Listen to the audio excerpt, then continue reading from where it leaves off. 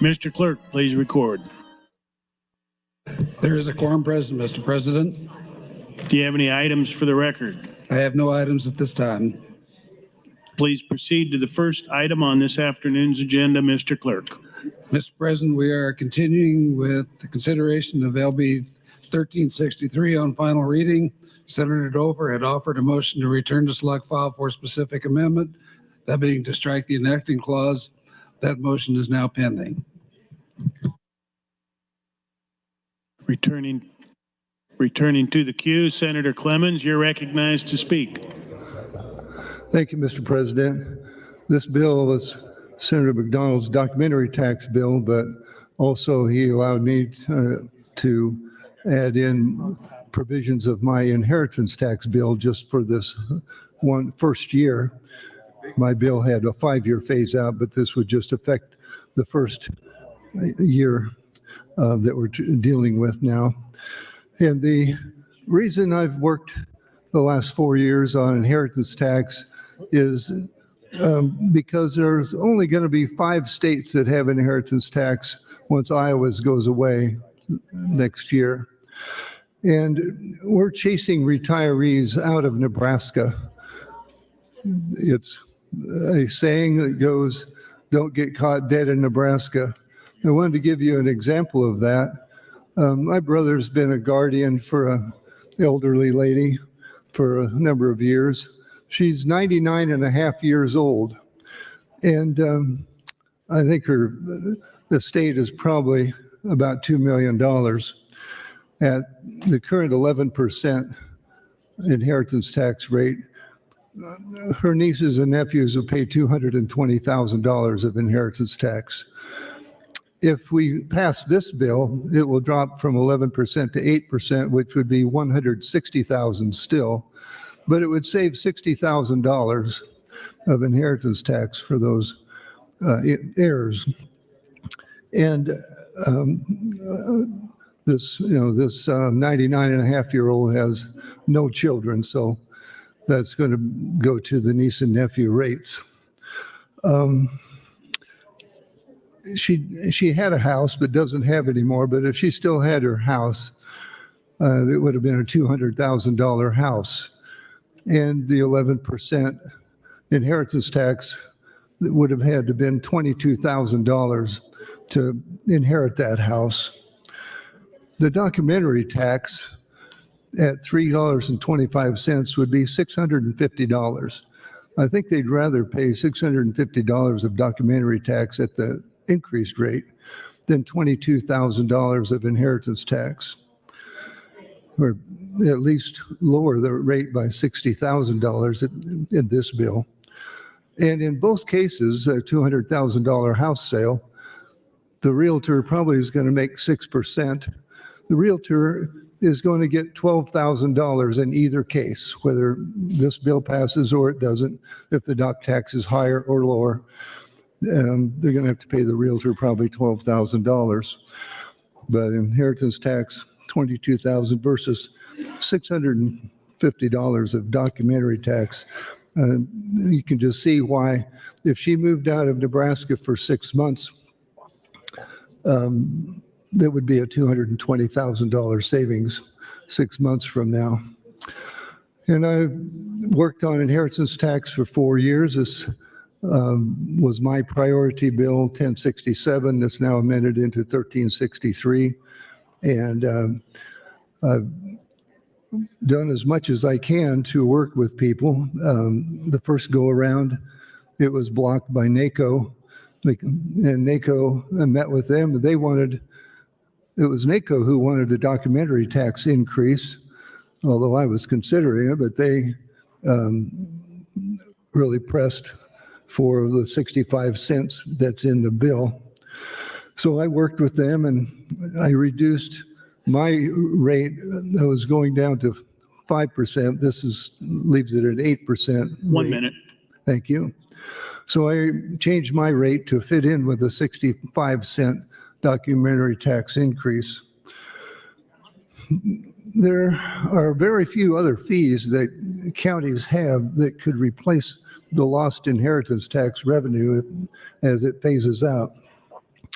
And of the dollar tax increase on documentary tax, the counties are getting 65 cents and housing is getting 18 cents. Only 13 cents is going to new projects out of that dollar. So Senator Dover did not vote for the original bill because I think he was saying it would have increased property tax. And that's why I met with NACO to try to work out something. And so I have worked very hard to get to this point. I would appreciate your consideration on LB 1363. Thank you, Mr. President. Thank you, Senator Clemens. Senator Wishart has some guests under the north balcony. Her husband, Joe Coleman, her father, David Wishart, and her mother, Sarah Disbrow. Please stand and be recognized by your Nebraska Legislature.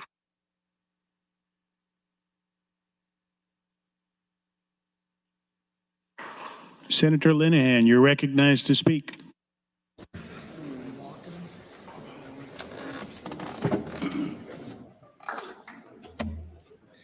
Thank you, Mr. President. Good afternoon, colleagues. I rise in support of, is it 13? I can't see that far, but 1363. So this bill has gone through modifications, which that's the way ever since I've been here, 8 years, that's how bills get to final reading. I am all in and have always supported Senator Clemens' efforts to do away with inheritance taxes.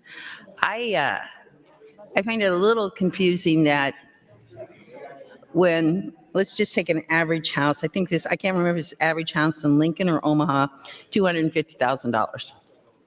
So dock stamps would be $2,500. Increase $2,500.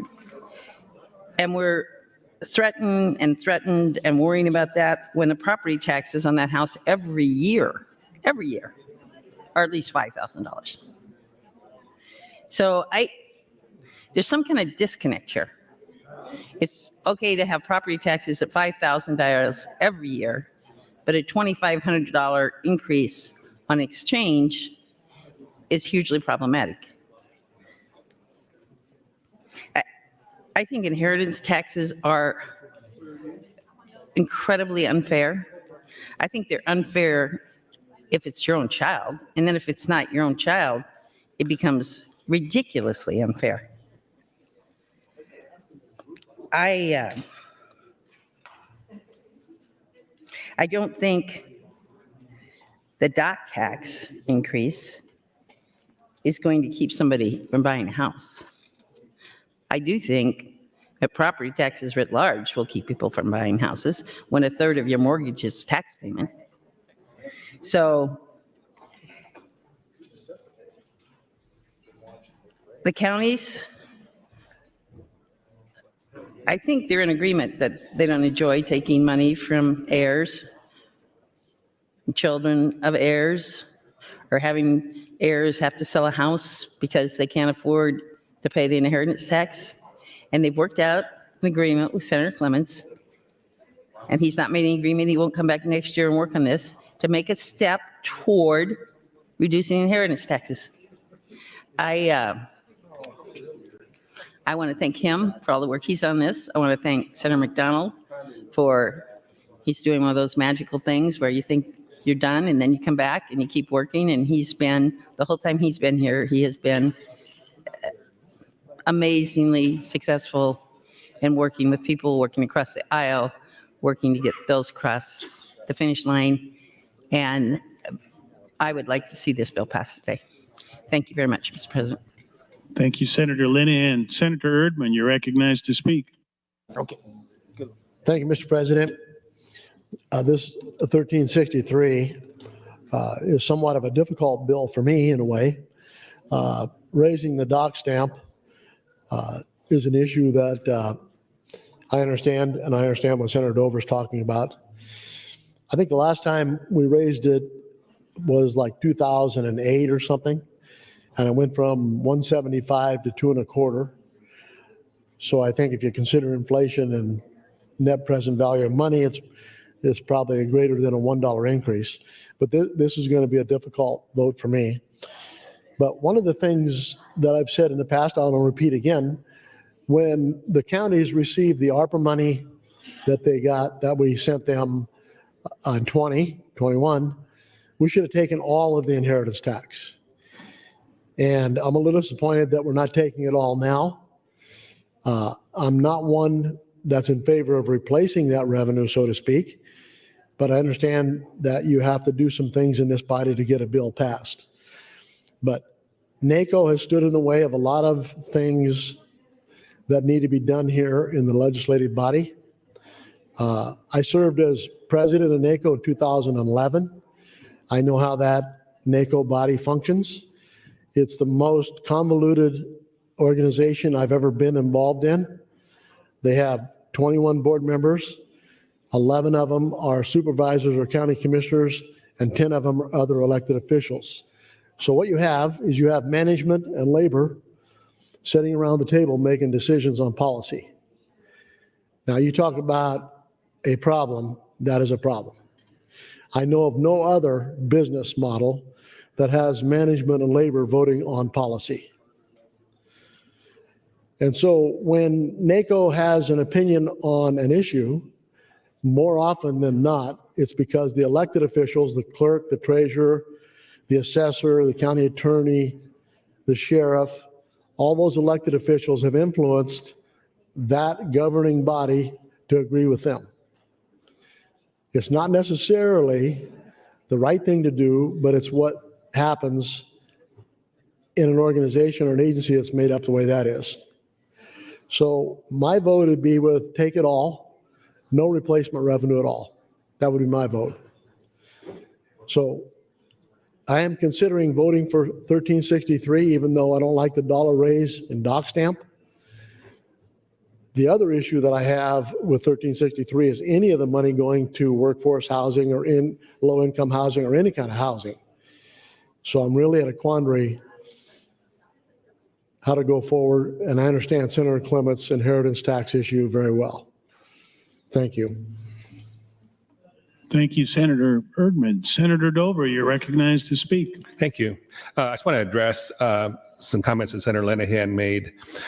She said that this amount will not cause people not to buy houses. I just want everyone to understand that that has been said 1,000 times over on every little incremental price increase when it comes to home ownership. And it's because of the realtors fighting this issue for at least the 35 years I've been around that would be able to stop increases like this, funding going to things that aren't associated with housing and tax relief and a tax shift. So I agree, it's not going to cause people not to buy it, but again and again, 1,000 times over, it makes houses. That's why we don't have affordable housing today. I've been around long enough. I remember where I could sell a house for less than you would rent an apartment. And it was around 1990s. We're far from that today.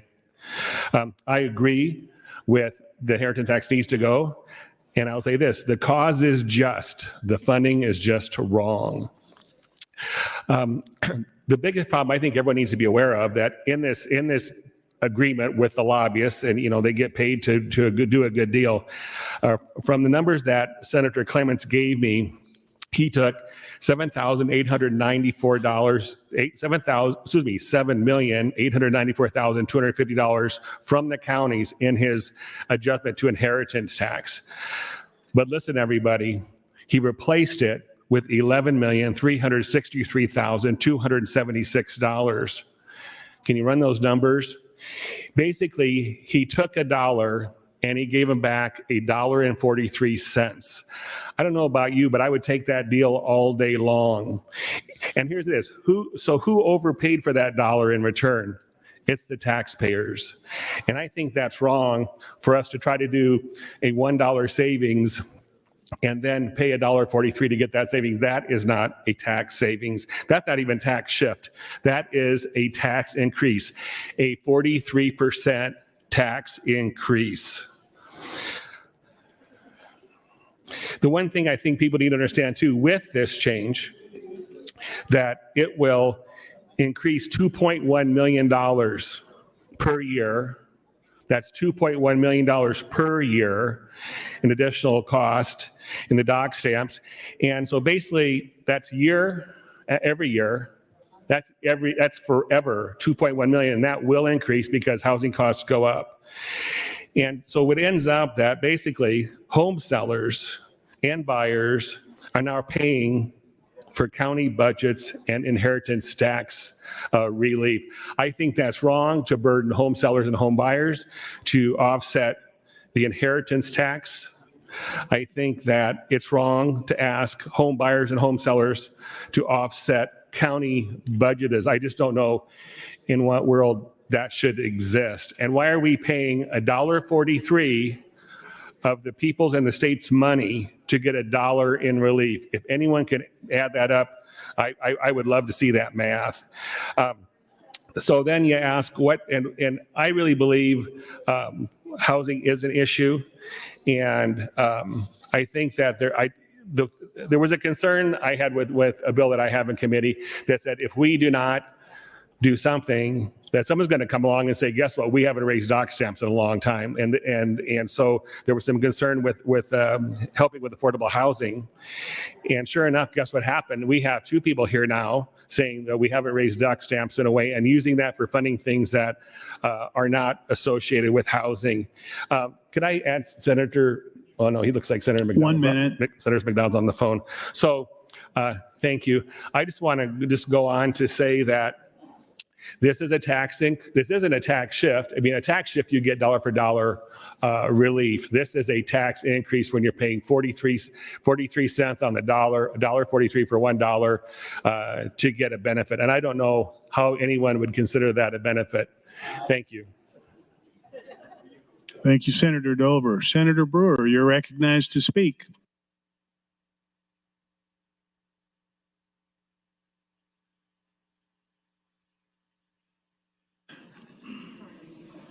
Senator McDonald, you're next to speak. Thank you, Mr. President. Good afternoon, colleagues. So Senator Dover is talking about the loss that the counties would look at based on the inheritance tax. So during this process, having these discussions and saying that it's going to be a windfall at $1.43 for every dollar is not what the counties are telling us. Based on the idea that what they've gone through with their finance department, and this was an ongoing process that we were looking at when we were talking about, what is 5 cents worth? Where are we at right now with the counties? And as you're well aware with your handouts, we're currently at 50 cents with the counties. This is moving that up to $1.15, that's 65 cents. So the idea of, we had already moved it up once, and then we added the 65 cents. So it's a total of increase of 65 cents based on what the counties, and based on another 35 cents, which the Revenue Committee had voted out of committee based on some of the things that we had been talking about. The military fund, annually 2,000 individuals either separate from or retire from office. And the skill bridge coordination aims to strategically attract as many of those individuals as possible. States such as Florida and Texas have implemented similar legislation. The grant office, the past year, and the grant office was for 3 cents. The grant office was for 5 cents. And the past year, over $1 billion of potential funds were left unclaimed or poorly applied for due to a lack of coordination, unlike other states that maintain a grant office and represented in Washington, D.C., to ensure effective coordination in coming decades of tens of billions of dollars that's going to be available for our state. Now, I'm not saying that our state is going to win every one of those grants that we apply for that's going to be awarded. I'm just saying right now we are not being competitive with those federal dollars that we are paying. Our citizens of the state of Nebraska are paying to the federal government, that we have an opportunity to get those back, or some of those dollars back in the federal grant. And then the federally qualified health centers serving the homeless and the public housing residents play a crucial role in providing primary care to marginalized communities, including the homeless and residents of public housing. Now, these things, as was mentioned earlier, these 3 new areas are coming up to about 13 cents. We've added, going back to the history, 1965, it was mentioned by Senator Erdman earlier that the last increase was 2005.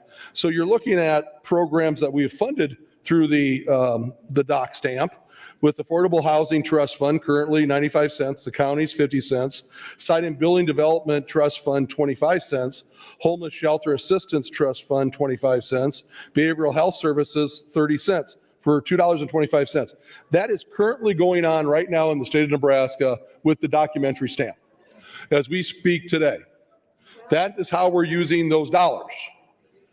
What we're saying is that based on some of these new programs, and the 3 new programs are the Grant Service Office, Military Support, and the Federally Qualified Health Centers, trying to come up with an additional 13 cents for those programs, but also looking at inheritance tax again. Looking at the idea, and I think Senator Clements did a good job based on those dollars and having a chance to reduce the inheritance tax with what we're talking about through the inheritance, the documentary stamp process. Now, as we discussed earlier today, we're most likely going to be here for a special session. I know the work ethic of the other 48 senators here.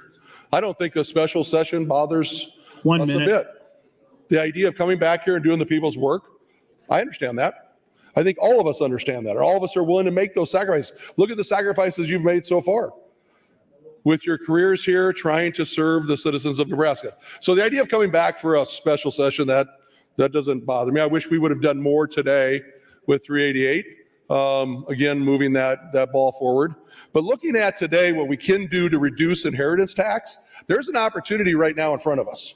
There's also an opportunity with 13 more cents to help a lot of people in the state of Nebraska that need it, and continue to fund things like we have in the past with the affordable housing and the behavioral health and the homeless. So I think this is a good practical step going forward. Again, looking at every dollar matters, and what that seller pays currently for documentary stamp, it is going to go up $1. That's your time, Senator. Thank you. Thank you, Mr. Speaker. Thank you, Senator McDonald. Senator Jacobson, you're recognized to speak. Thank you, Mr. President.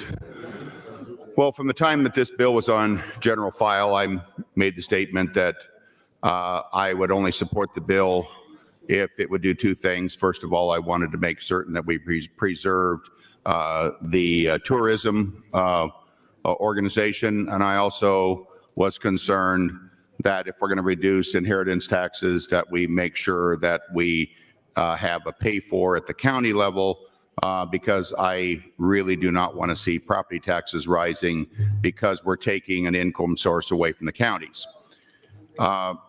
This bill is in the right direction, but it went off the tracks for me when you start looking at 3 new uses of funding for these dock stamps. And that's where I'm a hard no on this bill. Now, we just got done talking about 388. And I want everybody to listen carefully on this. Even though this funding is coming from dock stamps, and I'm not hearing anybody yelling about the percentage of increase that's occurring here. I didn't hear that now. Run the math. We're 225, we're going to 325. And that's fine, according to many. And we're going to create new uses for those dollars, not for other tax relief, but to new spending, perpetual spending. So we look at the money that's really earmarked for the Charles Drew House in Omaha. And let's face it, there's only one. When you start looking at the qualified health centers, there's one in the state, it's in Omaha.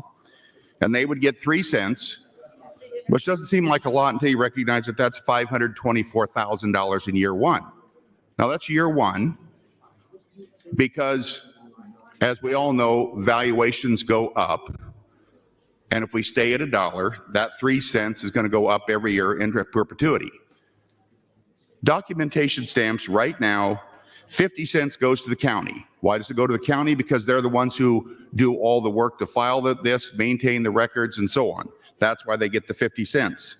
95 cents goes to Affordable Housing Trust Fund, which generally gets divided between rural workforce housing and middle income workforce housing. And that's $16 million a year. I'm okay with that. But then when you start looking at site and building fund development, homeless shelter assistance, behavioral health they take up the rest of that to get to 225. So if we were raising $1 and going to give it to the counties and make a full dollar for dollar reduction in our inheritance tax, I'm on board. But I agree, I want inheritance taxes to go away, but if we're only going to go part way there, and we're going to use one of our few funding sources that aren't going to be a tax increase from income tax, sales tax, or property taxes, then we got a problem. In my mind, these new uses need to come through the Appropriations Committee, and we need to look at those on an up and down vote. And I'm going to tell you, with the failure of 388, I'm not happy. I'm not happy because we're not delivering property tax relief to the constituents in District 42. And I can tell you next year, I'm going to be back, and I'm going to be looking at every A bill that goes through. Because one way or another, we're going to find those expense cuts, and I'm going to start by voting no on 1363. Thank you, Mr. President. Thank you, Senator Jacobson. Senator Clemens, you're recognized to speak. Thank you, Mr. President. I just wanted to remind people why I've been doing this for 4 years. Started with a man in his 90s that was in a 100-year farm family, had about $5 million worth of assets, mostly real estate, and no children. And his niece and nephew paid $640,000 of inheritance tax to keep the farm in the family. And they barely were able to do that. It was a question at one time, and that really woke me up. The judge said that's the biggest check Cass County had ever received. And so keeping people in Nebraska is really what I think this is about. And the last 2 or 3 years, we have eliminated income tax on military retirement because we have people leaving Offutt and going over to Iowa. Well, got rid of that. This year, 2024, anybody with Social Security benefits will be tax-free, well, 100% exempt in Nebraska. And that's to help keep retirees from leaving us. But they're still subject to inheritance tax, 1% if they have children, but 11% or 15% if they don't have children. And regarding that, this bill is only going to reduce it about 10%. There's $80 million or more per year going out on inheritance taxes on assets that already have been taxed over and over in the past. It's a double taxation. So I am, even if this passes, we're not there yet. And I've got an interim study that I'm going to be working with NACO and interested parties to look at county funding and ways to reduce the inheritance tax in the future so that everybody can get along. Regarding the difference between the increase in the dock tax versus the decrease in inheritance tax revenues, we did have a disagreement with the counties. Some thought 50 cents would be about enough in dock tax.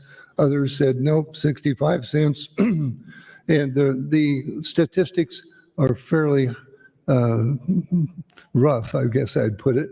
And so for them to get on board, they needed to have 65 cents to make sure it was going to replace revenue. Some counties were not going to be replaced with a 50-cent increase.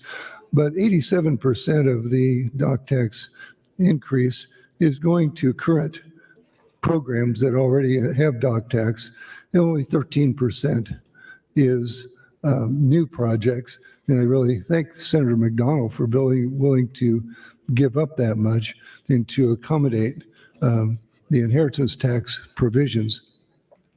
And so, back to the 99-year-old lady, if she had the $200,000 house, this would be $650 of documentary tax total. It would go up, it'd be an increase of $200. But remember that the realtor is still going to get probably 6% or $12,000. And Why do you think people need to raise the asking price of their house? Is it because the dock tax is $650, or is it because the realtor commission is $12,000?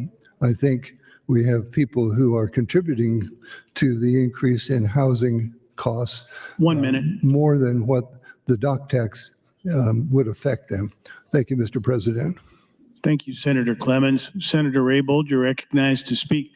Thank you, Mr. President. Good afternoon, colleagues. I do want to commend Senator Clemens for his work with the inheritance tax, but I'm saddened to hear that I thought after we gave it tremendous amount of deliberation during this session, and I think the consensus of the entire body after listening to testimony provided by the counties and other organizations that they work with, how fundamentally important it is to look at alternative revenue streams to the counties to supplant the loss of inheritance tax. And I think I too put in for the interim study to study alternative means of providing that funding for the inheritance tax to the counties, because I think the counties did a terrific job of demonstrating how fundamentally important it is to their budgets, to their capital improvement projects, and to the overall functioning of government in the county level. But however, I do think Senator Clemens looks at that glass half full. You know, he talks about the elderly woman with the inheritance that her niece or nephew would get. But yes, they would have to pay the inheritance tax, but it seems like they would be getting $682,000 of money that they had no expectations of receiving, which most families would consider an exorbitant amount of money and would make a tremendous difference in their lives, absent the fact that the estate would pay that inheritance tax. And I think it's the same way if you look about inheriting a ranch and passing it down, maybe not to that first generation of family members, the children, but even so, to be able to inherit a ranch at the values of ranches today, and to be able to somehow structure a loan to pay the inheritance tax, that's a windfall that most people don't anticipate. And, you know, I've heard this double taxation, double taxation, double taxation. Well, you know, the federal government has a way bigger, more burdensome estate tax. And if anybody who's gone through estate planning, they can attest to that. But I did want to say that along with LB 388, you know, last year we took transformative steps in creating the educational fund, trust fund, to be able to take a tremendous amount of our revenue and just sequester it for public education funding. And I'm not sure why we have to keep going back and going back. You know, it took many, many years, you know, more than 20 years for us to get into this predicament with property taxes. What makes us think that we can resolve it in one session or two sessions without thoughtful, deliberative discussions and looking at all alternatives and not just removing sales tax exemptions? However, that should be one consideration. When it comes to the inheritance tax, I had hoped that during the interim, we would look into it with greater detail. Instead of doing a new added value tax onto Nebraska taxpayers, I don't think Nebraska taxpayers should have to foot the bill for inheritance tax. What I would like to suggest, and I'd love to be part of the interim study, is that we seriously delve into unfunded mandates. These are things that the state legislature passes that goes down to the cities and counties, and the cities and counties have to find ways of funding these legislative bills that they must execute on. So let's look at unfunded mandates over the summer. Let's look at sales tax exemptions wherever, whenever appropriate. 1 minute. And also, let's look at tax credits. In my mind, all tax credits should have a sunset. All tax credits should be audited. All tax credits should demonstrate a return on investment on our taxpayer dollars. These are all elements that should be considered as we try to go forward with another version of LB 388 or inheritance tax. We can't just do these things and increase taxes and do cost shifting. That doesn't make any economic sense, and it doesn't do justice to solving the problems that we're facing. Thank you, Mr. President. Thank you, Senator Raybold. Senator Dover, you're recognized to speak. This is your final time before your close.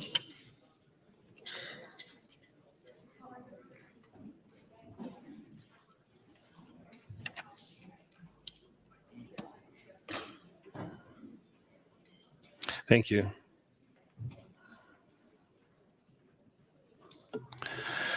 I've heard a lot of arguments about this and how bad the inheritance tax is and those kind of things. And I think the debate's getting kind of off course as far as my concerns about it. Again, I'd like to say I just paid the inheritance tax to the county here when my mother and father passed in last year, or actually it would have been the Thanksgiving Day and 3 days after Christmas, my mother passed. That would have been back in 1922. We paid inheritance tax on that, and I think inheritance tax is a horrible tax. We have a lot of taxes that are horrible taxes, but I just want to know. I'm not in disagreement with Senator Clements. In fact, I talked to him. I'd like to work with him, in the upcoming session to get rid of inheritance tax and find a workable solution, a workable funding source that is not unfairly burden affordable housing. One does not burden home sellers and home buyers. The transaction allows people to transact and to pass title to homes, and this is just the wrong funding source. I'm also more than willing to. Can I actually, Senator McDonald, are you around? Senator McDonald. Senator McDonald, will you yield to some questions? Yes. I just want to say that, Senator, I really think that the grant is important that you have worked in there. I think we need to look for more dollars to offset the tax dollars we're paying here in Nebraska. And I just was wondering, wouldn't there be a better revenue source than this? I mean, couldn't we do it a different way than to tax affordable housing or housing? Well, from the start when we first introduced this bill and looking at the history of the dock stamp and going back to 1965 and then looking at where we were in 2005 and talking about what's going on with the CPI of going up 57%, and we haven't touched the dock stamp. We thought the dock stamp, and working with the governor's office and his team and others, that we felt this was appropriate and to look at the documentary stamp. As the session went on, coming through the revenue process, LB 1363 being kicked out onto the floor, working with Senator Clements and others about the inheritance tax and bringing them together.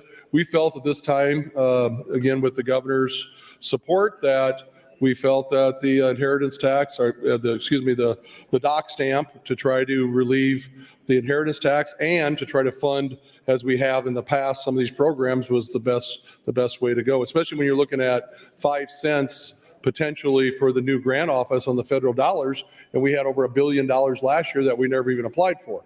Not saying that we would have got all that $1 billion, but the point is, let's say we've gotten 20% of it. So you're talking about using that and going back to the affordable housing and some of the other traditional assistance we've had for the homeless and for the behavioral health that we currently are funding with the documentary stamp at $2.25. We felt this was a good fit going forward with the military, with the grant office. Thank you very much. I don't want to run out of time here. Thank you.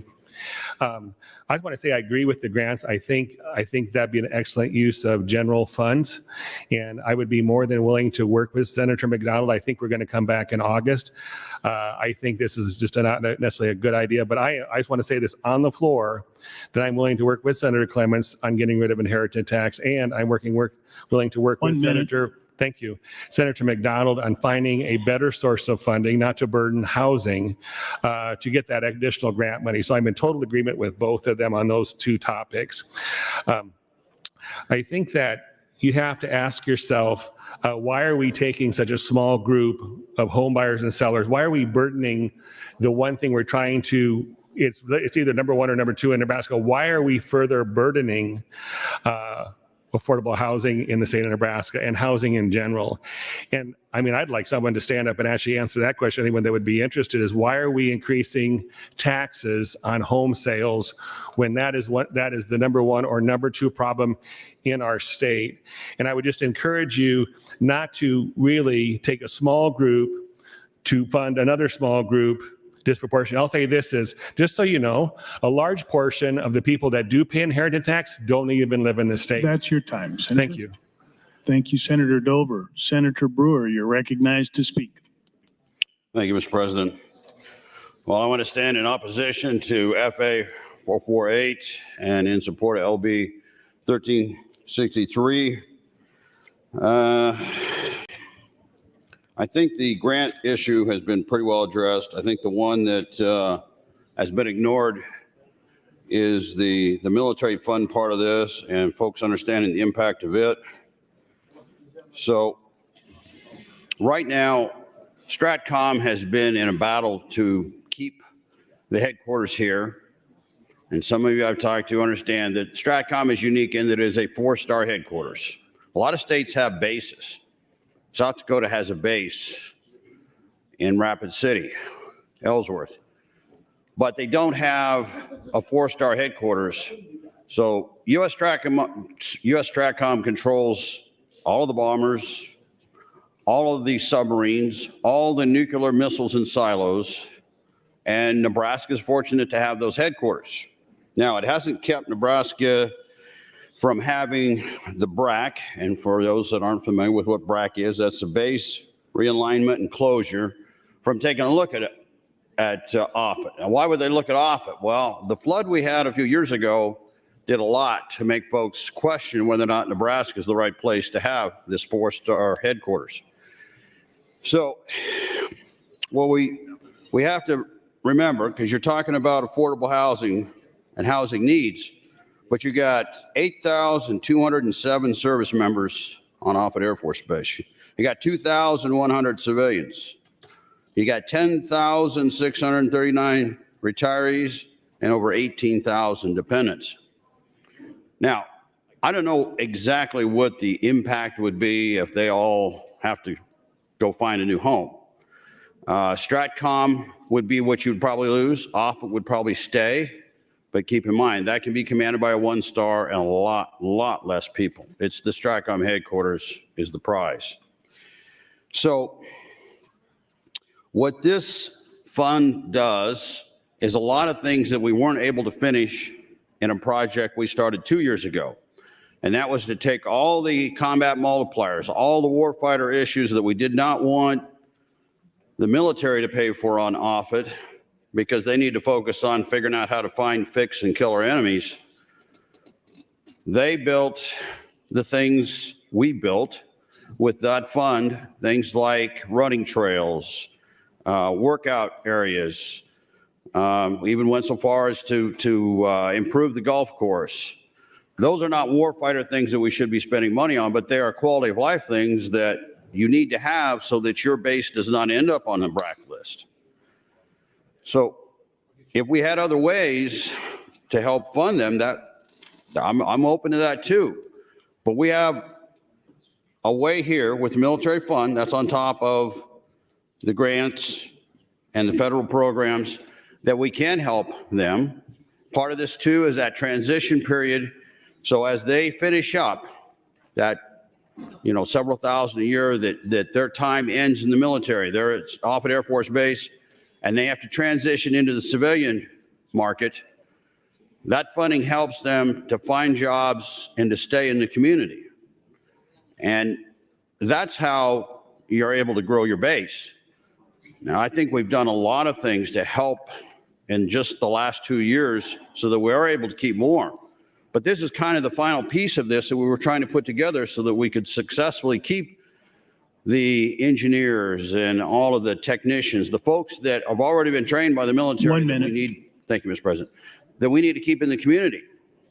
So if you look at the fact that Senator Clements is probably the one person I trust the most in this body that's going to give me honest, straight up answers on issues. And he's worked this inheritance tax thing hard.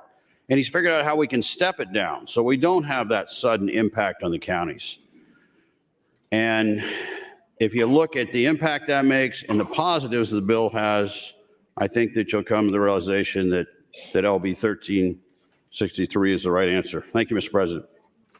Thank you, Senator Brewer. Senator Conrad, you're recognized to speak. Thank you, Mr. President. Good evening, colleagues. I rise in support of Senator Dover's effort and appreciate the sound intentions of Senator McDonald in bringing forward this measure.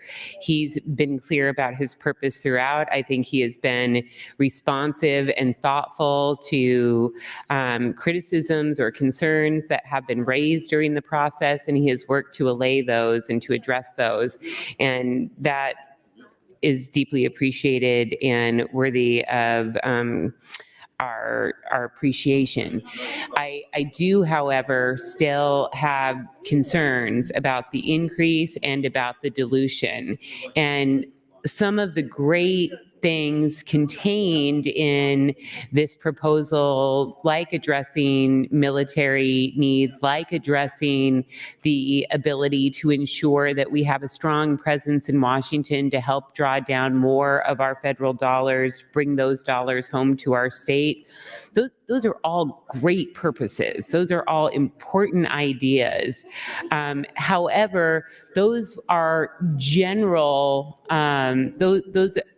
those really have a broader kind of general implication than just the narrow focus on housing, for example. And this is something that we started to tease out during budgetary debate about fines and fees and cash funds and the difference between general funds. And it kind of, there's some common threads that we're now weaving into this debate as well, wherein these funds were carefully cultivated, negotiated with the key stakeholders on the front lines of our real estate markets to figure out ways to improve housing in Nebraska. That's the purpose. That's really what we should be focused on. And the dilution of these funds to other, albeit worthy programs and ideas, these aren't general funds. That's what general funds are for things that serve a general purpose. Earmarking specific cash funds, specific revenue sources for projects beyond what they were intended to be collected for is where we start to get into problems. We saw this discomfort with the state unemployment insurance trust fund during the budget debate. We've heard about this in regards to the TANF fund.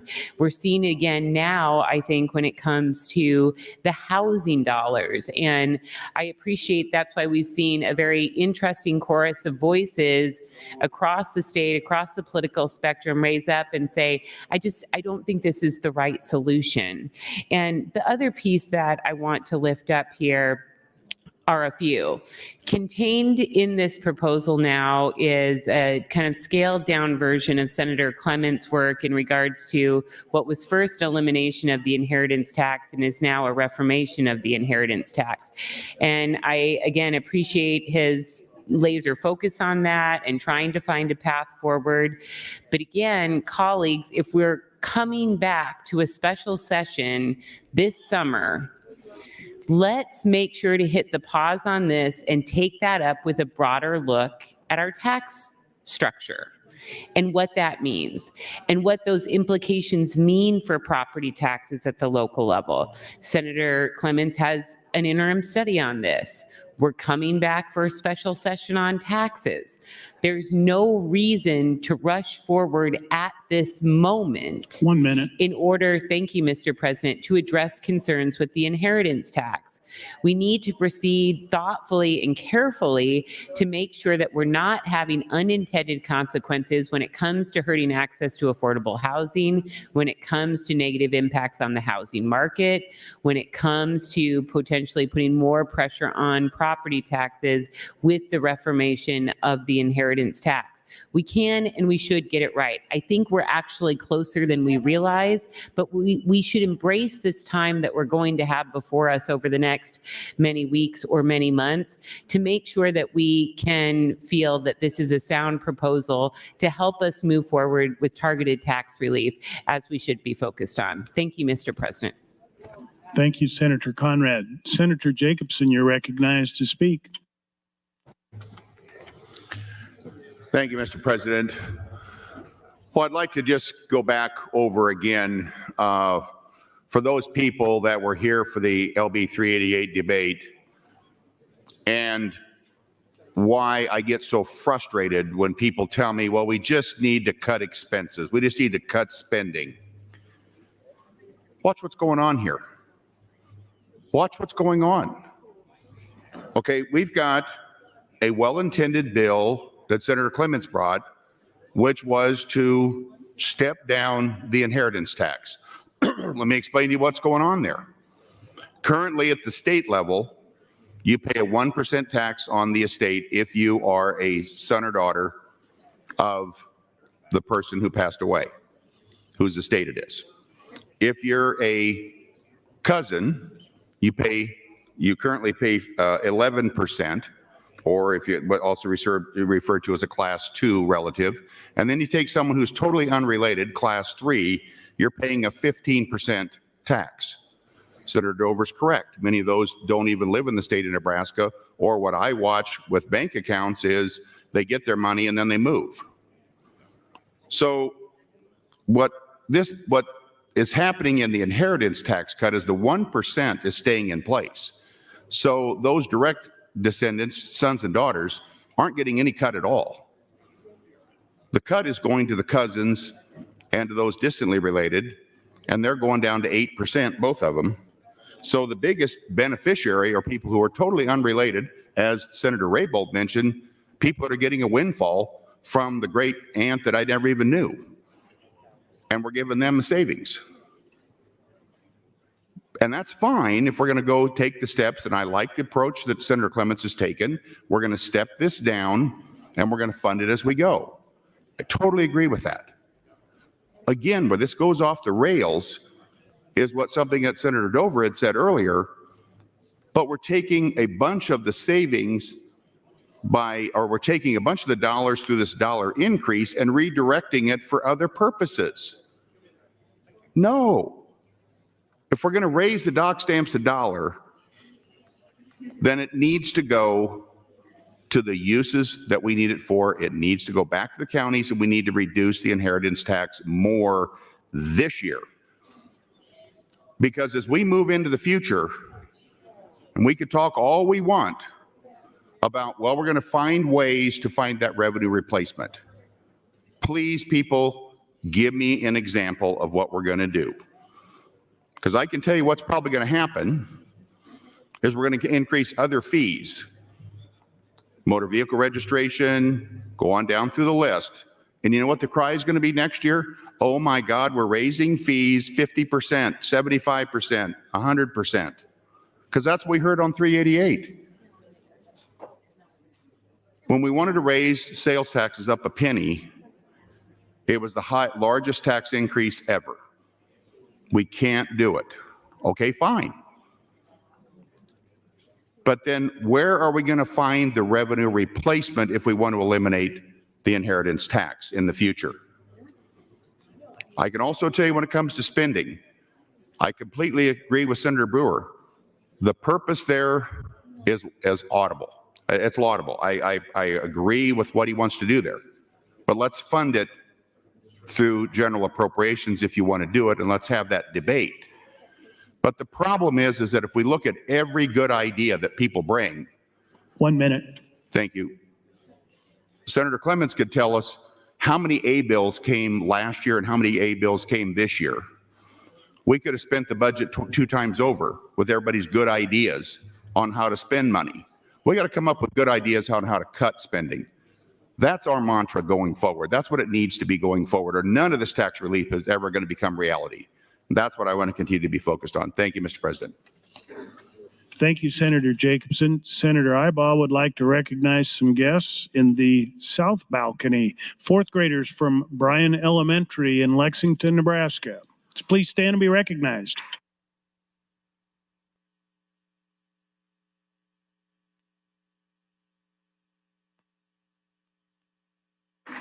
Senator Raybold, you're recognized to speak. Thank you, Mr. President. You know, I felt in my earlier remarks, I did not acknowledge Senator McDonald and his great efforts to try to fund a lot of necessary issues that I care deeply about too, that deserve additional funding.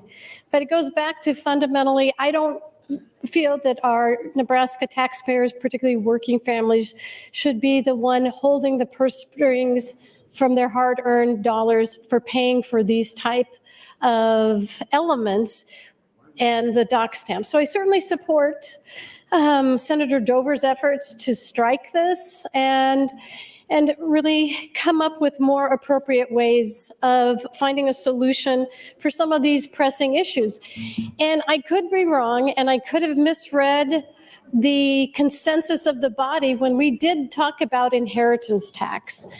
I don't believe it was the consensus of the body to move forward on Senator Clemens' proposal to do that step down at this point in time. I don't think that's what the body was thinking. What I heard loudly and clearly is that the body wanted to do that interim study to figure out what are the additional revenue sources that can help the counties fill in that revenue stream that was predictable, believe it or not, and reliable to help them take care of important issues of infrastructure needs that they just can't keep up with the increase in infrastructure costs. One of the big things about infrastructure that we hear time and time again, you know, there was like 1.6 billion in requests from the $46 million revolving fund to help with water infrastructure needs throughout the entire state of Nebraska. 1.6 billion in requests for a $46 million fund. Infrastructure costs are increasing. But, you know, I wanted to also thank Senator Holdcroft because he passed me a note saying that LR 394 is going to be an interim study on unfunded mandates. And I think that is one of the solutions. We talked about Department of Motor Vehicles. I don't know who mentioned that. Maybe Senator Jacobson said that. But with Department of Motor Vehicles, all that is processed with the county. And we're talking millions and millions of dollars. The county gets reimbursed maybe, I think, $5,000 for offering that administrative service. So there has to be some right sizing on that. And I just want to jump back to double taxation. And I think the nomenclature and how we're tossing that about is clearly wrong. So when we look at double taxation, I think it's fair to say that we are all taxed on income that we earn. It's an income tax. But when we take that very same money and go out and buy things, guess what? We're paying sales tax on the things that we purchase. I don't think anybody in this chamber has ever raised that as an example of double taxation that we should be very concerned about. And that's how I feel about the inheritance tax, because in the case of inheritance tax, the deceased, maybe the aunt that we keep talking about, has paid on her $200,000 property taxes, say for like 65 years. So the aunt has been paying that taxes, but when it comes to her estate, she passes on, there's a different entity that pays the estate tax. It's not that niece or that nephew or that distant relative that pays it. It's the estate that pays that tax.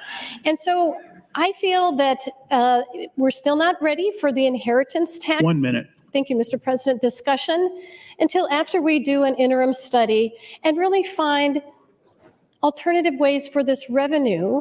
But there are plenty in unfunded mandates. I think that's something that we need to look into.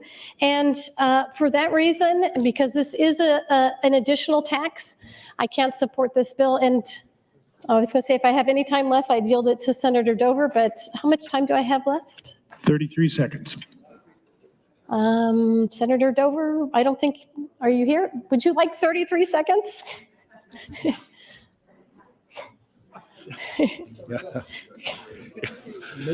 Yeah, I will.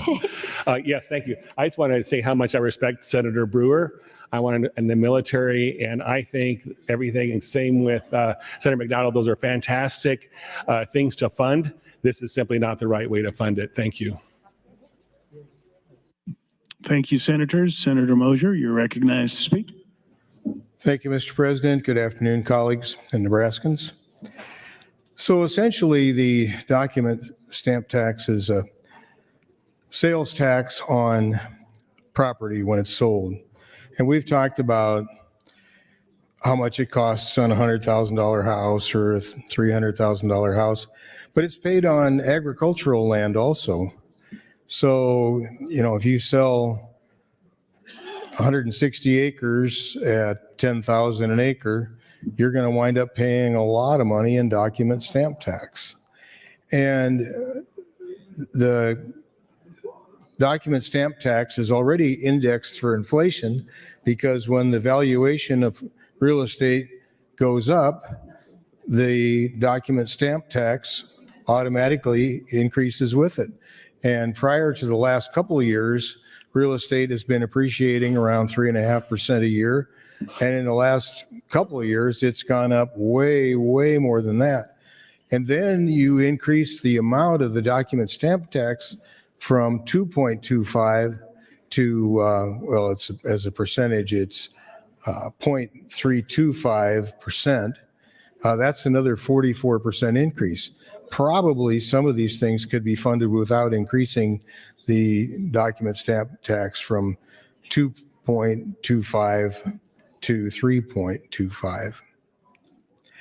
But some of the arguments used against 388 were that we were doing a tax shift.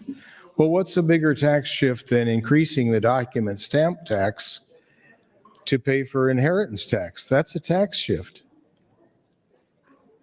So I don't see those arguments against 388 as valid, but nonetheless, I think this is a tax increase. And if you vote for this, you're voting to increase taxes. Thank you, Senator Mosier. Senator Wayne, you're recognized to speak. Thank you. I don't think I'm going to change a lot of people's minds on this issue, so I want to send a big thanks to my 8 years to the State Patrol.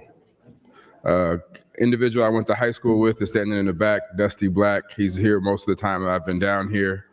But the biggest thanks to State Patrol is all the times you saw me speeding, coming down to Lincoln, and you just flashed your high beams at me and didn't pull me over. I know after today that goes away. I know you will pull me over and give me a ticket, but I just really appreciate the amount of money you saved me on my drives down here. Thank you, Mr. President. Thank you, Senator Wayne. Senator Conrad, you're recognized to speak.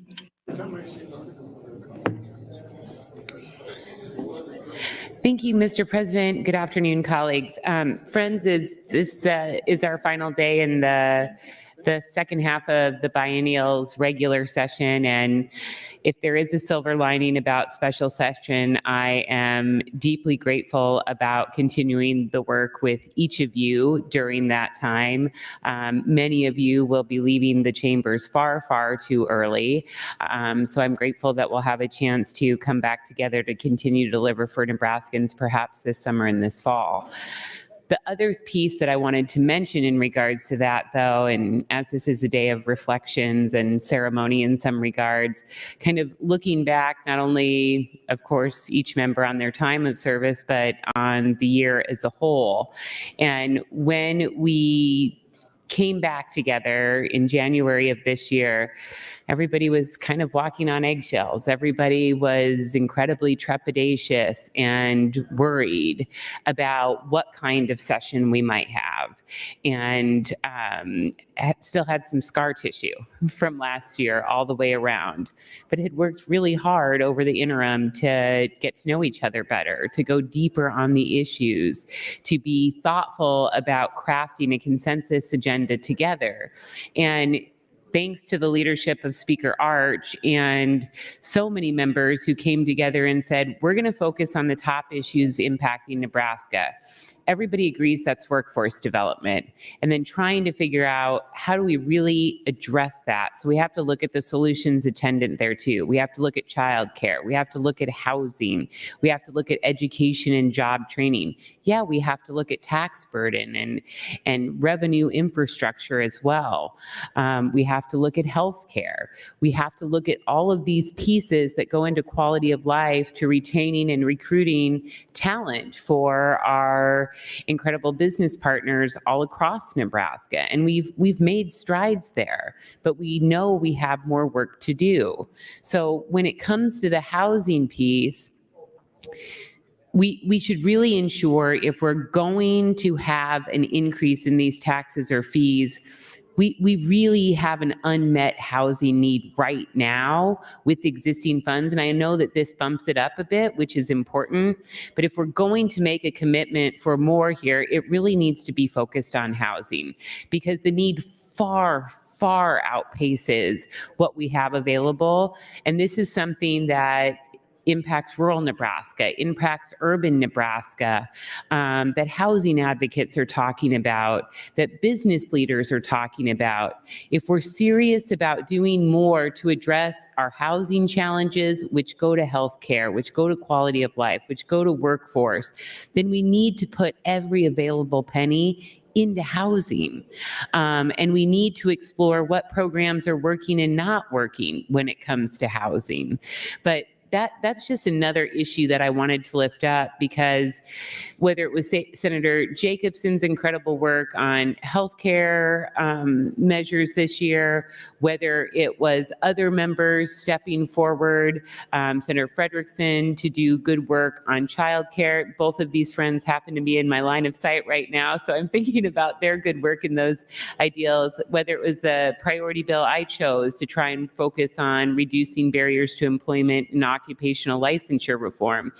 The more we stay focused on those challenges with a host of different good ideas to address them, helps us serve the institution that we love proudly. 1 minute. Helps us to deliver, thank you, Mr. President, for Nebraskans who deserve no less, and should continue to be our North Star today and as we head into special session together and as we prepare for the next year. The more we focus on common ground, common sense issues that really deliver for Nebraskans, that's befitting of this proud institution, and it feels good to be a part of that effort with each of these members in the body. So I do think that we're probably closer than we are far apart on this, but we need to make sure fidelity for those housing dollars stays with housing, and we figure out another way to take care of these other awesome programs that are out there. Thank you, Mr. President. Thank you, Senator Conrad. Senator Erdman would like to announce some guests under the south balcony. His wife, Kathy Erdman, Zoe, Nora, and Luca Drew, and Cara Asino. Please stand and be recognized by your Nebraska Legislature.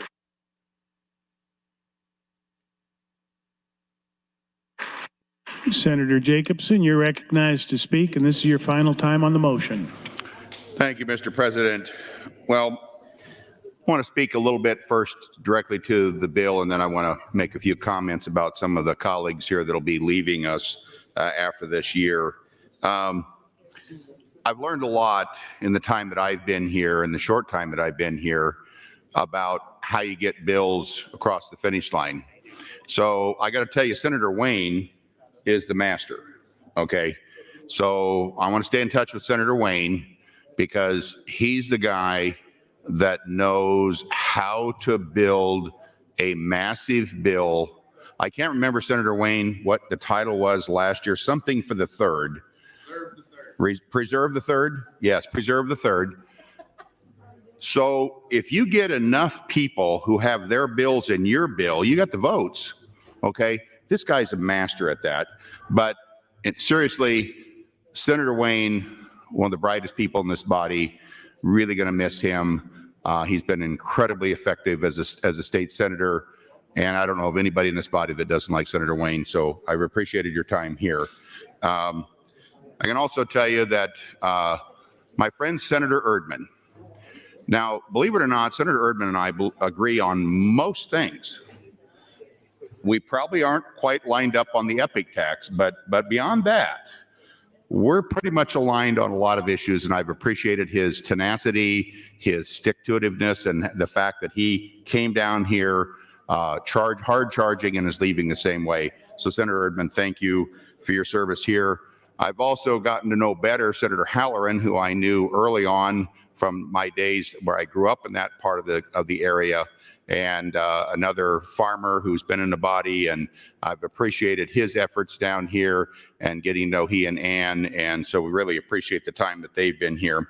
I have to mention Senator Walls, who sits behind me, because I'm not sure who's going to take over for her next year, because she's the one, when I get up and say things that she thinks are controversial. I didn't know I said controversial things on the floor, but I evidently do, because she reminds me of that when I get done. So I want to thank Senator Walls for her keeping me in line. Senator Linehan, I don't know where to begin. Thank you for all of your leadership over the years. It's been a privilege sitting next to you. I always find it interesting where I'm sitting between you and Senator Blood, and I'm telling you what, there are times when I'm trying to figure out what I should be doing, but I've got both of you to thank to keep the input coming. So I feel like I'm smarter because I sat between the two of you. But thank you again for your service. Thank you, Senator Blood, for yours. Senator Bostelman, I had the opportunity to serve on the Natural Resources Committee. What a great leader, really knows the subject matter. I learned a lot under him. Of course, Senator Slama is going to be leaving. I don't know why she's leaving, but she is. I've appreciated all of her help on the banking committee and her leadership there. And for somebody as young as she is, she knows the rules inside and out. Again, probably one of the other smartest people in the body that we're going to be losing. And so I appreciate the time that you spent here. And I want to be remiss by also thanking Senator Meyer for coming in, being the pinch hitter. It's been fun watching you develop during your time here in the session. I wish you were coming back, but enjoy your retirement, and thank you for your service here as well. With that said, again, I'm very focused on how can we provide fair, equitable tax treatment for all Nebraskans. I believe that our system is not working the way it should. 1 minute. Thank you, Mr. President. I continue to be opposed to anything that's going to impact property taxes. When I looked at this bill, my big concern is I do want to see inheritance taxes go away, but I'm not going to do it at the expense of raising property tax.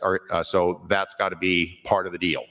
And at this point, I don't think this bill is the way to get there, because I think we've got to be focused on there's not going to be dollars available to make the tax cuts in the future if we don't become much more wise about the things we do to look at. We're running out of places to find money, okay? And we better be spending it right. And for that reason, I'm going to have to oppose LB 1363. I will support the motion to return to select, but I will oppose the bill and the amendments to follow. So with that, thank you, Mr. President. Thank you, Senator Jacobson. Senator Day, you're recognized to speak. Thank you, Mr. President, and good afternoon, colleagues. I rise as well in opposition to LB 1363. In having discussions with Senator Dover and some others, I do struggle with the mechanism in this bill. And I agree that we have to do a better job of working on a more fair system of taxation in Nebraska instead of trying to rush things through and create a kind of a hodgepodge patchwork of reducing taxes here and then trying to make up for it over here with this type of thing. I think we have to put more thought and effort into that. And if we're coming back in a special session, I think we will have the opportunity to do that later this year. I know that we need to take this to cloture here about 2:40. So I thought I would hop in the queue and maybe get into some of the sappy, I'm going to miss my colleagues' conversations that some of the others on the mic have had. This is my last session of what is going to hopefully be my first term as a state senator. And it has been the most difficult job I've ever had in my life, with probably some of the lowest lows and the hardest moments I've ever experienced, in combination with some of the highest highs and greatest accomplishments I've ever had. And it's a really interesting and unique place, and a really special place. Senator Dover and I were talking this morning. In my LB 126, he had a bill that was related to homestead exemption that was wrapped up in there. So we both deserved some congratulations on that bill. And as I was congratulating him, he mentioned, this is what happens when we're willing to work together and not put ourselves into boxes.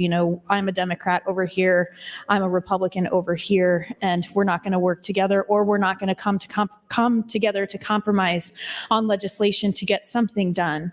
And this is how it works. If you would have told me 4 years ago when I first got elected that I would be working alongside Senator Slama to filibuster 388 on a tax bill this morning, and agreeing with both her and Senator Erdman on the mic, I would have told you that it's highly unlikely, but it did happen. And I think that articulates what's so special and unique about this place.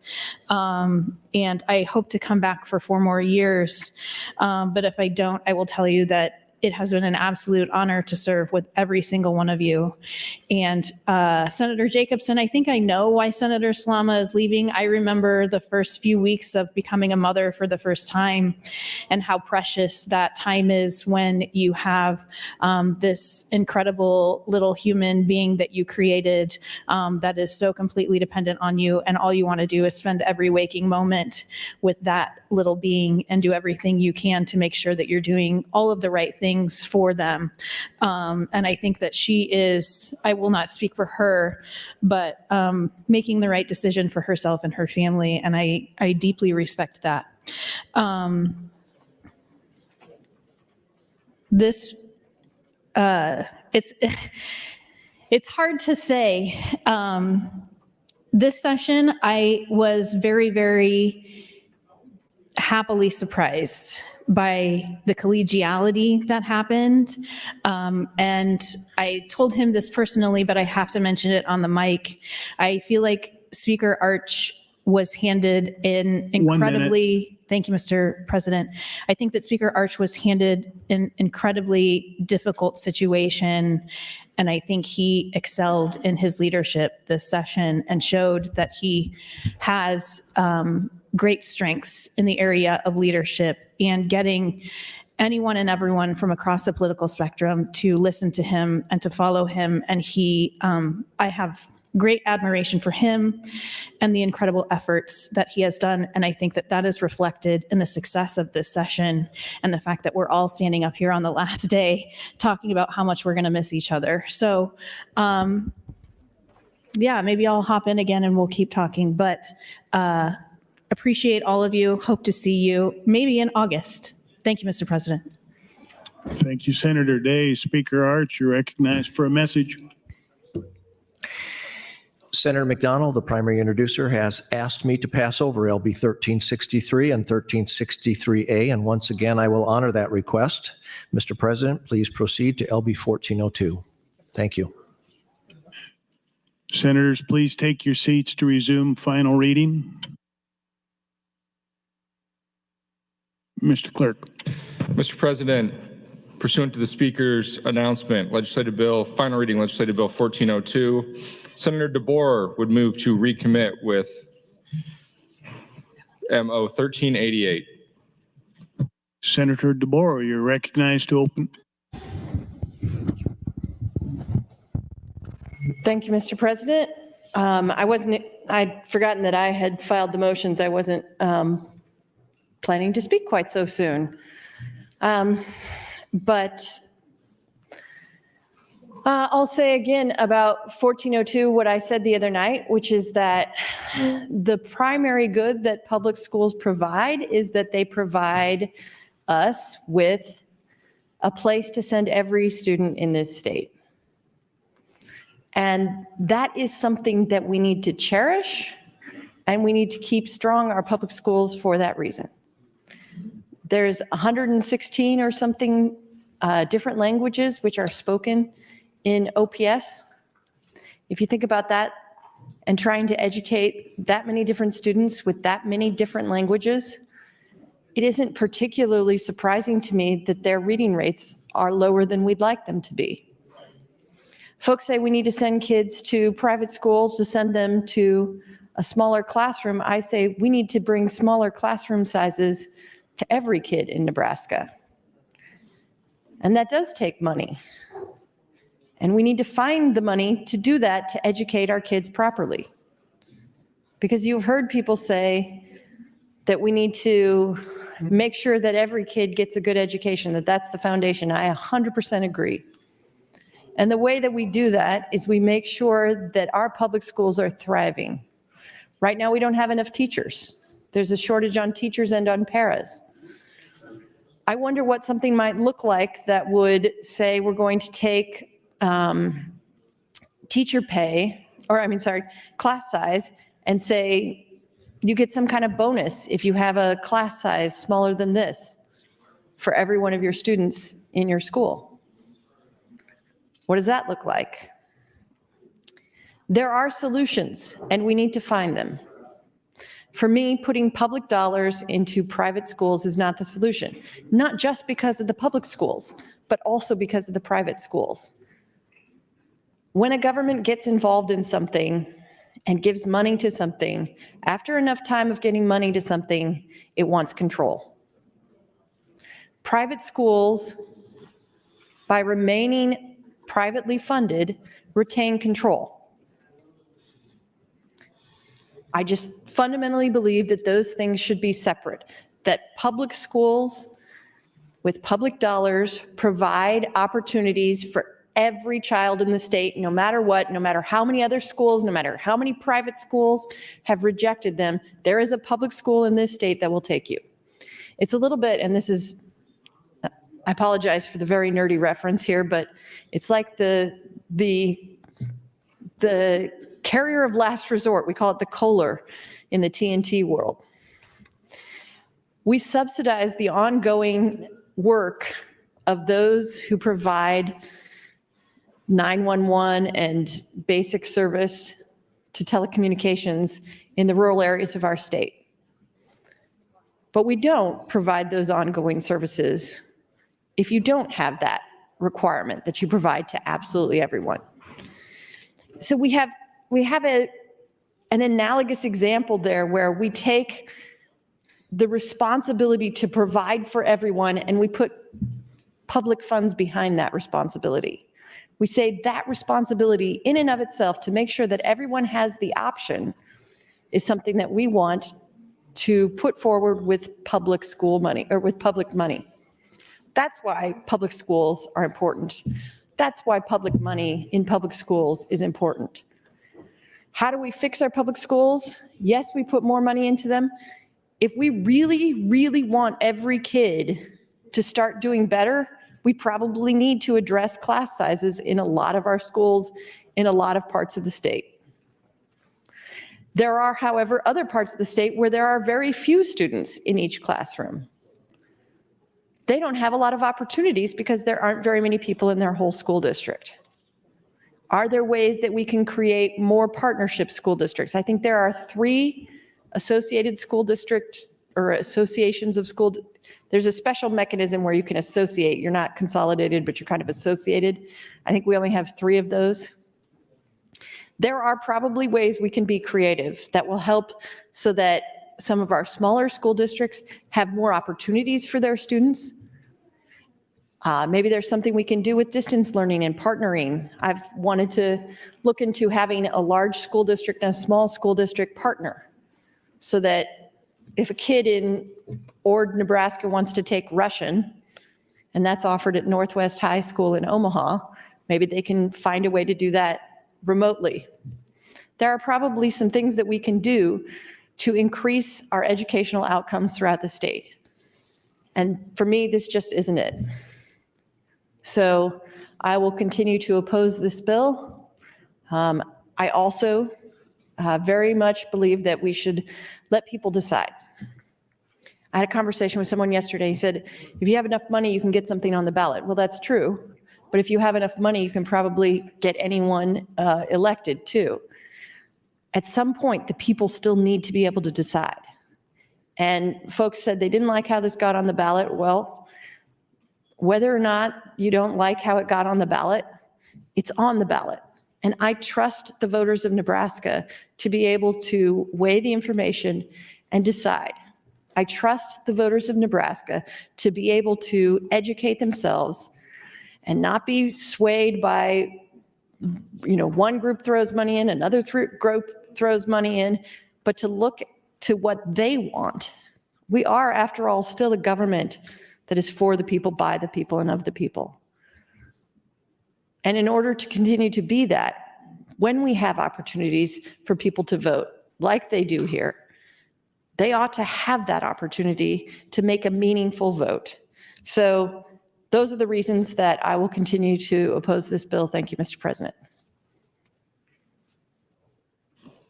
Thank you, Senator DeBoer. Senator Slama, you're recognized to speak. Thank you, Mr. President, and good afternoon, colleagues. I appreciate the debate we're having on LB 1402, and just to continue on with what Senator Wayne and others have been doing, and kind of spreading the good vibes on the last day. Normally, we just do the farewell speeches and head out, but thanks to a little bit more condensed of a schedule, we've got actual serious debate. And I'm grateful for the tone and tenor of today's debate. And I've got Wynn, I'm feeding Wynn. I was pregnant with Wynn during debate on LB 574 last year. So this is kind of full circle on that front. And I bring up 574 not to open old wounds or anything of the sort. But on the final vote of LB 574, I was sick as a dog. I had hyperemesis and I was so sick that I was in the hospital for it. Came back down, and if you know me, you know the pride I take in not wearing makeup and not showing up here in sweats. I genuinely try to make an effort most days to look halfway presentable. So I was white as a sheet on the floor in sweats, literally left AMA and headed down here, and ended up being the deciding vote on 574. And again, I'm not bringing that up for anything related to the issue, but in that moment in which I am just looking like hell froze over, the Democrats who knew how I would vote gathered around my desk to keep photographers from taking a photo of me. And it was people most of them I was fine with, I could function. But there are people who, in the years I had worked with them, I had struggled to think of one positive thing and one positive interaction. And there are people gesturing because they know exactly who they are. And this place just has this incredible ability to, even when you're a pessimist like I am, to prove the beauty of human spirit, the beauty of Nebraska spirit, even in negotiating the really tough things. Like in the most intense debate of the entire year, the people who disagreed with me most and who were also going through one of the most emotional votes of the entire session, knowing that I was a 33rd vote, took that time to choose kindness. And it's too long of a story to put into my 3-minute speech, and Kelly would have gabbled me out, and it would have been really a bummer to have that story be cut off. But I wanted to bring that up, especially as we're talking about 1402 and coming to the end of session until we get called back into a special session in August. Like, it takes all the meat out of the farewell speeches, honestly. But to go, this place operates best when we can disagree on policy and we're thoughtful about it. And we don't make it personal, and we don't make it petty. And I'm just so looking forward in the years to come, even though I won't be here, I'm going to be hanging out with this little guy who gets to job shadow me today, to see what this legislature does, because you have an infinite amount of opportunities, and starting with this bill, to give kids an opportunity that in years past was decided by the income your families had. And I'm very excited to encourage everyone to vote green on 1402. I'm very excited to give kids opportunities regardless of what your parents make. One minute. Thank you, Mr. President. Because your educational opportunities in the state of Nebraska should not be dictated by whether or not your parents can afford to give them to you. Because I would give this little guy the world in a heartbeat, and I'd live in a cardboard box if it meant he had a happier future. And I am so grateful to Senator Linehan for her years fighting for this issue, and it has just been a wonderful 6 years serving with each of you, and I'm sure I'll get super schmaltzy again during my farewell speech, but thank you, Mr. President. Thank you, Senator Slama. Senator Linehan, you're recognized to speak. This is so weird. I've been writing my farewell speech, and there's the day that Senator Slama is talking about what is going to talk about how that day looked from where I was sitting and what we were doing, and I was just this noon, I said, is it too soon to talk about that? And everybody was like, too soon? It's not anymore. You brought it up. Okay, the issue at hand. I'm fighting for school choice because, frankly, I fight for kids. My first bill, which I worked with Senator Patty Pansing Brooks, was so kids could learn to read. Her brother, who turned out to be the top of his law class, was told when he was in 3rd grade he would never go to college, he couldn't read, he wasn't bright enough, and the future was pretty bleak. At which point her mother decided to get on the school board and change things up. And that, if you know Senator Pansing Brooks, she didn't fall far from that tree. I can remember the last day of that hearing, or it was on final reading, just like this. And it was first thing up, I think. So 8 o'clock in the morning, 25 people in her office, crouched all together, and they want us to pull it down. And I was hopeless, because without her, I couldn't have got it done. And she walks in and she goes, who are you people? There's so many of you. And I thought, okay, we're going to win. And then when we were on the road, we did our school tour that summer because we didn't get it passed. We go into the schools. I was unbelievable. I know you won't believe it, but I was pretty quiet. And we come out, we get in the car, and Senator Pansy Brooks would go, why are you letting me be the bad guy? I go, I'm really not. They say things, especially I remember one school, we talked to a teacher who had been a teacher for 25 years in junior high, and he told her that he had never had a dyslexic kid in his classroom. I thought she was going to wring his neck. I was like, it's okay. It's okay. Teacher shortage? 2 bills I've worked on to address teacher shortage. I've worked on bills to address the shortage of special ed teachers, of any of the teachers that we were short on. STEM, I was trying to think of STEM. We love school choice in Nebraska. That's why we have 244 school districts, and they're not all in the 3rd district. We have 7 school districts in Douglas County. And you could ask Congressman Osborne how it is when you try to say we don't need that many school districts, even in Omaha, Nebraska. So we let people choose because they can move to Bennington, or they can move to Elkhorn, or they can move to Westside, or they can live in OPS and they can pay private tuition. So the only people we decide shouldn't have choice are low-income people. Now, how can that be fair? How would you like to drive your child? And it doesn't mean the school's not perfectly good school. That it has nothing. It's about, is the school the perfectly good school for that child? All my grandkids in Nebraska are in public school, and they could all afford to be in private. And maybe by the time they're high school, they might decide that's what's best for them. The idea that we separate out who it's okay to have choice and who it's not okay. 1 minute. It's not okay. Last year, and I was fine with it last year. We put an additional $328 million into public school funding. We set aside $1 billion trust so we wouldn't have to play with the levers on TIOSA. We tried this year. We tried, and probably be back this summer to do it. We tried to give another $700 million to public schools. I have said, and will continue to say, we don't pay big data teachers near enough. That's why we have a teacher shortage. If you pay them less than they can make working at McDonald's, you're not going to have teachers.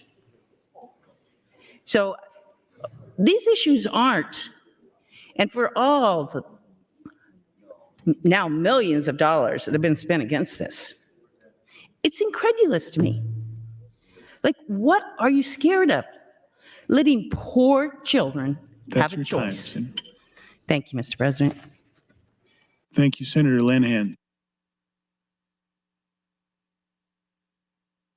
Due to some issues in the queue, next in the queue are Wayne, Frederickson, Raybold, Bostelman, and Conrad. Senator Wayne, you're recognized to speak. Thank you. And I was in the queue and some things happened. So Bostelman and I ran up there real quick because when I looked back, it changed. So it's not games being played. It's just a glitch. Look, first I will start off by just saying, if people want to give me time, I can talk a whole bunch. But first I want to talk about my colleague, Senator McDonald. Just real quick, I will say, for those who don't know, our first year, me and Senator McDonald almost got in a physical altercation. We were smoking some cigars and having some drinks, and actually it was over one of these bills, but it was over Senator Hildreth's bill at the time, preemption bill on 2A. And I was getting beat up and he wasn't. And I reminded him of our skin color differences, and things kind of went south from there. And we were actually separated by Senator Lautenbaugh and Justin Brady out in the hall. So that was a good night that we got separated. But the reason I bring that up is I love the way he thinks big, and he always thinks big, and he's practical, and he tries to figure out a solution, and will negotiate until we hit a wall. And even then he'll come back with one more way to figure out how to do it. And that is something that I always appreciate about him. The second thing I appreciate about him is he figured out how to build a lake without flooding Ashland. So it's no longer called Lake Lautenbaugh, it's called Lake McDonald when it gets built. So I really appreciate that. And I just had an honor of working with him on numerous bills to get things done. And so now I want to turn to the issue at hand. The only people who are denying choice are the people who have choice. The people who are standing up here talking why this bill is bad or shouldn't do this are the same ones who are opting their kids into private schools or have the ability to pick up and move and go somewhere else. And that is my fundamental problem with this position. So I got a lot of emails and calls from former teachers of mine asking me, let the voters decide, and why I think that's a different issue. It's a different issue because what I heard on this floor was it was a tax credit for the rich. What I heard on this floor is all about the tax credit, one-to-one tax credit. It was all about the tax credit. This is a direct appropriation. That is a different issue than what is before the taxpayers. The taxpayers are voting on whether a tax credit should go to an individual to give a grant. That is a different issue before this body. And that is why I'm 100% comfortable with voting on this issue. The other thing is I started having more conversations with people that I know, people in my neighborhood, and my family. And then I started thinking about the NSEA, how they were against Senator Vargas in our first term coming out, how they endorsed Senator Lindstrom for governor, who not only voted for vouchers and I think at one point voted for a charter school bill. But yet, when it comes to Senator McKinney's campaign this year, they are silent. When all he has done was fought for the schools and the kids in his district. Senator Blood was running for governor and got a co-endorsement with Senator Lindstrom. And if this is their number one issue, then why didn't she get an endorsement on her own? Is it because she's a woman? Because Senator Lindstrom sure did, and he voted for these bills. And why isn't Senator McKinney getting that same respect? Because he voted for it? What's the difference? White man, black man. 1 minute. North Omaha, where the kids are actually going to some of the poorest performing schools. And you won't endorse him because he is trying to help his community.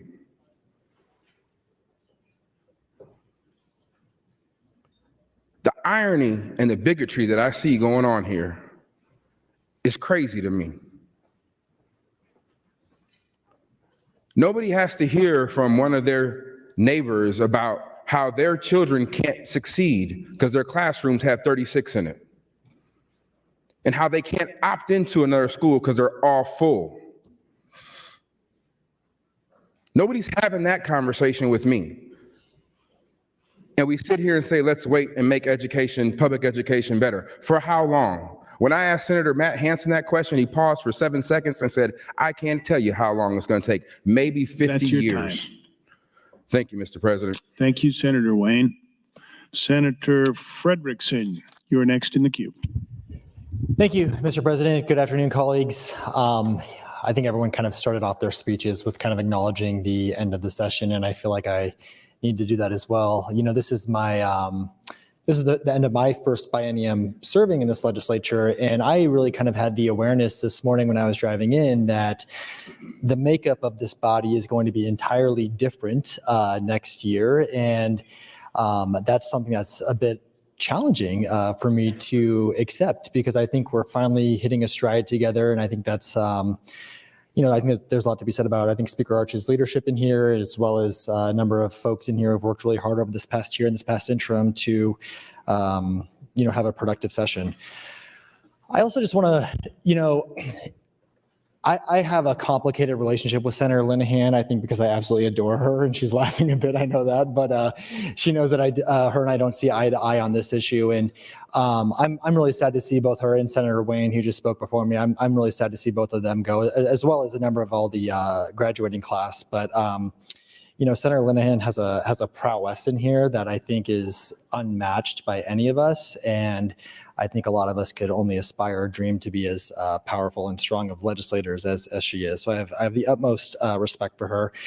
And I do also want to say, I think, and I mentioned this, I think, during general or select, I forgot, we're trying to debate on this bill, but the thing that I think we all agree upon on this is that it's very clear that there's a lot of passion in this room and a passion among us about providing quality, strong education for Nebraskans. And again, I just want to keep coming back to that, because it could be otherwise. You know, I mean, we could have folks in here who are checked out about this. And I think that there's a lot of strong feelings about this, because we all really do want strong opportunities for our kids. Like many of you, I've gotten hundreds of emails about this bill throughout the entire session. This past weekend in particular, I couldn't go anywhere in my district without being stopped about this specific issue. I got stopped at the grocery store. I got stopped at the coffee shop. I got stopped when I was walking my dog. I had so many people come to speak with me about this issue over this past weekend, including folks who weren't in my district, but were in other districts all within Omaha. And, you know, the thing that really stuck with me is one person pulled me aside who was actually a supporter of 753 last year, and said to me, they said, you know, one thing that I can't get over is that 1402 seems like it's just a sidestep of the vote in November.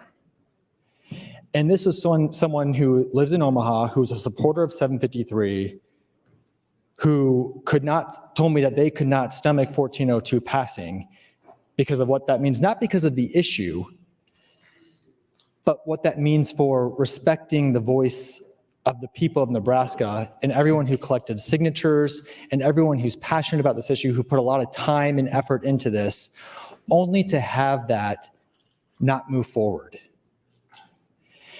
And that's something that stuck out to me, because that was the first time I heard the argument around 1402 that wasn't about the issue of school choice. It wasn't about the issue of opportunity scholarships. It was more about what are we doing with 1402 from a bigger perspective? What does that mean for our structure as a state in terms of how we allow our voters and our constituents to have a voice on issues that come before them and become before us and what we do in this legislature? And it struck me because what that said to me as well is that people are paying attention to this. And I think that that's something that we need to be thinking about. Thank you, Mr. President, is that if 1402 passes, that sunsets 753, takes away, sort of deflates the ballot initiative. If 1402 does not pass, 753 is still the law of the land. And the voters of the state will get to make their voices heard on whether or not they agree with this as a policy for our state. And so regardless of where you stand on this issue, that is something that I think we all need to be paying attention to, especially the Omaha area. Folks are really paying attention to what we're doing here today. Thank you, Mr. President. Thank you, Senator Frederickson. Senator Raybold, you're recognized to speak. Thank you, Mr. President. Thank you, colleagues. I am a product of Catholic Jesuit education from elementary to high school to college to graduate school. My children went to Catholic elementary and Catholic high schools. Every single one of the schools I've attended, and since being in Nebraska, I have attended numerous fundraisers for Blessed Sacrament, Table for 10, or Pius X High School. And they all had fundraisers for their educational foundation, educational fund, that provided tuition assistance, reduced tuition, or even free tuition for families that requested it. So for my colleagues to say, it's unconscionable that we're not allowing families to have this opportunity of choice. My parents made the choice, knowing full well that they had to pay tuition. My husband and I made the choice for our children. And those parents that want an alternative choice so that their children can go to a private school have the choice. And guess what? They have always had that choice to go to a private school. They have always had that choice to request tuition assistance and free tuition. And that's what all those schools I've attended, my children, and the ones here in Lincoln, Nebraska, offer to families. They have always offered them that opportunity, even if they didn't have to pay. I appreciate Senator Frederickson's comments on LB 753. The one thing that's different about LB 753 is there are measurable outcomes and tracking, thanks to Senator Hughes and some of the amendments she put there. On LB 1402, and I'm going to read some statements from Lincoln Public Schools that they provided in their testimony. First, in 1402, the law does not measure learning improvement. Well, I thought that's what this bill was all about, giving children a choice so that they could thrive and learn and improve. There is nothing in LB 1402 that documents any improvement in testing on academic performance. Since no measure of academic performance or financial investment in academic programming are made, improvement cannot be measured, and this portion of the goal cannot be achieved in LB 1402. And I've said this before, I am so into benchmarks, measurable data, precise elements where we know that we're succeeding, that there is a return on Nebraska taxpayer dollars for this. Second, the law is not intended to help all children. The $25 million appropriation proposed in LB 1402 could not help improve the quality of education available to all children when, according to section 77-7103, subsection 4, other than for race, scholarship granting agencies and the schools that receive these scholarships can establish requirements in their enrollment practice to limit certain children from attending their schools, making it impossible for this program to be available to all students. Side note, public education is a requirement for all children. All students are accepted. Based on the requirement of LB 1402, private schools could receive state-funded scholarships even though they could discriminate in the enrollment practices for any reason other than race. This includes, but is not limited to, sex, disability, gender, orientation, religion, domicile, homelessness, pregnancy, and behavior or academic issues. This opportunity to discriminate in enrollment is not based on capacity, but on the policy of enrolling only those students who meet certain requirements. Public schools cannot discriminate against any child wishing to enroll in their school. Thank you, Mr. President, who live in their boundary areas. If a school district does not have the capacity in its school or in a program to allow another student from outside the district to join the district without taking the place of a resident student, the school district can refuse the transfer. The one thing I think we're talking about today is our legacy as state senators. There were several referendums that I agreed with and didn't agree with, but we let it go to the vote of the people. The second house, voter identification, death penalty, Medicaid expansion. We need to allow Nebraskans to have their say on this issue and not do this bypass. So I do not support LB 1402. Thank you, Mr. President. Thank you, Senator Raybold. Senator Bostelman, you're recognized to speak.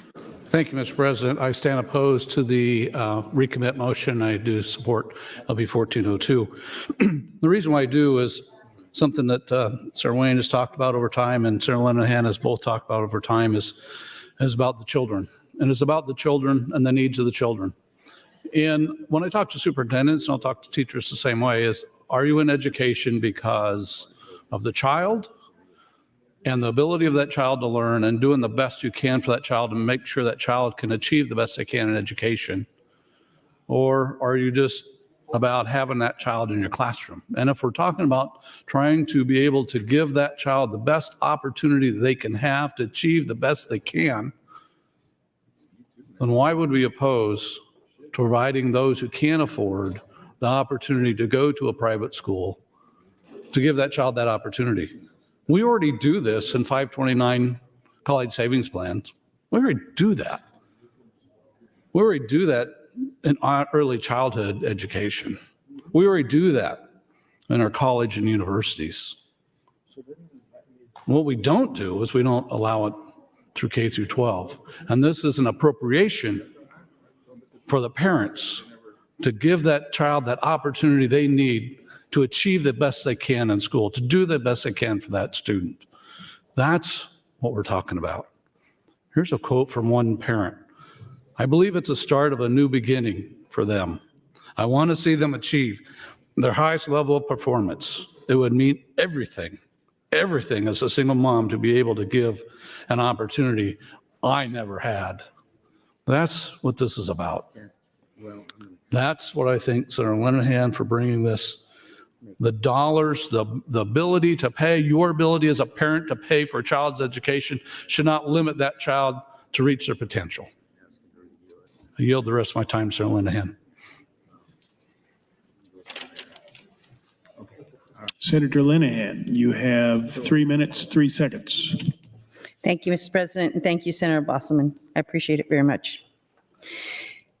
So the Opportunity Scholarship Program that we passed last year is law.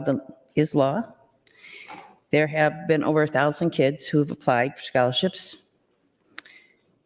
We're going to work really hard to make sure we can meet those needs. And there's a bunch more that we expect to apply. It is not okay to stand up. I'm sorry, Senator Raybold. It's not okay to stand up and say that anybody who wants to go to parochial school or private school, Christian, Lutheran, Catholic, can do so today. It's just not true. It's not even close to true. Schools turn kids down every year because they can't afford to serve them. It's also not true to stand up and say public schools can't discriminate when I've said for 3 or 4 years now, the first question on the option form is, do you have an IEP? I don't know how they've gotten by with it for so long, frankly. And you also, as Senator Wayne suggested, you can't opt into Elkhorn. No, to go to school in Elkhorn, you got to have $100,000 for the lot, not the house, the lot. And it is very popular, and it is an excellent school, and I'm very proud of Elkhorn. West Side. Yes, Senator Frederickson. You talked about West Side. Why don't you ask West Side, Dr. Lucas, school board, if they want the fact that 33% of the kids in West Side are option kids, 33%. That's why West Side doesn't like this bill. I've always understood that. They like their option kids from Omaha because it helps them keep their neighborhood schools. I live there. I know West Side really well. I guarantee you, Senator Frederickson, they don't want it on the ballot whether West Side should have 33% of their kids opt in from outside the school district, and the state, meaning people in Lincoln and Kearney and Grand Island and all over the state, pick up the tab to about $12,000 a kid. Want to put that on the ballot? I don't think so. I do not think so. Thank you, Mr. President.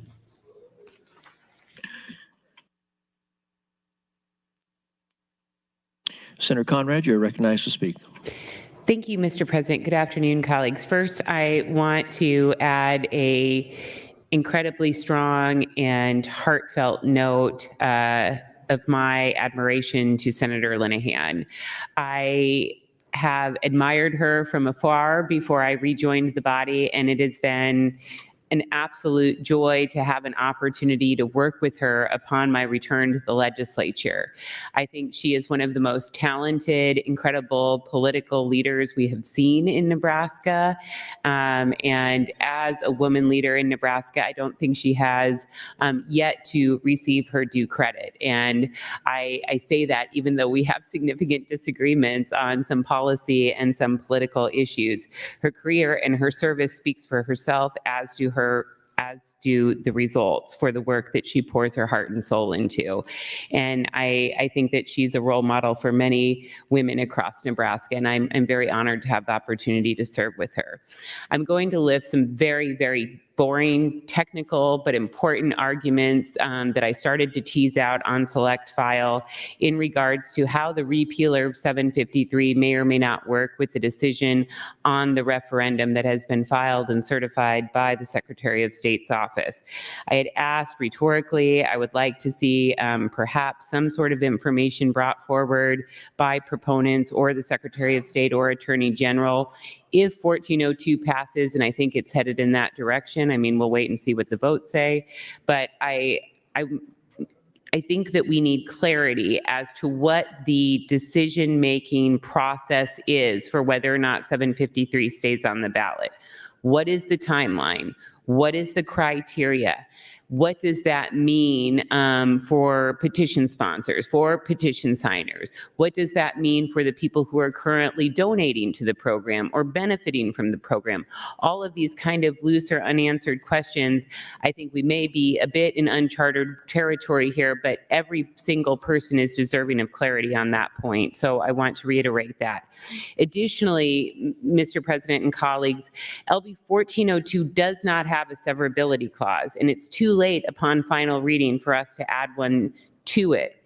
So hang with me for a second. If LB 1402 passes and there is a legal challenge to the propriety of the state directly appropriating or indirectly appropriating money to a non-public school, and a court agrees and invalidates the portion of 1402 that appropriates the money, what impact does that have on the related part regarding the repeal of LB 753. Just because the legislature does not include a severability, of course, that does not mean that a court wouldn't find a more narrow basis for making their decision. Our Supreme Court has long held that the cardinal principle of statutory construction is to save and not to destroy. Therefore, a court should refrain from invalidating more of the statute than necessary. However, if a court agrees that the indirect appropriation scheme or a direct appropriation scheme, as some proponents are talking about today, violates the Article 7, Section 11 provisions of the Nebraska Constitution, that then repeals 753, could that be severed and still take effect? So there's additional standards for what the court has articulated, Nebraska Supreme Court has articulated in regards to a determination of severability found in State Ex Rel Bruning versus Gale 2012. And I won't go through all of those on the record because I fear I might run out of time. But however, if you apply some of those factors, it has to become clear that the legislature, thank you, Mr. President, can always simply repeal an earlier passed law. So we could always repeal LB 753. But the combination of the repeal of 753 combined with the adoption of LB 1402 could arguably confuse or somehow conflate these issues moving forward. So say we move forward, 753 is repealed in this measure, people go to court, and then the SOS removes it from the ballot. Then people go to court to challenge 1402, and the repealer on 753 is gone. So I want to lift up that sequence and that probability to make sure that all people involved in these critical decisions are thinking through how these interrelated systems work together, preserving the power reserved to the people for themselves and to the legislature as granted by the people. Thank you, Mr. President. Senator Albright would like to welcome some guests. 18 fourth grade students from Emerson Hubbard Elementary in Emerson, Nebraska, and her grandson Isaac Albright and Lisa Albright, daughter-in-law. They are located in the north balcony and under the north balcony. Please rise and be welcomed by your legislature.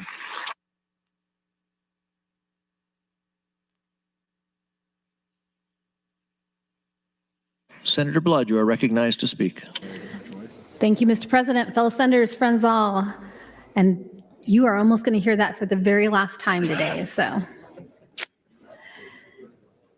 I do stand in support of Senator DeBoer's motion to recommit, and I am against the underlying bill. And I'm going to say my plea one more time. Please do not deny Nebraskans the right to vote. Who are you to ignore the referendum petition? 117,000 plus Nebraskans felt that they wanted the right to vote on LB 753. Who are we to try and supersede it and go around the will of the people? And yes, millions of dollars were spent on both sides, by the way, because both sides felt very strongly about the issue. And I did help with the petition drive, and I can tell you that there were just as many people that were in favor of it that were against it, and both signed because they thought they wanted to put it to bed once and for all, to quit wasting precious time in the legislature on it and get back to business on the kitchen table issues like property taxes. You, if indeed you vote for this underlying bill, directly inhibit voters' ability to vote on a critical decision that affects our educational system. You know, I've told this story before, but I have a friend, Charlene Ligon, and her mom, among a long list of activism, was the woman who took the poll tax to the Supreme Court, Evelyn Butts. In fact, I think the first time that we debated voter ID, I left a autographed copy on Senator Moranti's desk. I don't know if he ever figured out it was me, but I left him the gift because I wanted him to read that book. And the reason I bring this up is because historically, we know it's wrong to create barriers to voting. I was never a big fan of the voter ID, but when it went to the ballot and people voted in favor of it, I support it because that's what Nebraskans want. If you go to my office, you'll see that I keep a note under my glass top that says the magnitude of people that voted in favor of the death penalty in my district, to remind me when I'm voting on issues what's important to the people in District 3.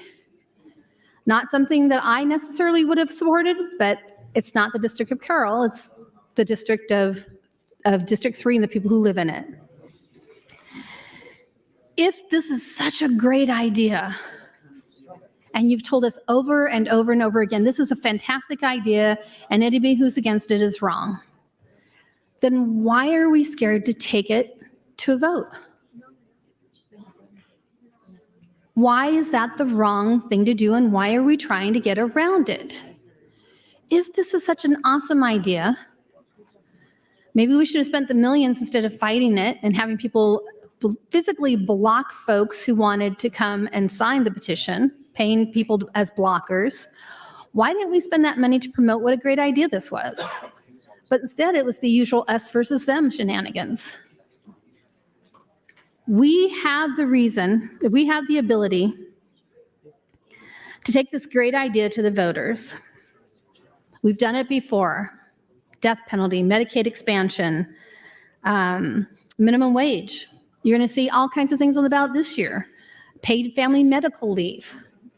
All the things that we can't seem to get done in this legislature, by the way, that the people in Nebraska tell us they want done.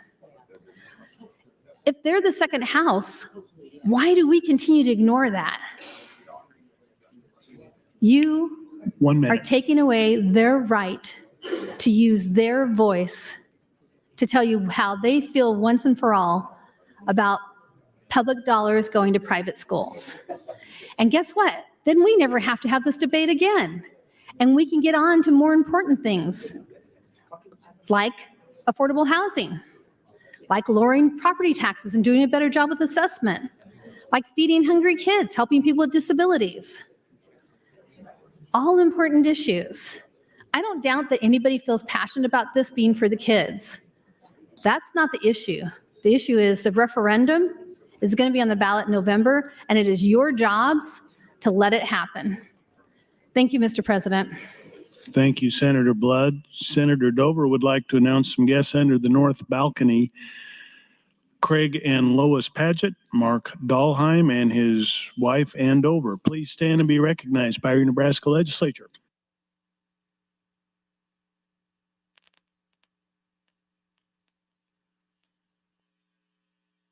Senator Erdman, you're recognized to speak. Thank you, Mr. President. I stand in favor of 1402. Always have, always been for school choice. When I was first here, the first year I had an issue, we had an issue in my district about substitute teachers. And 12 superintendents from the western part of the state had contacted me about trying to fix that for them. And so I asked them to review what other states do and come with an idea of which state we should follow. And the conclusion was that we should adopt the procedures and the protocol they use in Wyoming. And I introduced a bill to do just exactly that. Every NSEA member, every person in education in the eastern part of the state come out against me because most of those schools have a contract for substitute teachers.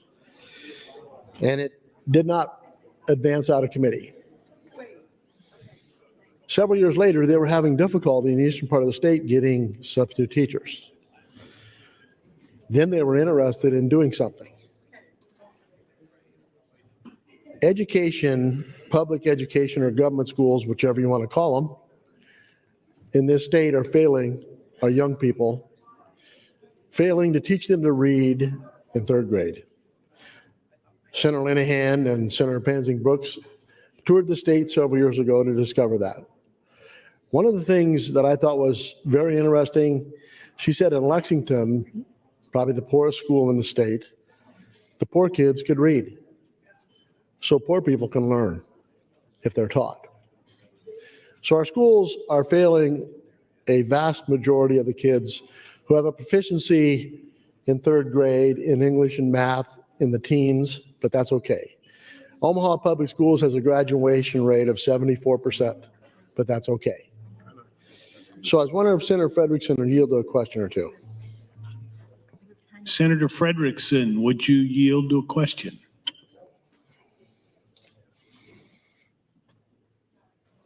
Yes, of course. Senator Frederickson, thank you for doing that. So it's my understanding, Senator Frederickson, that 33% of the students that are in West Side are opt-in option students. So are you familiar with that? I don't know the exact percentage number, but I know there's a number that do opt in. Okay. Yes. So are you okay with the state paying for the opportunity for those kids to opt into West Side? Well, I think if Are you okay with that? I mean, the state law currently is TIOSA. That's the formula we use. And so I support the formula as we currently have it. Yes. Okay, so what you're saying is you support people who choose to go to a different school if it's paid for by the state? Is that what you're saying? I think that is with state appropriations, public dollars. If it's a public school, then yes. So why would you be opposed to having people who can't afford to go to a private school not have the opportunity to do that? If you're okay with people choosing what public school to go to and somebody pays for it, including the state, why would you be opposed to the state paying for a person who can't afford it to go to a private school? Because private schools don't provide the same opportunities. So for example, if a student has a disability or an IEP or other issues. I don't agree with that, but well, I have. Thank you for your answers. That's You're all I welcome, have for Senator you. Erdman. So as Senator Wayne alluded to the fact that most of the people that are opposed to this bill and to school choice have a choice, but they don't want other people who can't afford it to have a choice. So with that, I want to yield the rest of my time to the fish whisperer, Senator Wayne. Senator Wayne, 1 minute. Thank you, Mr. President. And thank you, Senator Erdman. So to me, this is not a complicated issue anymore when you think about the child. Let's forget the politics. You say, we continue to say, we want the best for every child. And we want every child, regardless of their race, income level, to have an opportunity to be successful, the best opportunity to be successful. We want to give all the tools from tax credits to tax credits to everything we offer. We offer everything for families to make the best choices for their children. But yet when it comes to this, we want to limit. When it comes to the daycare that they choose, we don't say it has to be public.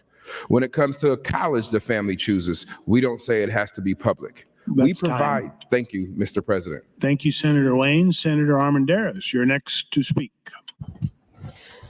Thank you, Mr. President. I did want to address the referendum that keeps being brought up. Let the people vote. Regardless if the referendum goes through, people vote it up, vote it down, whether this bill advances or not. This isn't the end of what we need to do with public schools. We are not obligated to take everyone at a public school. We are obligated to educate every child of this state. And if you look at the results, as I'm flipping through schools at a glance, we at best average 50% in proficiency, and at worst, 17. We are not educating every student of the state. That is our obligation. We're getting confused with, we need to keep the public schools running, with what we're really supposed to be doing is educating all of our children. And I don't know if anybody would say 50% and below is educating our children. We wonder why we lose the best and the brightest, because some of them do come out of our institutions and go to our universities and leave. We aren't cultivating the best and the brightest in our public schools because we're acting like that's the only way we can do it in those institutions we've built. They're no longer performing at the expectation that the taxpayer had invested $5+ billion to do. And that's okay. All the taxpayers that don't work for the government, that don't work for the schools can listen. You work for a private business. And if your private business is putting out a subpar product, do you go back and figure out how to make a better product? Absolutely, or you go out of business. And for some reason, people are under the impression that the schools just keep going, regardless of the product. I asked the superintendent, how do we get good results? And he answered, good results are subjective. I don't understand how that is subjective. And he gave an example, well, some people want this kind of experience in school. No, we as taxpayers want our kids to read and do math at a high level. That average to me should be 85% or more. And if it's not, we should be working and turning over every single stone until we get there. Poverty. I grew up in poverty. I knew how to read. I knew how to read at a high level, as did a lot of my peers that all grew up in poverty. You can be smart and grow up poor. It's not an excuse. Foreign language. I had a great friend that came to this country at 18 years old and did not speak a word of English. And we know the later you learn English, the harder it is. She was 18, went to West Side, learned English, graduated by 19, and went on to Yale. And she was from Poland. You can learn English and graduate at a very high level. The foreign language, and especially if they're coming in as children and coming into our public schools at 5 years old, that's no longer an excuse either.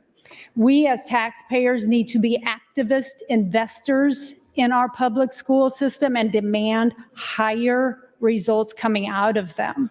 If not, 1 minute. thank you, Mr. President, we need to find all kinds of different opportunities to get there. Why aren't we mandating behaviors in classrooms?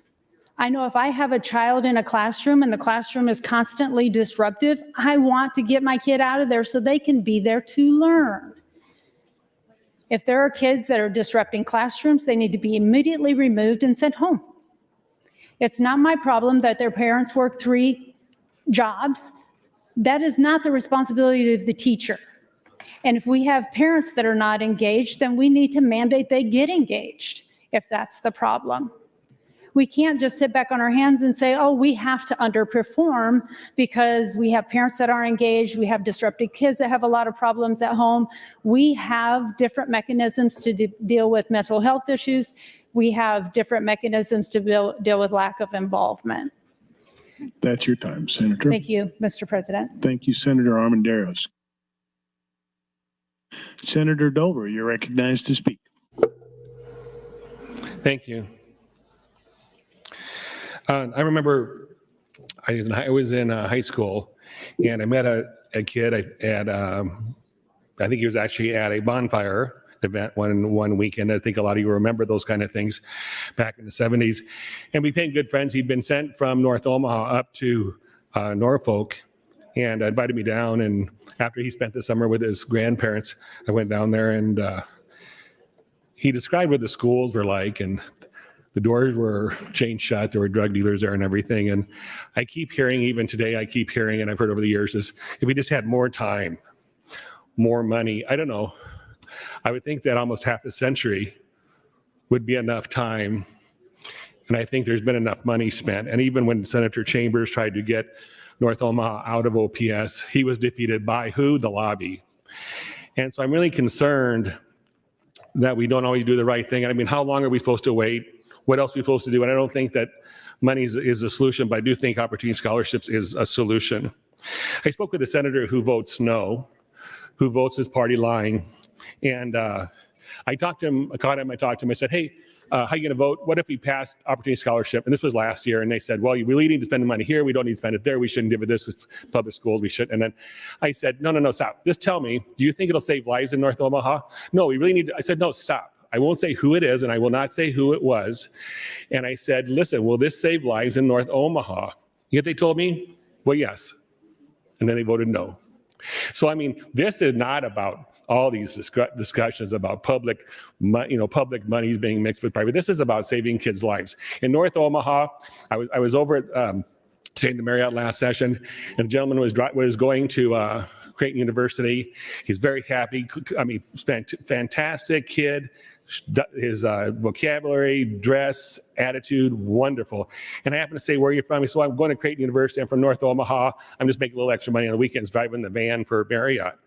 And I said, fantastic. And when I heard North Omaha, because of an issue, I said, so what about your other friends from North Omaha? He immediately went from happy, he looked down. And he shook his head and he said,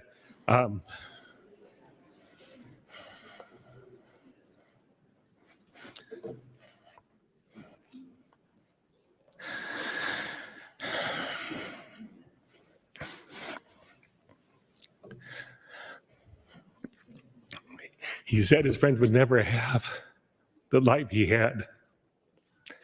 And I'm telling you, this is not about public education. This is not about funds. This is about saving lives, keeping kids out of prison. And Senator Wayne, Senator McKinney, they know this. Why are we having this argument? I hear people in here that they talk about, we need to take care of kids. We need to think about poor. I just want to say this. Where are the votes? When it's a vote that you're going to vote against a lobby who's been funding your campaign, when is it more important to vote your conscience? When is it more important to take care of the poor, to take care of these kids and give them a chance? And I think Senator Almendarez has spoken very, very well to this.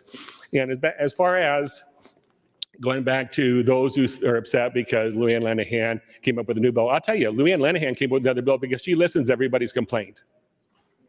She listened to the fact that it's for the rich, it's a tax credit, there's all this money and all these things. Well, she fixed it. She listened and she fixed it and she brought it around. And why did she bring it around? Because there are children right now who their lives have been turned around because they are out of that environment. Thank you. They're out of that environment where they're bullied. And where are they now? They, thank God for Luann Lenahan and the Opportunity Scholarship, they are in another school where they are comfortable and they can flourish. Thank you. Thank you, Senator Dover.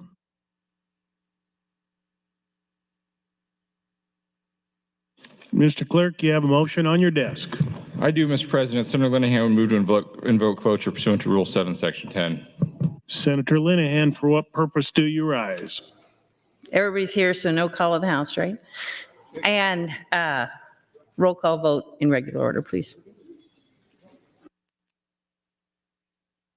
Members, please check in.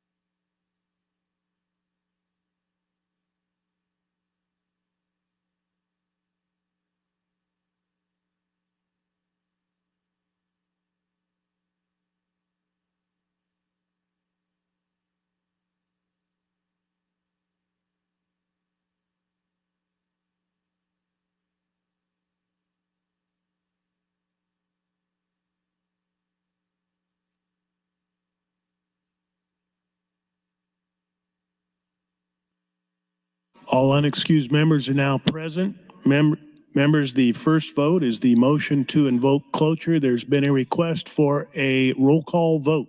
Mr. Clerk. Senator Aguilar. Yes. Voting yes. Senator Albright. Voting yes. Senator Arch. Voting yes. Senator Armendariz. Voting yes. Senator Ballard. Voting yes. Senator Blood.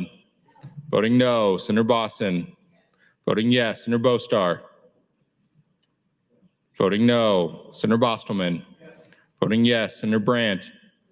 Voting no. Senator Brewer. Voting yes. Senator John Kavanaugh. Voting no. Senator Michaela Kavanaugh. Voting no. Senator Clements. Voting yes. Senator Conrad. Voting no. Senator Day. Voting no. Senator DeBoer. Voting no. Senator DeKay. Voting yes. Senator Dorn. Voting yes. Senator Dover. Voting yes. Senator Dungan. Voting no. Senator Erdman. Voting yes. Senator Frederickson. Voting no. Senator Holleran. Voting yes. Senator Hansen. Voting yes. Senator Hardin. Voting yes. Senator Holcroft. Voting yes. Senator Hughes. Voting yes. Senator Hunt. Voting no. Senator Ibaugh. Voting yes. Senator Jacobson. Voting yes. Senator Kauth. Voting yes. Senator Linehan. Voting yes. Senator Lippincott. Voting yes. Senator Lowe. Voting yes. Senator McDonald. Voting yes. Senator McKinney. Not voting. Senator Meyer. Voting yes. Senator Mosier. Voting yes. Senator Merman. Voting yes, Senator Raybold. Voting no, Senator Reapy. Voting yes, Senator Sanders. Voting yes, Senator Slama. Voting yes, Senator Vargas. Voting no, Senator Von Gillern. Voting yes, Senator Walls. Not voting, Senator Wayne. Voting yes, Senator Wishart. Voting no. Vote is 33 ayes, 14 nays, Mr. President, to invoke cloture. Cloture is invoked. Members, the next vote is on the motion to recommit. All those in favor, vote aye. All those opposed, vote nay.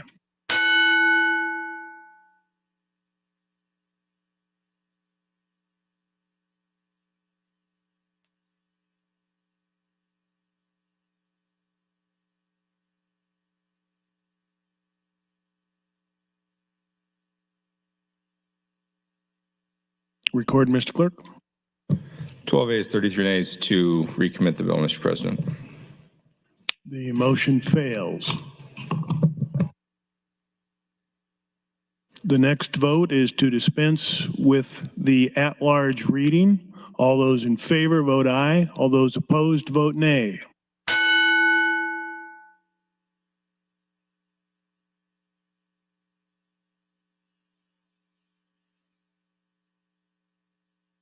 Record, Mr. Clerk. 41 ayes, 4 nays dispense with the at-large reading, Mr. President. The at-large reading is dispensed with. Mr. Clerk, please read the title. Gross Legislative Bill 1402, introduced by Linehan 39, Slama 1, Bill for enacting education scholarships to amend Section 77-271507, 772717, 77273403, revised statute supplement 2023 to provide for education scholarships, to repeal the Opportunity Scholarships Act, to harmonize provisions, to provide operative dates, to repeal the original section, to repeal Section 77-7101, 7102, 7103, 7104, 7105, 7106, 7107, 7108, 7109, 7110, 7111, 7112, and 7113, revised statute supplement 2023, and to declare an emergency. All provisions of law relative to procedure having been complied with, the question is, shall LB 1402 pass with the emergency clause? All those in favor, vote aye. All those opposed, vote nay.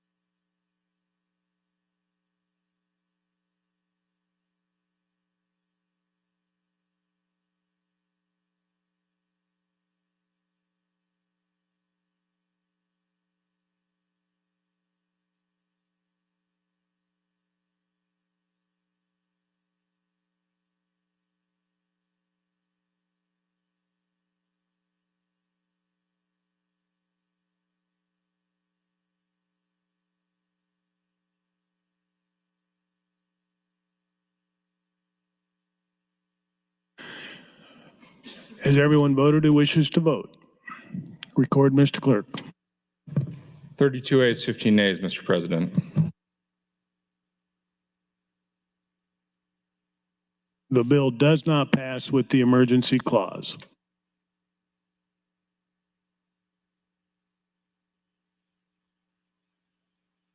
The next vote will be to advance LB 1402, to pass LB 1402 without the emergency clause. All those in favor vote aye. All those opposed vote nay.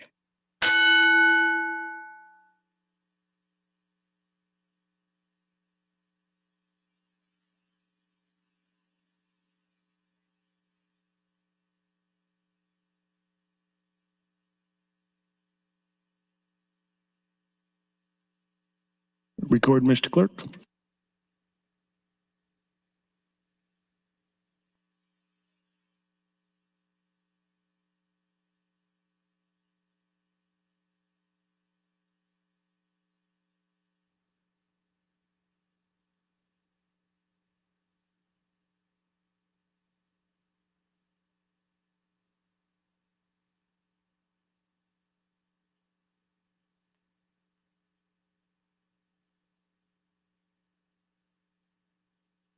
Mr. Clerk, please record.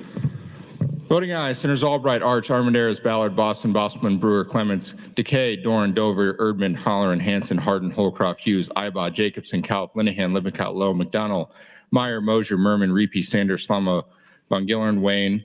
Voting no, Senators Blood, Bostar, Brandt, Kavanaugh, Conrad, Day, DeBoer, Dungan, Frederickson, Hunt, Raybold, Vargas, Wishart. Not voting, Senators Aguilar, McKinney, and Walls. Vote is 32 ayes, 14 nays, 3 present not voting, Mr. President. LB 1402 passes. While the legislature is in session and capable of transacting business, I propose to sign and do hereby sign LB 1402. The next bill is LB 1402A with the emergency clause. All those in... Mr. Clerk, please read the bill. Gross Legislative Bill 1402A, introduced by Linehan 39, bill for an act relating to appropriations, appropriate funds aid in the carrying of the provisions Legislative Bill 1402, 108th Legislature, second session 2024, and declaring an emergency. Be enacted by the people of the state of Nebraska, section 1, hereby appropriated $10 million from the general fund fiscal year 24-25, $10 million from the general fund for 25-26, the state treasurer program 480, date in the carrying of the provisions Legislative Bill 1402, 108th Legislature, second session 2024. There's including the appropriation to this program fiscal year 24-25, $9,250,000 general funds for state aid, which shall only be used for such purpose. There's included in the appropriation for this program for fiscal year 25-26, $9,250,000 general funds for state aid, which shall only be used for such purpose. Total expenditures for permanent and temporary salaries and per diems for state funds appropriated in this section shall not exceed $12,500 fiscal year 24-25 or $13,125 for fiscal year 25-26. Section 2, since emergency exists, this act takes effect when passed and approved according to law.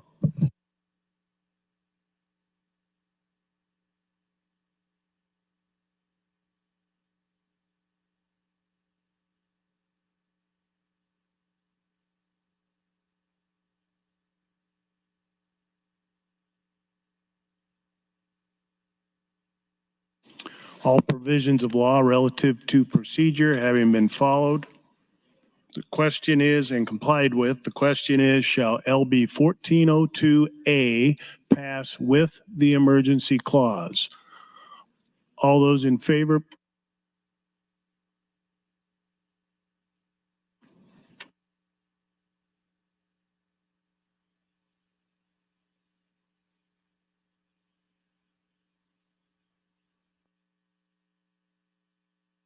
Senator Conrad, for what purpose do you rise?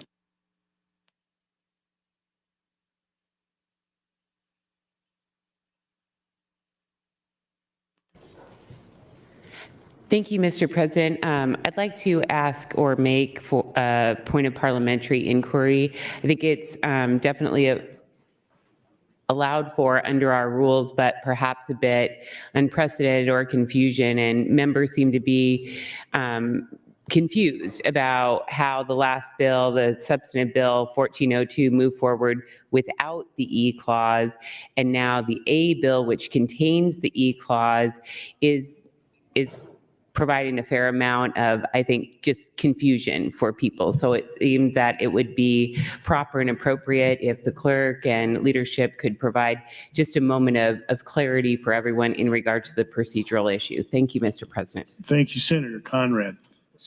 Senator, if you point to your rules, Rule 6, Section 10 talks about the emergency clause and the votes required. When a bill containing the emergency clause does not receive the required 2/3 constitutional majority on final reading, then the emergency clause shall be considered stricken, and the bill without the emergency clause shall be pending on final reading. And the question shall be, shall the bill pass with the emergency clause stricken? The vote was then taken on the bill without the emergency clause, and that bill passed. Yes, very good. Thank you, Mr. Clerk. But I was wondering if you could also perhaps draw the connection as to whether or not 1402A needs to move forward with an E clause, or if the same rule and application applies therein, since the last bill had the E clause stricken by vote of the membership. The A bill will have the E clause at this time, Senator, depending on the vote pursuant to the same rule. Members, the question...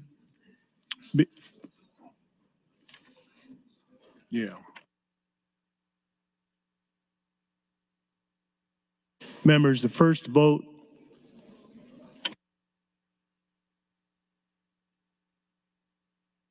All provisions of law relative to procedure having been complied with, the question is, shall LB 1402A pass with the emergency clause? All those in favor vote aye. All those opposed vote nay.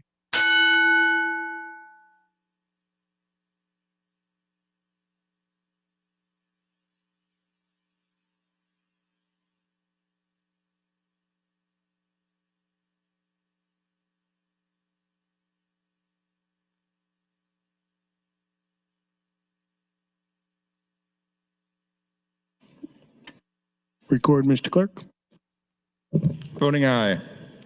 Senators Aguilar, Albright, Arch, Armandaris, Ballard, Boston, Bostelman, Brewer, Clemens, Decay, Dorn, Dover, Erdman, Holleran, Hanson, Hardin, Holcroft, Hughes, Ibach, Jacobson, Calif, Linehan, Lippincott, Lowe, McDonald, Meyer, Mosier, Merman, Reapy, Sanders, Slama, Vargas, Von Giller, and Wayne.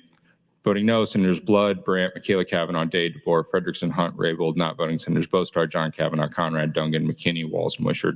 Vote is 34 A's, 8 nays, 7 present, not voting, Mr. President. LB 1402A passes with the emergency clause. For what purpose do you stand, Senator Raybold? I'm hoping that you could provide further explanation. If the original bill 1402 was not passed with an emergency clause, how does this affect the appropriations? And the appropriations, thank you. Senator, that's not a parliamentary inquiry. I mean, that'll be a determination that you've passed a bill in which the funding will be there, despite the law itself not taking effect for the time frame.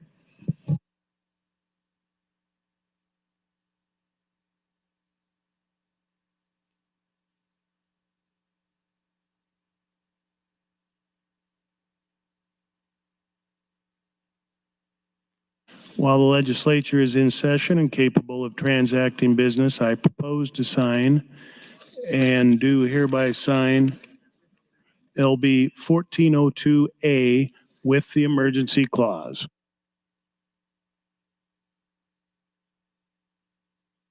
Mr. Clerk, for items. Mr. President, bills read this afternoon were presented to the governor at 2:58 p.m. That's all I have this time.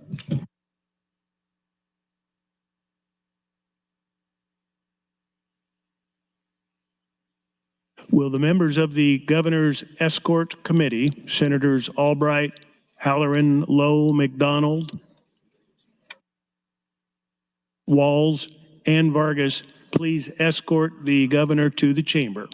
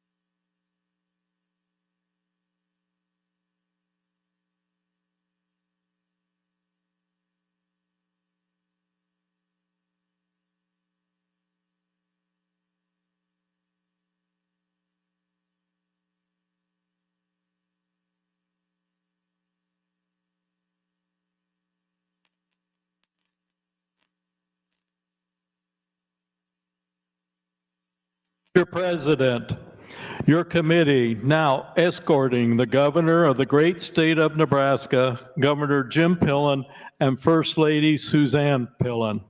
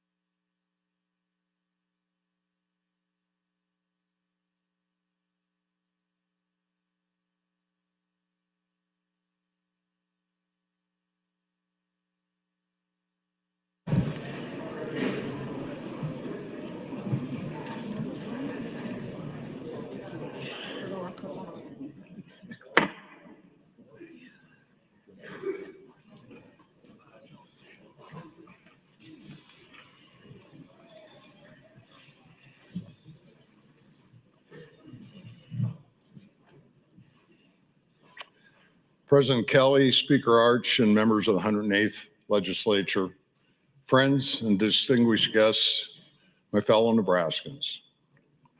It's an incredible honor to be with you as you conclude the second regular session of this legislature. Before I get started, let me just speak. Last Friday evening, we had a devastating reminder of the dangers our men and women in law enforcement face every single day. Ceresco police officer Ross Bartlett was killed in the line of duty when his patrol car was hit by another vehicle during a traffic stop. Ross's life was defined by incredible public service.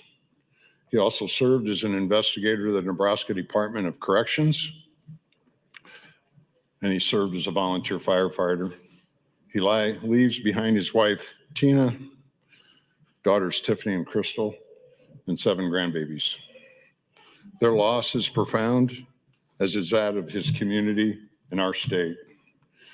We mourn them. We will never forget his service and sacrifice. Will you please join me in a moment of silence and prayer in honoring Officer Ross Bartlett?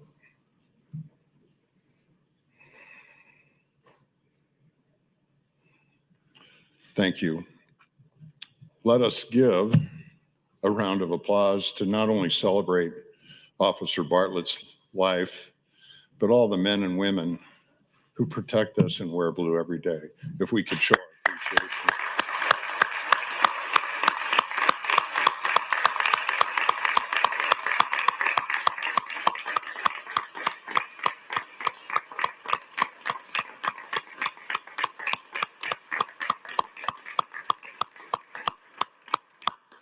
Thank you very much. let me begin. This legislature has much to be proud of. You've made unprecedented investments in our schools, honored Second Amendment, protected kids and the unborn, and created the tools to finish connecting our roads and broadband infrastructure across the state. Delivered on long overdue income tax cuts, and we finally made Nebraska a state where kids can go to a school that fits them best. You passed two fiscally conservative budget measures and held the line on government growth with the mid-biennium adjustments, providing virtually no new non-education spending. Let me say that again, providing virtually no new non-educated spending. You swept nearly $250 million of idle government pillowcase money, I like to call it, to jumpstart additional tax relief based on the common sense principle that government should not hoard public funds. You made the overdue decision to provide Nebraska its fair share of federal funds to support our seniors, build our roads, and deliver over $1 billion in federal dollars for our hospitals. These funds will not only improve hospital performance, but they'll help with recipients of nursing scholarships, take towards solving our state mental health funding crisis, really critical investments for our health initiatives. Even in this short session, your hard work and countless hours yielded tremendous results for Nebraska. You passed the important protections for religious liberty. You created new incentives for service in our Nebraska National Guard. You gave businesses the tools they need to attract new Nebraskans to outstanding careers here. You enhanced their childcare options and invested in career housing. You gave schools the power to make local decisions to protect their kids by training good guys with guns to stop bad guys with guns. You took a momentous step in ensuring the stewardship of Nebraska history will be governed with accountability to its people. You made once-in-a-generation investments in the promise of the incredible future of Nebraska's bioeconomy, which will harness federal resources to support transforming our agricultural backbone into a powerhouse that feeds and fuels the world at an unprecedented levels, while ensuring our farmers are rewarded for the true value of what they raise. You invested in Nebraska's resources and water resources and quality, funding nitrate sensors and education, as well as support for using technology to solve our nitrate challenges. You strengthened our homeland security. We have long known that Nebraska is not entirely shielded by oceans from foreign interference. Today, an enemy may only be a keystroke away from disrupting our water, our electrical communications, and other critical systems. Against that modern threat, even a triple landlocked state must shoulder the responsibilities of national security. With that in mind, you passed legislation that will enhance Nebraska's infrastructure security and mitigate the threats we face from global adversaries. This is just part of this legislature's achievements, and I congratulate you on your work. The conclusion of a legislature is bittersweet. It brings with it the departure of several of the leaders in this body. Big thank you to Senator Albright, Senator Blood, Senator Bosselman, Senator Brewer, Senator Erdman, Senator Halloran, Senator Linehan, Senator Lowe. Although Senator Lowe, I don't know what's happened to you here in the last couple of days. Senator McDonald, Senator Meyer, Senator Slama, Senator Vargas, Senator Waltz, Senator Wayne, and Senator Wishart. Everyone came here with different life experiences, different perspectives, different paths, different priorities. but with the same fundamental goal to make Nebraska a better place for our kids. I thank you.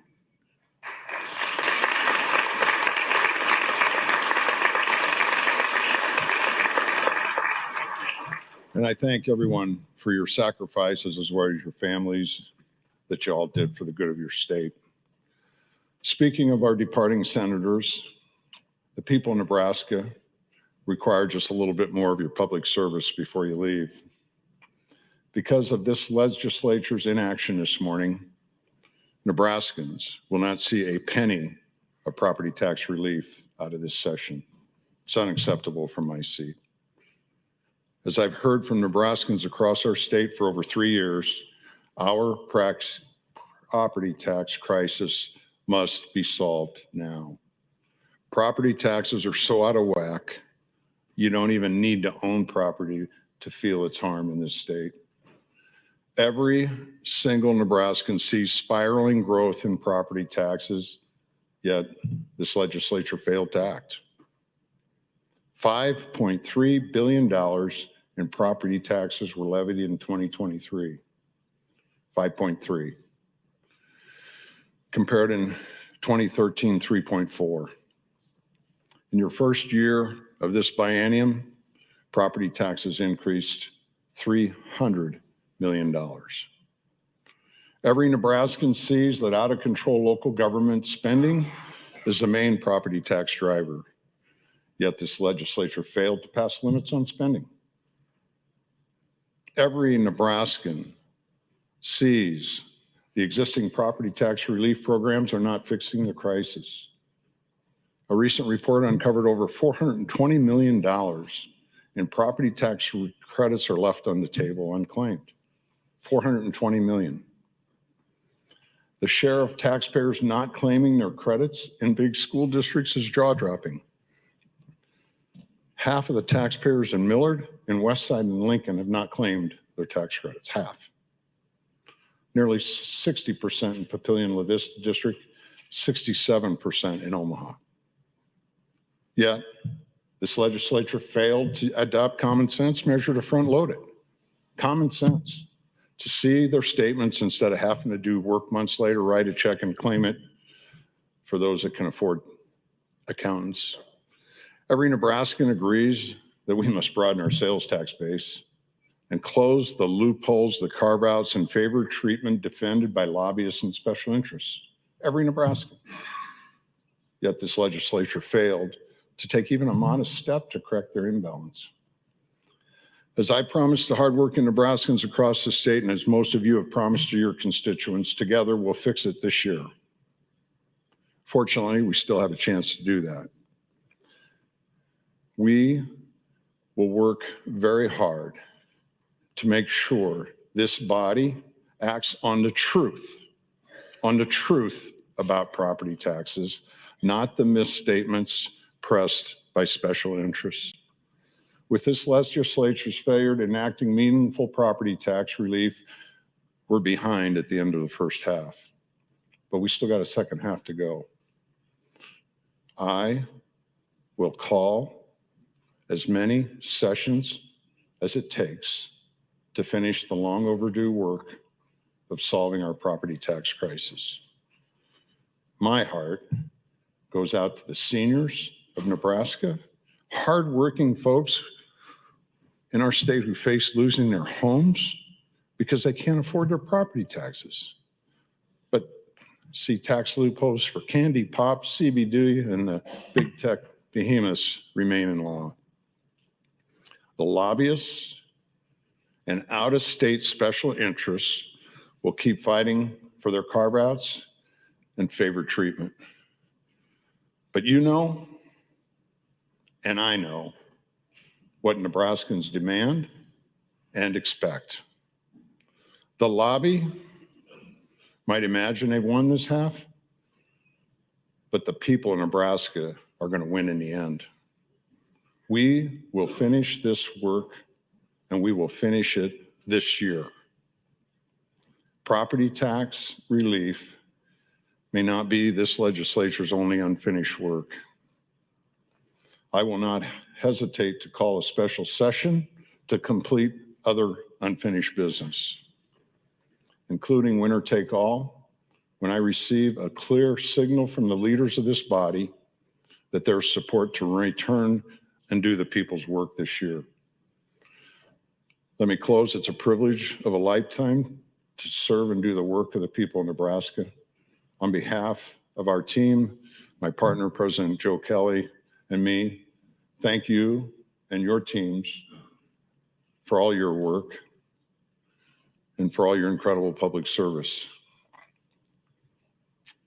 Enjoy halftime. We'll see you again here soon. God bless you all, and God bless the people of the great state of Nebraska. Thank you.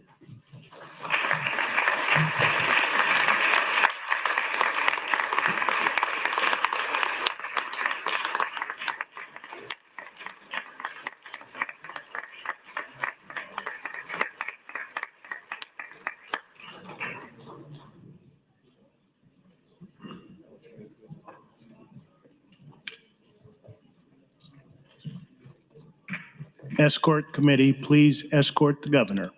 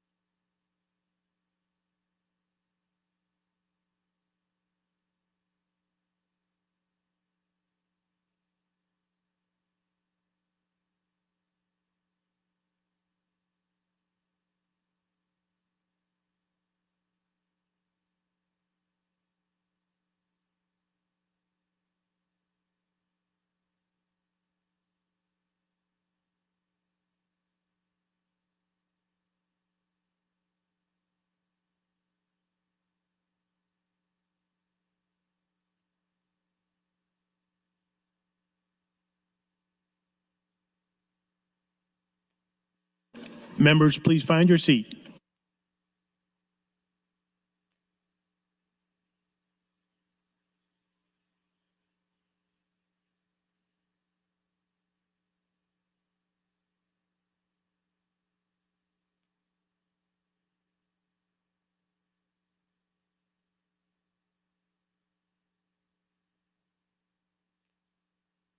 Mr. Clerk, for items. Mr. President, your Committee on Enrollment and Review reports Legislative Bill 1402 as correctly enrolled. That's all I have this time. Senator McKinney, you're recognized. Thank you, Mr. President. Brandon's bringing it. As the previous ENR chair, it's my duty to congratulate and thank our current ENR chair for his service to the state over the last couple years, Senator Bo Ballard. Here's a bag for you, and thank you for your service.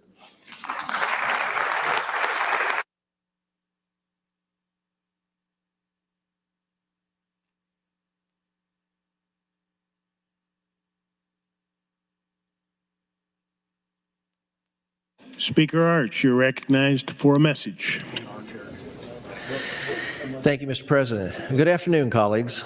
Welcome, visitors. The second session of the 108th Legislature is coming to a close. I want to thank each of you in this body for your hard work and for the sacrifices you've made this session.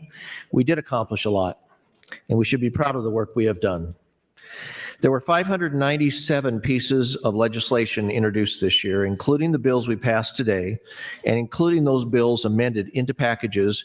We have in effect sent over 370 bills to Governor Pillen for his signature, and those include A bills as well.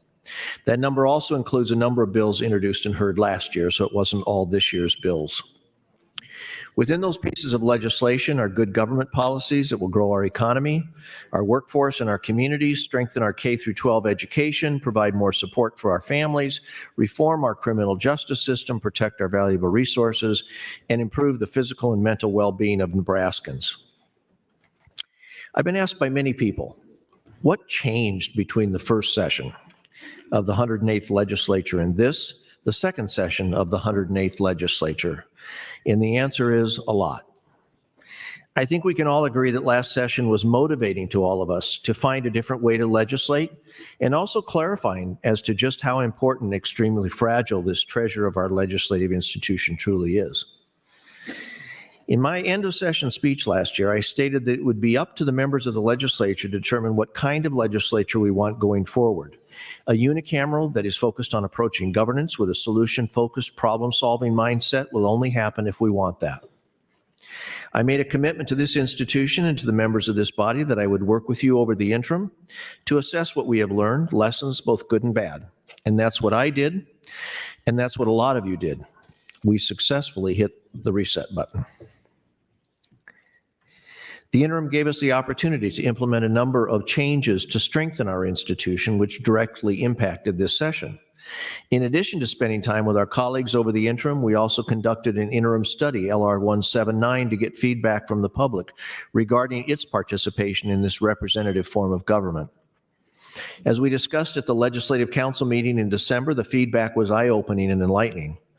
The message was clear. We as individual senators, as a body of representatives of this institution, we needed to do better.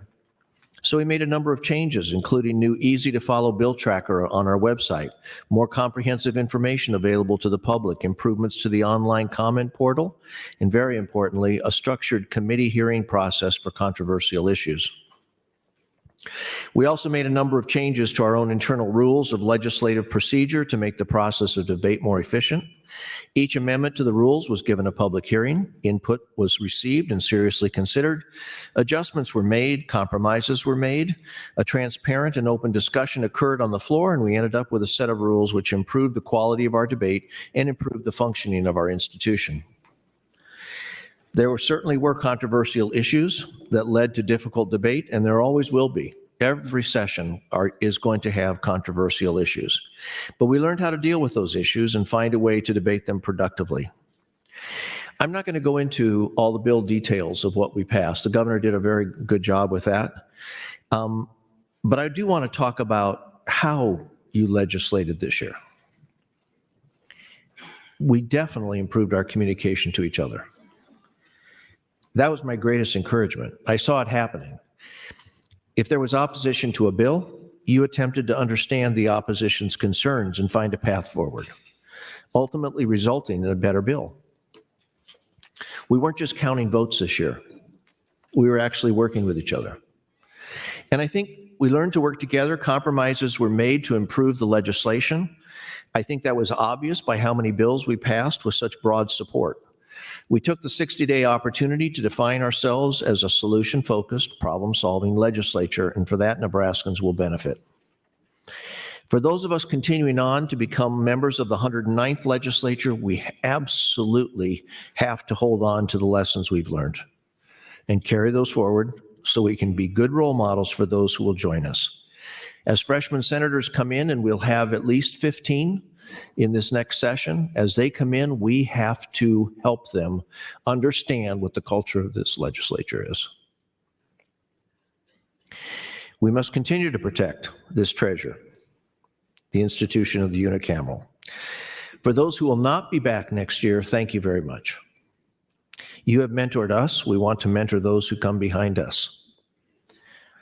Senator Albright, Senator Blood, Senator Bosselman, Senator Brewer, Senator Erdman, Senator Halloran, Senator Linehan, Senator Lowe, Senator McDonald, Senator Meyer, Senator Slama, Senator Vargas, Senator Walls, Senator Wayne, and Senator Wishart. Thank you, and it was a pleasure serving with you all.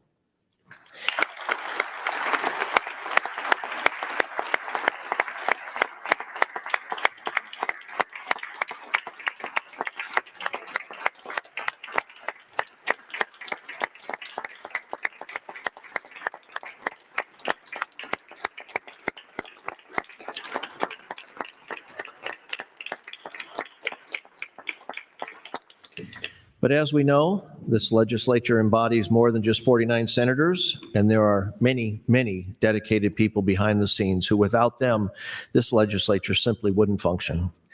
As I say your name, would you please stand up? I want to recognize you. First, he's already standing. I want to thank and recognize our clerk.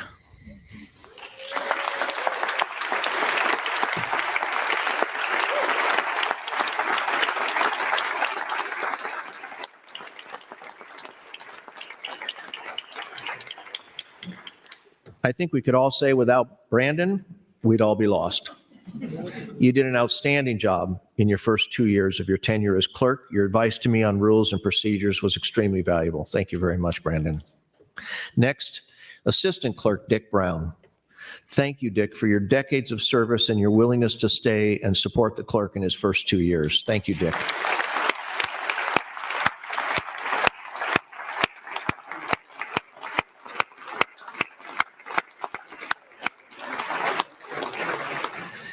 Also, Deputy Director of Committee Support, Mike Hibble in his new role, and the clerk staff who are on the floor each day, Carol Caranda, Jenny Svela, Diane Johnson, you're well known to all of us, and the rest of the clerk's immediate office who are here every night after we adjourn and here first thing in the morning. Thank you to the clerks.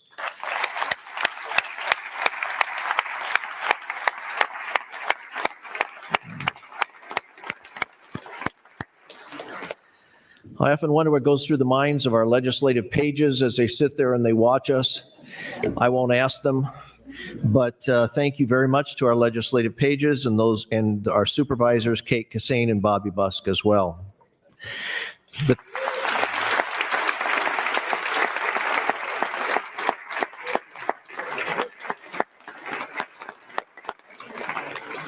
And then we have the clerk's support offices, which include our bill room and mail room, our transcribers, our unicameral information office, our legislative technology office, and of course, our sergeant at arms. Now, I want to take a moment here before we applaud all of them. I want to talk about the sergeant at arms for a second. I want to recognize some of our sergeants who will be retiring. Jerry Van Akkeren, Lori Klosterboer, both have been helping keep us in line since 2020. And of course, our chief sergeant at arms, Burdette Burkhart, who's been with this legislature since 2015. Thank you for all your service, and please enjoy your retirement.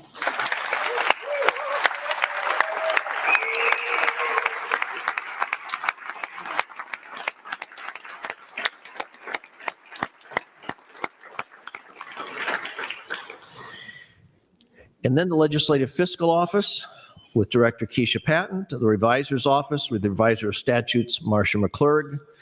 I'll tell you, it would be an understatement to say we kept these two offices a little busy this year and a little overwhelmed. In addition to the over 500 bills and resolutions introduced at the beginning of the session, senators, you requested over 1,400 amendments, 740 fiscal notes. These requests required both offices to work late into the evenings on weekends and holidays. Thank you to the leadership of those offices and all of the people that staff. Thank you all for your hard work.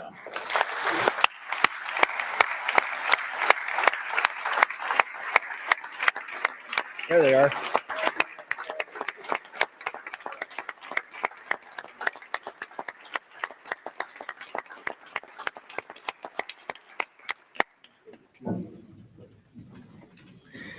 It got a little dicey at the end, didn't it? Turning those bills around as we were moving in the last days. Thank you very much for your hard work. We also have Ben Thompson, who leads our Legislative Research Division. Thank you very much for doing all of that research. The LAs really appreciate it. All of our senators really appreciate it. Ben, are you here? There you are. Thank you. and the staff. Thank you very much.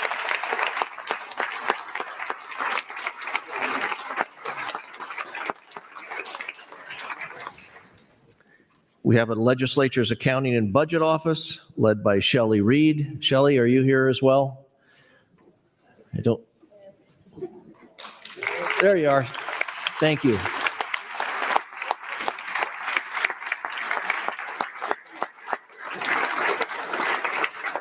We know that Shelley in her office is a whole lot more than accounting, and appreciate answering all of our questions. Performance Audit Division, supervised by Auditor Stephanie Meese. Is Stephanie here? There she is.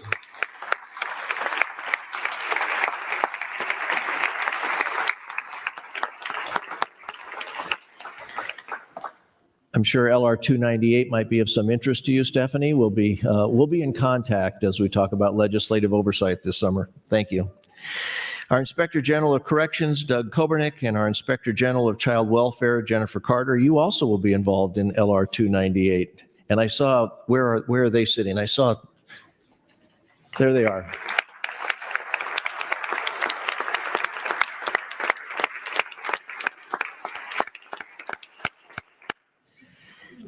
And then we have, of course, our Ombudsman's office led by Ombudsman Julie Rogers.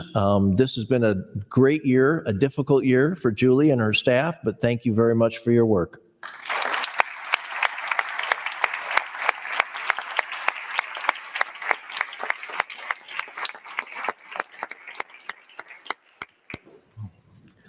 And then the person that we often see sitting as presiding officer, our president and presiding officer, Lieutenant Governor Joe Kelly. Thank you very much, Joe.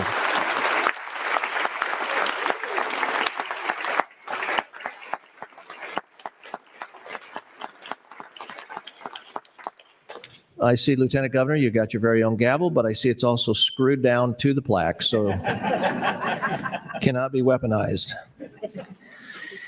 And of course, our committee, and of course, all of our committee staff and personal staff, my own team, Lori Weber, Lisa Johns, Manny Mazursky, I want to personally thank them. Wow, you know, thank you.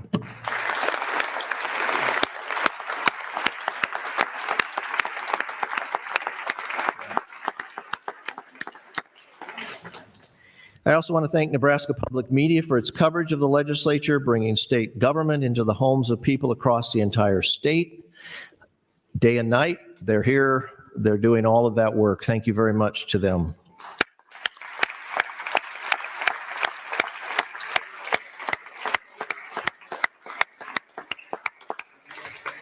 And finally, last but not least, Captain Mike Grummert, Lieutenant Sean Wilson, Trooper Dusty Black, and the rest of the Nebraska State Patrol, and of course our own Capitol Security Team. Your support and efforts to keep us safe and maintain order are greatly appreciated.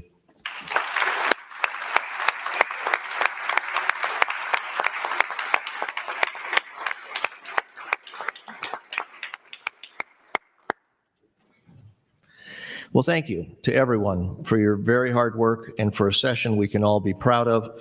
I had farewell at the end of my remarks, but perhaps it's see you soon. Thank you, Mr. President.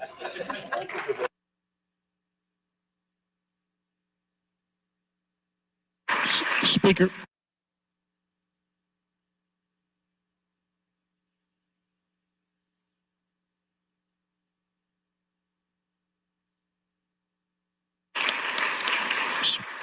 Speaker Arch, please approach.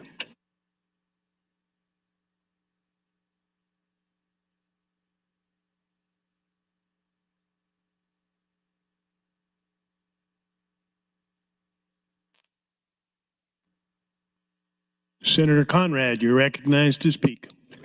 Thank you, Mr. President. Good evening, colleagues. Good afternoon, colleagues. As is the practice, a member is typically selected to provide gratitude and tribute to the speaker who leads our fine institution and who works with each of us. So it is my distinct pleasure to have the honor and opportunity to thank you, Speaker Arch, on behalf of the body, on each of us individually and collectively, for your fairness, for your integrity, for the open, candid communication, for the tone that you set, for the leadership that you provide, and for your incredible commitment and vision to professionalize and to modernize the Nebraska Legislature, particularly in the term limits era. We want to thank your beautiful wife, Brenda, and your family for sharing so much of your time with us and your community and your state. We are grateful for the strides you made on citizen and community engagement. We are excited to see where you take us on ensuring robust legislative oversight. We're excited to continue the work together on committee restructuring and rules. And we thank you for the heart and soul that you bring to your work each and every day to make Nebraska better and brighter. Thank you, Speaker Arch.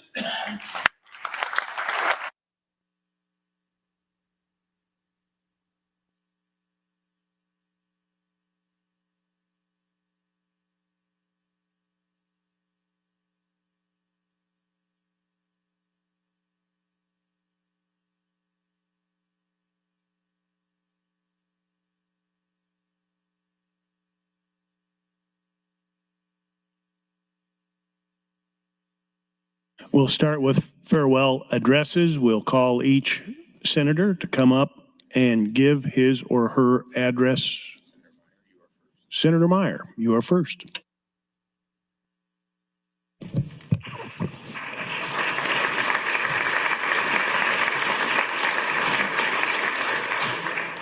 Thank you, and I will be brief since I was only here a brief time compared to the fellow state senators that were here for 8 years. 49 people bring 49 different perspectives into a body, and it's been one of the pleasures of my life to serve with you. I especially want to thank the governor for giving me this opportunity. I also want to thank all of the members of the two committees that I was able to have the pleasure to serve with, the Revenue Committee and the Education Committee, two of the hardest working committees in here, next, of course, to the Senator Wayne's committee. That's the hardest working one for sure, and tribute to him. I've learned so much, I hardly know where to start, but it's been an experience that my wife and my family will never forget. So I'm probably the first one to shed some tears, and I'm sure I won't be the last. But I said I wanted to be brief. So my appreciation from my heart goes out to all of you. Thank you very much.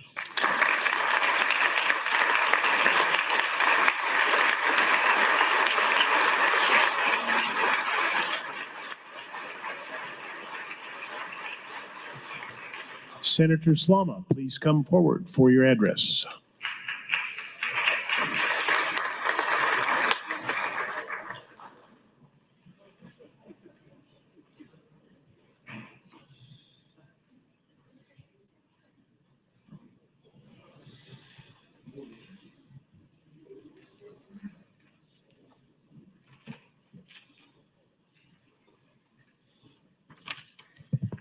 Spoiler alert, I didn't know what the order was and I wasn't wearing any shoes. So I'm the youngest woman ever to walk these halls as a senator. I'm the first woman to represent my district, the youngest person, the youngest and first woman to ever chair BCI. But at the end of the day, none of that matters to me. At the end of the day, what matters to me most is that you all treated me as a colleague. And my life has been a little bit like the Truman Show over the last several years. I came in at 22. So you've had the chance to watch me meet a cute coworker, date him and get engaged, marry him, graduate law school, pass the bar, and become a mom. You've supported me walking through hell and back and coming out the other side. Thank you especially to Luann, Joni, Suzanne Geist, and Rita for standing with me and making a point of standing with me. Thank you to Aaron for always seeking the truth. Thank you to Dave for picking up the phone when Andrew and I needed it most, and for Marnie for joining the fight. I'll always remember the times when this place worked well, like when the Corps of Engineers said it would take an act of Congress to get the levee protecting my hometown repaired.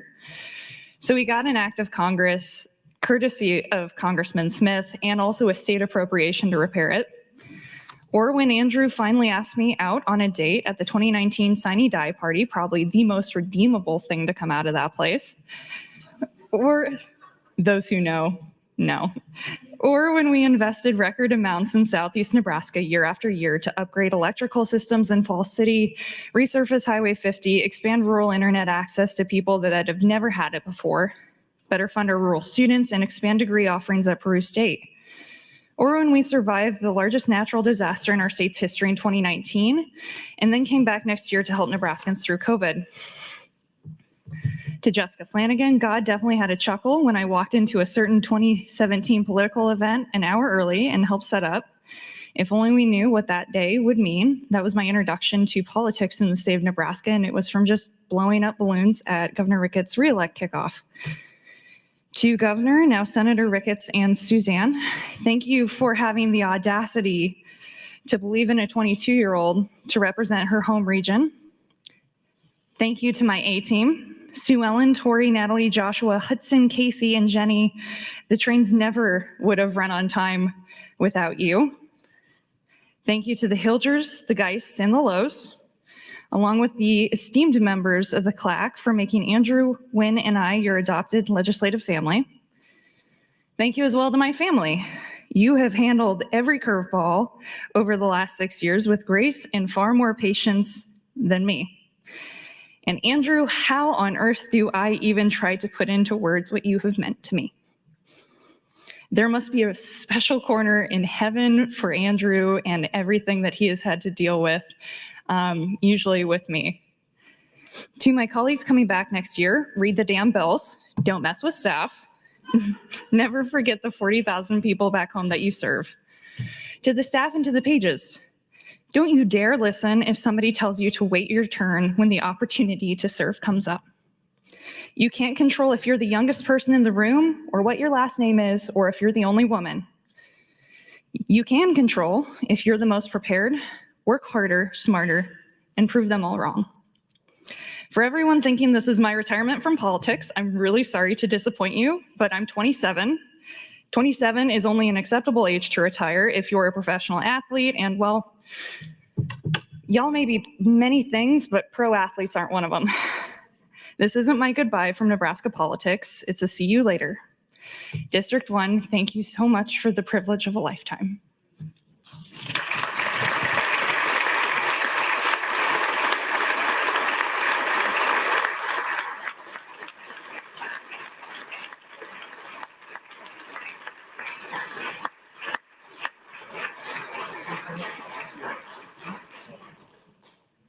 Senator Blood.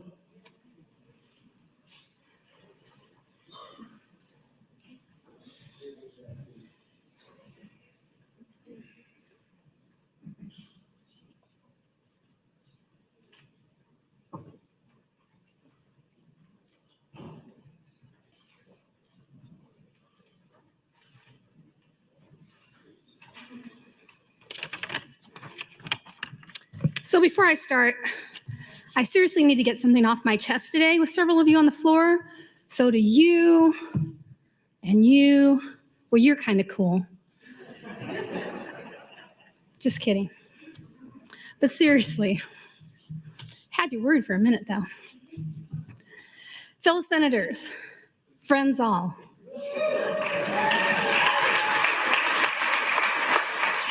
And I bet you wonder why I say that every time I get on the mic. And I want you to know that my secret is that is an homage to former State Senator Don Preister, who is now on the Bellevue City Council, a man who was an exceptional senator, as honest as the day is long, compassionate, a hard worker, and smart as a whip. And so every time I say that, it was to put good things into the universe on his behalf. So everyone has an opinion as to what makes a good senator. And here's my advice, based especially on the last 2 years of my term here in the legislature. I beg of you, try harder to overcome your confirmation bias. When you constantly seek to confirm what you personally believe, you will likely miss out on ways to productively connect across the aisle for much more positive outcomes. It's okay to have conflict, and God knows we've had a lot of conflict. But I encourage you to engage in productive conflict. Listen first to understand and extend grace to others. You only need to know why they believe what they believe and where they are coming from. You don't need to shove your own opinion down their throats. Remember to have a powerful mindset. I believe that your thoughts do affect your actions, and I have spent my adult life believing that change is possible, but you have to trust in positive intentions. Lastly, take heed to the words of Albert Einstein. You cannot solve a problem with the same mind that created it.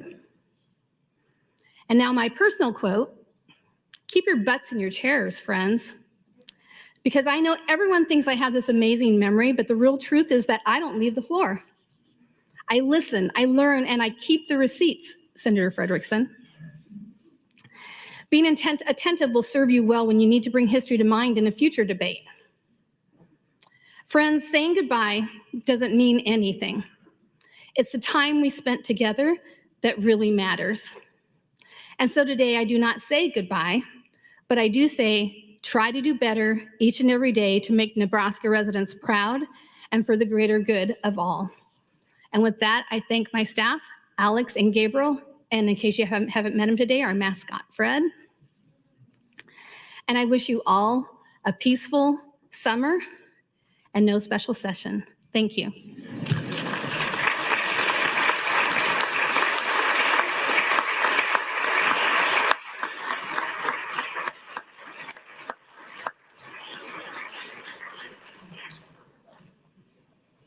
Senator McDonald.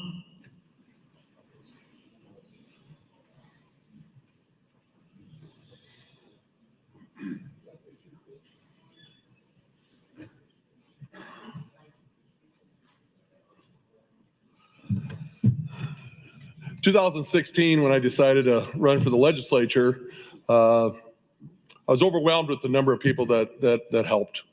And starting off with was my wife, Amy, and my son, Ryan, who was 14 at the time. And we went out and knocked doors, and they had never knocked doors for a candidate. And I said, I'll be close.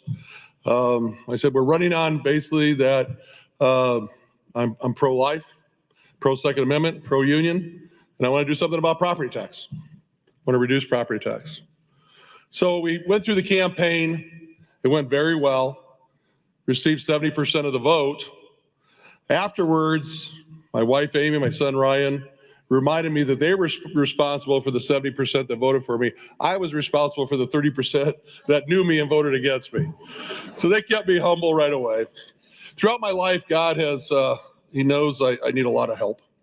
He's always surrounded me with great family, friends, and he didn't do anything different than when I got down here. Alicia Brady, Neil Erickson, Tim Pendrell, prior to that, Kate Godsteiner, Evan Schmeitz. They really do 99% of the work. I do take 100% of the credit, but they do 100% of the work. They put up with me, and not one time have they ever complained. Not once. I asked them to do quite a bit. When you serve on the fire department for 24 years, you can become very close to people. Not because you know them when you start serving and you agree with them. There could be a stupid fight over a basketball game. Next thing is you're going into a burning building, you're willing to put your life on the line for them. This place does that to you. It's not because we came here and we all agree and we're all from the same background. It's because we came here to make a difference. And we take our oath very seriously. It's a lot of work, honor to serve, as you all know, but also we are making a difference. My advice to you, brevity, be impeccable with your word, and don't let what's going around you define you. Always be the person that came here to serve. Whatever you told your constituents, whatever you told those people agree with you or disagree with you, going door to door, that is what you're trying to do. But also compromise is not a bad word. I'd rather have 50% of something than 100% of nothing. And I think that's what the people of Nebraska expect from us.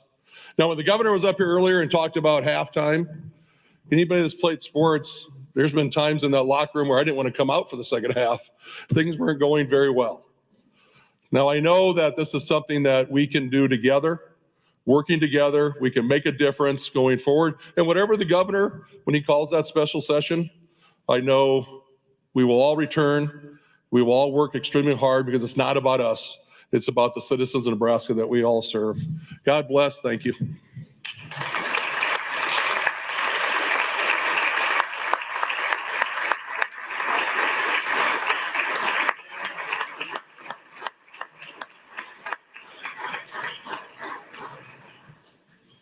Senator Vargas.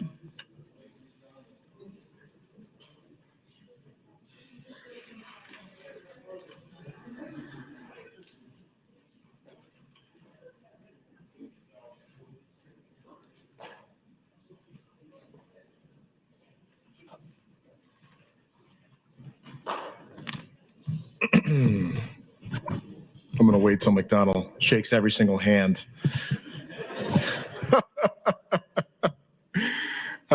Actually, you know what the hardest part about following Senator McDonald is, one, he had no speech. He probably had some notes, but he pretty much did that just from his mind, right? Just from the top of his mind.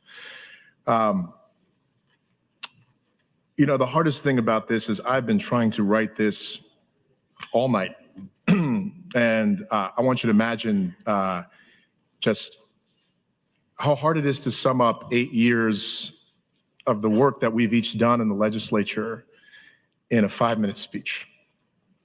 And so rather than try to focus on getting it completely right, I'm just going to focus on the things that I'm most proud of and the people that got me here. So I do want to thank everyone. I want to thank all my colleagues. I also particularly want to thank my family. The best part about this is right now, my family is not in the rafters right now. My family is in the office. My wife, Lauren Misek Vargas, my son, Luca, and my daughter, Ava, they were a little rambunctious, as you can imagine, for a 5- and 3-year-old. And so my wife was texting me and she said, I don't think they're going to make it. Can we go down to the office? And I'm like, yes. I love you too. And for the people that have seen me in the legislature, my family is a huge part of the reason why I do this work. It's the part that I get so emotional about because every single one of us make a sacrifice to be here. And if you think that there was any way that I'd be able to do this work these last 8 years without the love and support of my wife and my kids and the sacrifice that we make to be here, it's an amazing family in this room. It's an amazing family that sacrifice our time. So I do want to thank all the families, just like mine, that have sacrificed so much for each and every one of you to be here.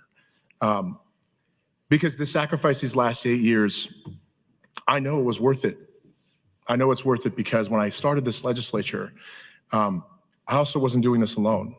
I do want to say thank you to my staff. And there are many, many staff I've had over the years that have sort of evolved. We have Lee, we have Sam, we have Eric. And I do want to do a very specific shout out to 3. This is Meg Mandy, this is Morgan Wallace, and this is Christina Prentice. I know each and every one of us have families with our staff. That's how things are. I have a friendship that I cannot describe on the people that I trust in my team that have been with me throughout all of this and have helped me to do so many amazing things. We don't do it on our own. And I just want to thank you for having my back and for doing everything with us these last 8 years. Look, I ran for office the first time because I really didn't see a lot of people that look like me in politics.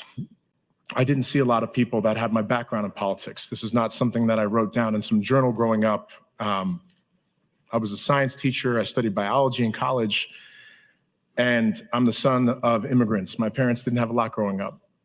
So when I get into this body and I'm getting able to do this work, when I get elected, these last 8 years were really focused on trying to figure out a way to actually solve problems that are affecting my district and to try to help other people solve problems.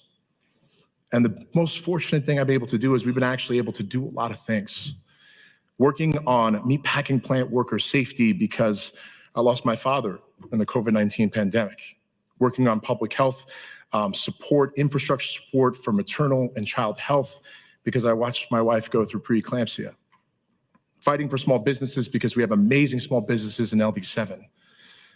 There are so many solutions we've been able to find, so many problems we've been able to find solutions in the Nebraska legislature. And it's because we each get elected to do this work. And that's the advice I want to give you. We are all different in so many ways: personality, our geography, where we come from, how we got to this world.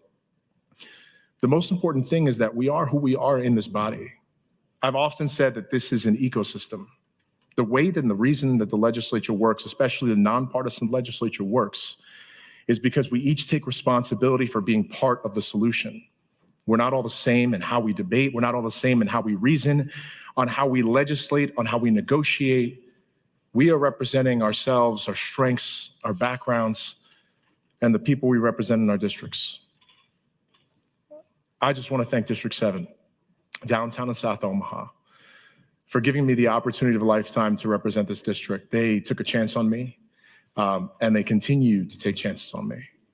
And I will tell you this, the greatest professional experience I've had in my lifetime has been doing this work right here and being with you in this work and serving with all the colleagues, and especially the colleagues that I served with in my first 6 years. And a lesson to each of you in this room, for all my colleagues here, for the ones that are coming up in this next year, they're going to get elected. Make sure you build relationships with them. Make sure you understand where they're coming from. Make sure you're willing to learn from them, willing to compromise with them, and build a friendship even when you disagree on things. It's the best advice I can give you. It's the thing that I've really tried to do. And a shout out to my Appropriations Committee. When I first got elected, I was told the Appropriations Committee is an island of misfit toys. I still believe that that is the case. But I've made some of my best friends in the Appropriations Committee these last 8 years. And they're people that I will consider lifelong friends from here on in, because we get to do the work of making sure not only we balance our budget, but that our budget is a moral document that represents as many of the voices in this room and Nebraskans across the entire state. With that, I want to thank you for letting me serve. Thank you to my family again, and my team and my staff. And thank you to the state of Nebraska. Thank you.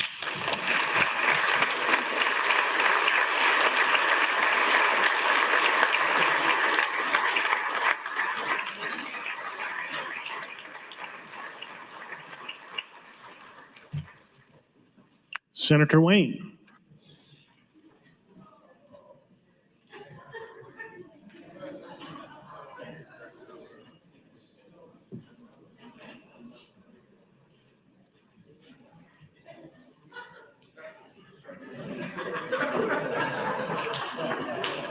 My man came through.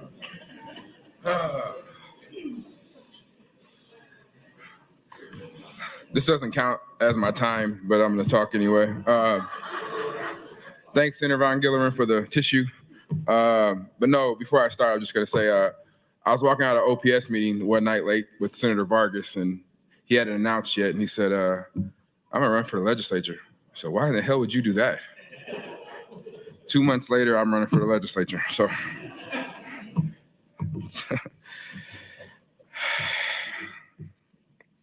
today marks the end of an era, but more importantly, the beginning of a new chapter for our collective journeys.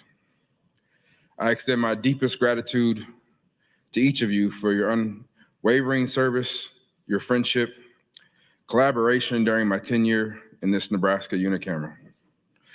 Your dedication has greatly contributed to the betterment of our state, and I am proudly to call many of you my friends. I want to say particularly to my family and friends, my wife, who have supported me throughout this entire crazy time in the legislature. My heartfelt appreciation goes out to them. To my daughter, Maya. See, this is why the tears are going to come. I was standing sitting where ballot was when I was sworn in with her by my side. Every vote that I took on this floor, controversial or not, she was the one I had in mind. She kept me grounded, she kept me centered, and I want to thank her for being my true north and my North Star. To my son, Thomas Swain. He doesn't quite know what the legislature is. His name is Justin Thomas Wayne Jr. And so just saying his name on TV when they're watching, he's sick at home right now. I'm a cool dad. So Thomas, I got you. But to both of them, be the best versions of yourself. Fiercely pursue your aspirations and dreams. Learn from every experience, even your failures, because they are nothing but stepping stones for your success. I find it ironic that I'm leaving this legislature and going back to coaching when it was coaching youth basketball that got me involved in politics. See, I used to always tell my team that if don't cry and complain about something unless you're willing to get up and contribute and do something about it. And when I was complaining about OPS one day, it was my 5th and 6th grade team who told me, "You told us not to complain about it. So what are you going to do about it?" Jordan Nash and Tyler Hall called me out, and Kevin Harkins ran my campaign. So I had 6th graders running my campaign, and I won. So it was really weird. When I first entered this floor of the legislature, I felt like a walk-on trying to make a team. I knew that I stood out because I thought a little different than everybody. I didn't really pick a side. But yet it was the people who stood before me: Tanya Cook, Brenda Council, Scott Laudenbaugh, Jim Moranti, John Moranti, Tyson Larson, who taught me that it wasn't about blending in, but just making a difference. To my class, look at the success that we had. I am confident in saying we are the best class ever in the Nebraska Legislature. For those who are after us, your future is still yet unknown. But for us, we did COVID to redistricting, property tax relief, income tax cuts. We increased funding for education, rural and middle income housing. We made crucial investments throughout this entire state: Omaha, Hershey, North Platte, Niobrara, Knox County, Grand Island, Nebraska City, Fort Robinson, Lincoln, Omaha, Keith County. Oh, those are my bills, never mind. I did all that. No, I'm joking. We did that. We did that as a class, and we didn't do it for the media likes. We did it because it was the right thing to do. We are all going to leave here one day. We won't be able to take with us our votes. Well, I guess you can probably take your lapel pin. But we're always going to take with us the memories that we had here. As we transition to new endeavors, don't forget the legacy that we left here. Our accomplishments, no matter how small, will have rippling effects throughout the state and throughout this country. I will remember the votes and the many vetoes. I remember all the fights. But what I choose to cherish are the late night discussions with Senator McDonald, McKinney, Linehan, Holloran, Boson, Erdman, Holloran, and Brewer. And yes, even you, Tony Baker. To my fellow senators, even to those who I don't always see eye to eye, I hold your perspective in high regard. Your dedication to Nebraska inspires all of us. To both Governor Pillen and Governor Ricketts, now Senator Ricketts, despite our differences, I still plan on working with you in the future on our shared commitment to making Nebraska better. As I leave this legislature, I do so with a firm commitment to our shared goals. Just as in basketball, sometimes the most effective defense is a good offense. In our state, we have to invest and continue to invest in our education, economic development, and growing our state. In the coming years, as I prepare for a new role, possibly on a bigger court, I promise to carry the lessons I've learned from here forward. To Senator McKinney, you've done more in 4 years for your district that's been done in the last 50 years. Don't let nobody take that away from you.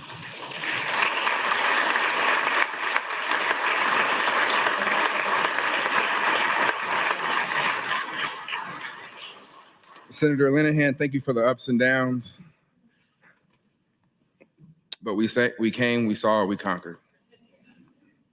As I conclude, this is to Fred Horberg, Greg McDermott, Jim Flattery, Amy Williams. If you are looking for a great basketball coach, you have no further to look than District 13. I am waiting. I am ready to get on the court with you and teach basketball throughout the state. And you know, based on my legislative record, I get the job done. Thank you all. God bless you all. And thank you for allowing me to serve with you.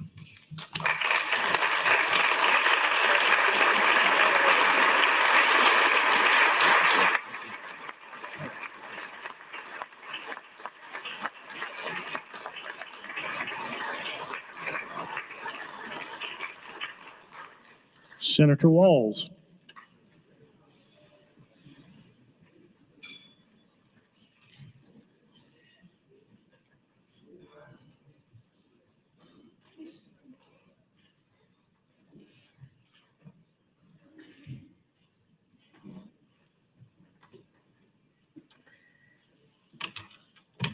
Eight years.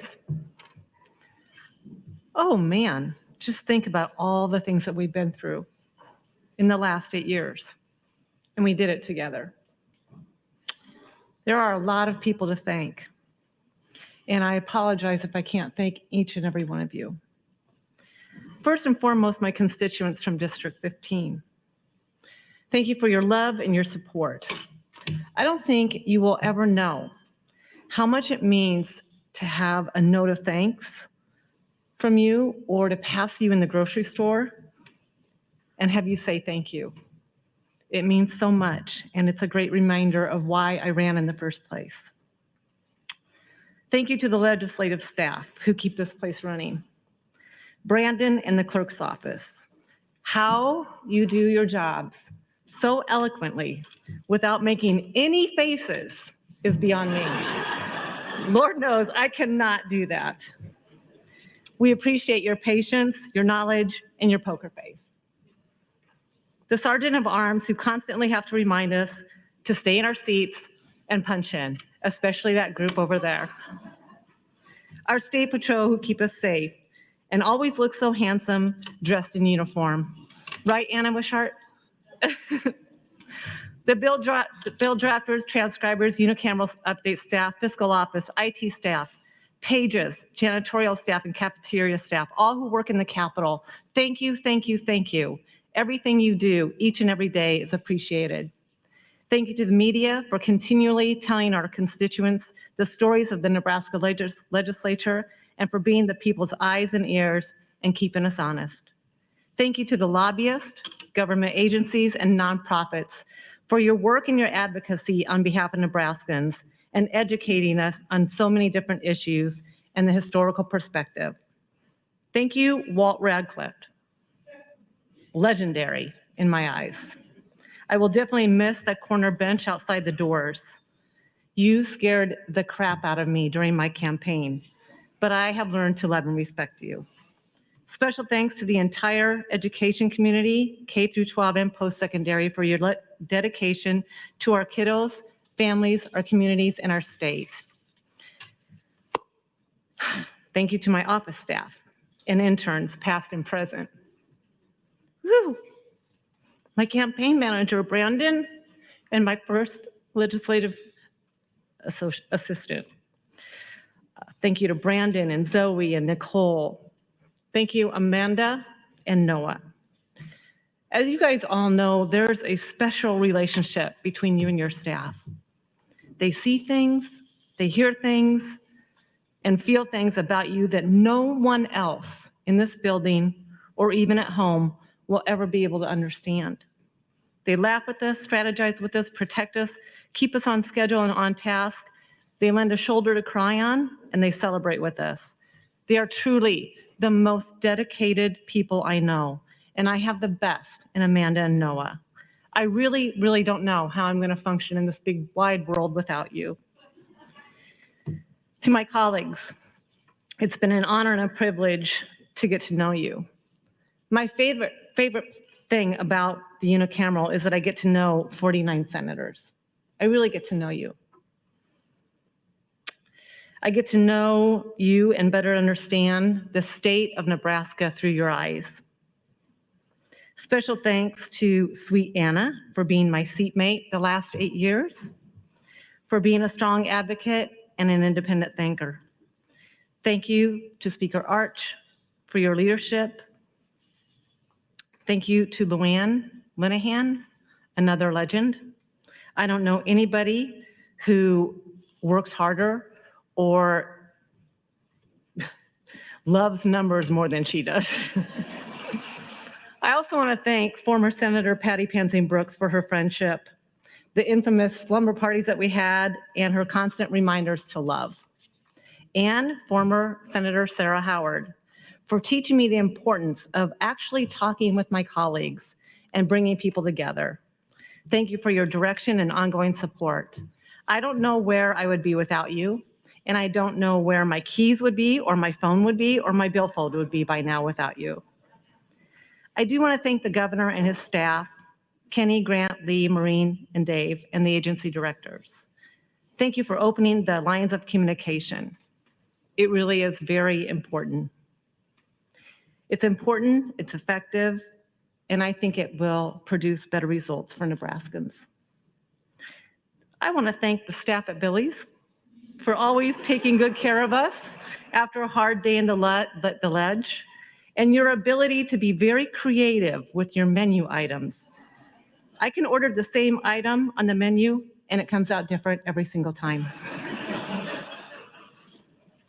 Lastly, I want to thank my husband, who's here today.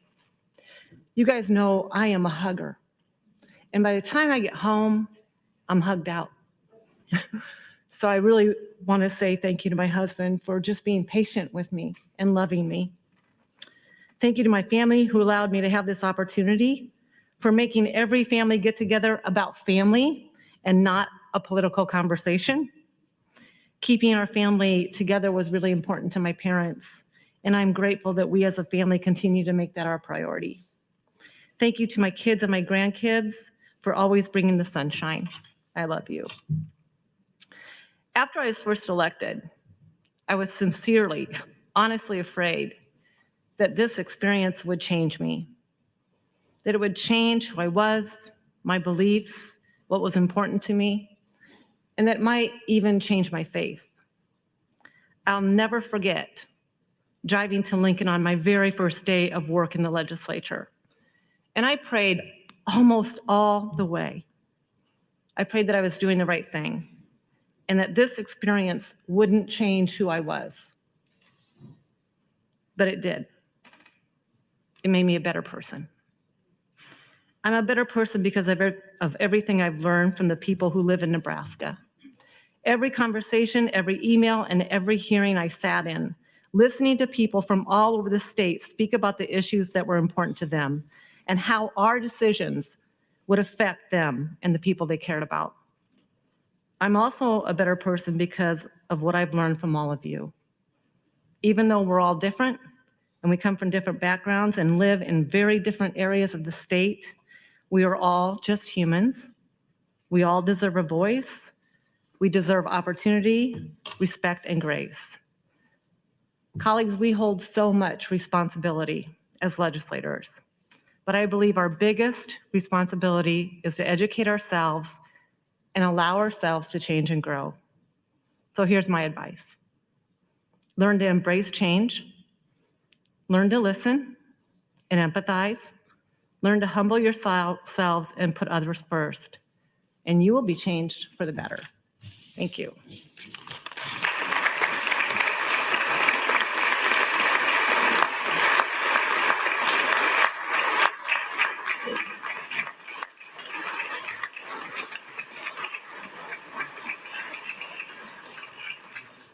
Senator Albright.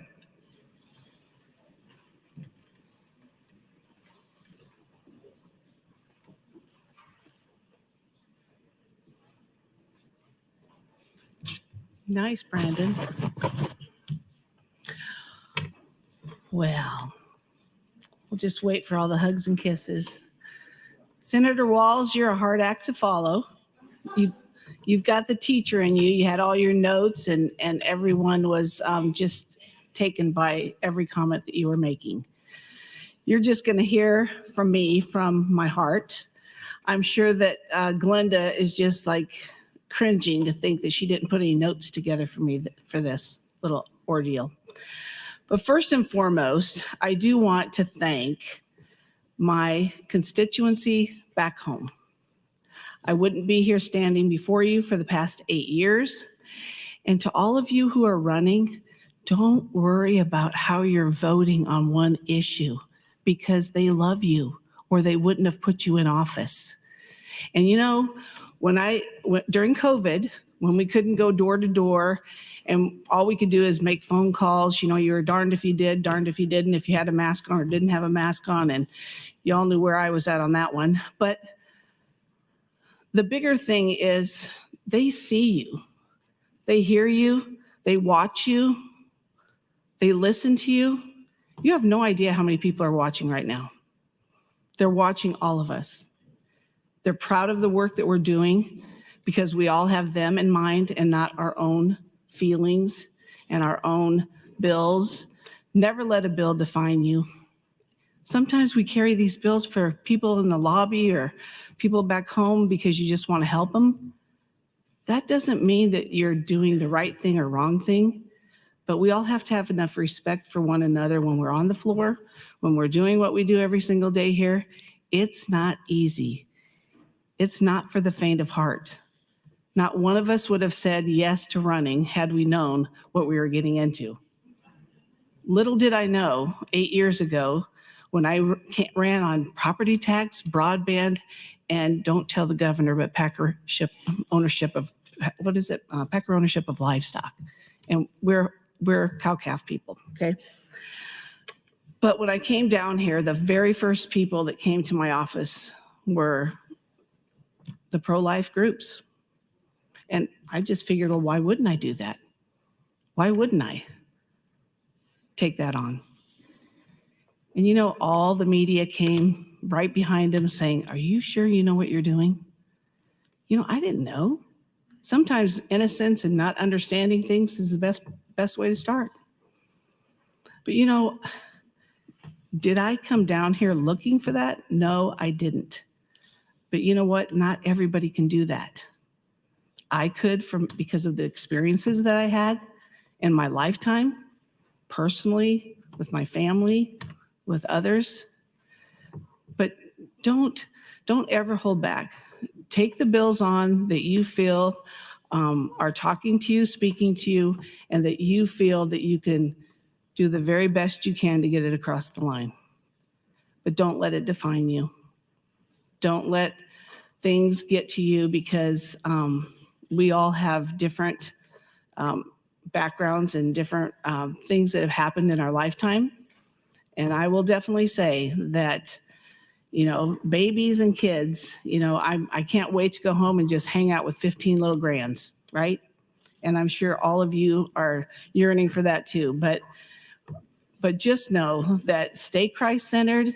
You know, I've told a lot of you today, it's been a slice of heaven, getting to know all of you, knowing your families, knowing your spouses. I've made such great friends here. The guys in the Bible study every morning for the first 6-7 years of my life, I'm down here, I would go and hang out with the guys, and we have a lot of Christ-centered men in this room. And we had a few of the gals show up every now and then as well. But I just want to, I'm so glad that the speaker thanked everybody that needed to be thanked, because there's no way I can even start without forgetting someone. So first I want to say to my family, who all, as all of yours, have to buy into this, have to buy into the fact that you're going to be gone a lot. And I thought, oh, it's okay. You know, these little ones are just coming around. Well, now we have 15 grandkids. When we started, we had about 6. The Brady bunch got together, it exploded. Now we're at 15 little grands, but all of them have to take whatever's going on in your life, it's in their life too. So, you know, be kind to one another and do better every day. And when you go home at night, you should be able to give yourself an A for the day. Hold your tongues. Be cognizant of the fact that everybody has something going on in their life. You know, I reflect on last year and how many people in this room were sick. They had some major issues going on with their families. But you know what? I mean, we grinded right down. Every single person in this room had something going on. And a lot of us didn't even know. But, you know, through our faith and through people praying for us and the citizens of Nebraska watching us and holding us up, I think we've done a pretty good job. I have a lot to go home and be thankful for. And I know all of you will too. But give yourself grace when it comes to what comes at you on a daily basis, because it's not always easy. I do want to thank my office staff. Glenda Ward came on. She was a teacher during COVID, and she didn't want to go back. I had 5 teachers apply. And Glenda, I'm glad you chose us, and I chose you.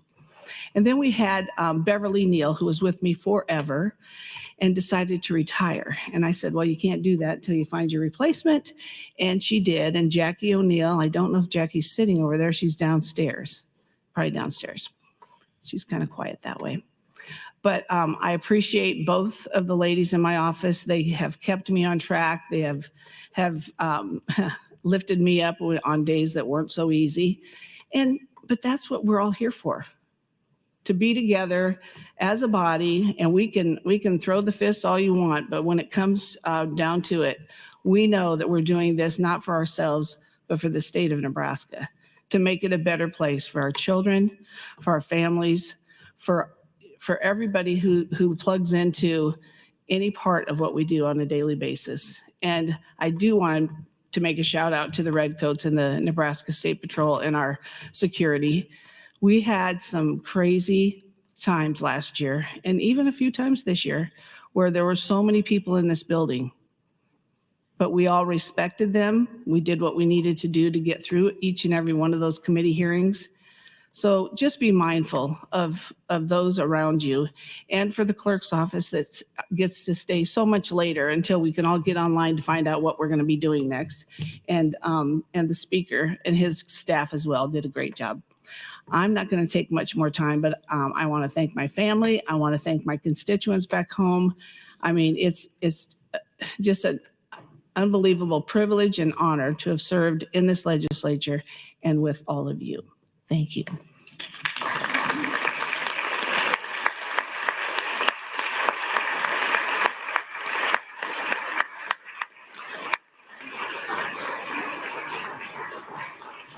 Senator Bostelman.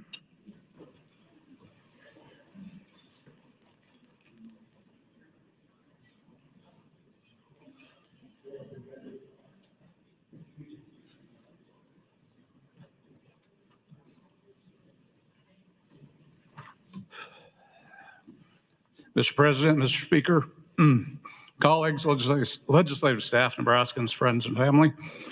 It has been a privilege to serve District 23 in Nebraska over the last 8 years. I've enjoyed meeting so many wonderful people across the district throughout the state. We have seen many challenges during these years, and we came together to meet the needs of family, of neighbors, and strangers alike. Always willing, always faithful, and caring. Giving when no one was looking, helping when no one else was there. The strength of Nebraska, its people. Remembering the spring of 2019, the tragic and ravaging floods that devastated our state, cutting off families, communities, and farms, tragically taking life. Yet so many of you came to the aid in historic fashion, rescuing many from the floodwaters, providing shelter to those displaced, and aiding in the massive cleanup and rebuilding afterwards. People helping people. Winter Storm Uri tested us all, causing rolling blackouts across the state, closing businesses, schools, and entire communities. A crippling winter storm, a major ice storm with widespread effects from Canada to the US and into Mexico. You were checking on neighbors, family, and friends. We cannot leave out the challenges we faced and still face as a result of COVID. a virus that caused a great deal of anxiety and stress throughout the state. Strong, differing opinions on how to treat isolation, restrictions, and business closings. Even here on the floor, plexiglass cubicles were built to keep us from each other. Yet we persevered, you persevered, day by day, helping each other. This is what I am most thankful for, and the opportunity that I've had to serve such wonderful Nebraskans, people helping each other through some of the most difficult times in recent history, making a difference, serving your communities, helping when no one else was looking, giving when there was no more to give. It has been a privilege to serve your state as your state senator, and I thank you for that opportunity. Now, I would be really remiss if I did not mention this. Broadband.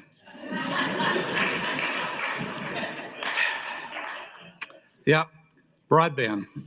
We have a very pivotal time right now over the next 3 years to make a difference for Nebraskans. I would encourage the Public Service Commission and the broadband offices to work more closely together. Let's make sure every dollar counts. Let's work together with all stakeholders and build to every home and business in this state. There needs to be no pride in ownership in getting this work done. Do or do not. There is no try. Now I want to thank each senator that I've had the opportunity to serve with. It has been a pleasure, whether we agreed or disagreed, one bill at a time. I thank you for your dedication, your passion and service to our great state. The legislature does not function without the many people that work behind the scenes. Thank you to all the staff that works in bill drafters, fiscal, IT, accounting, clerk's office, sergeant at arms, state patrol, Capitol Police, building maintenance, tours, pages, and so many more. Thank you. And I want to thank my staff, Riley, who has been with me the longest and does it all. Catherine, new in the office, hit the ground running. And believe it or not, she managed to get married during this legislative session. Congratulations.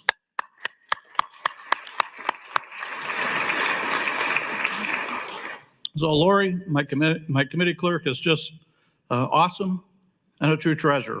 And Cindy, my legal staff, always there researching and advising when needed. Also the members of the Natural Resource Committee.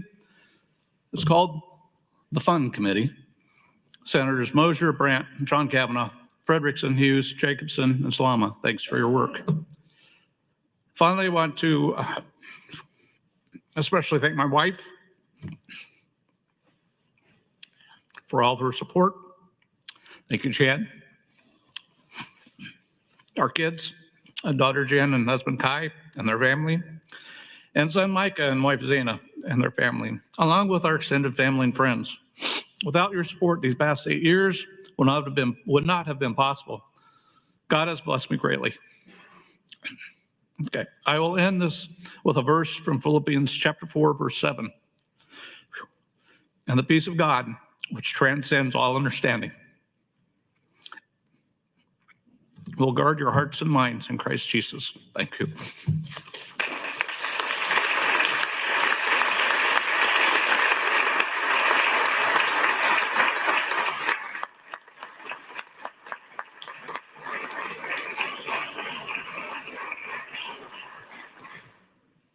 Senator Wishart.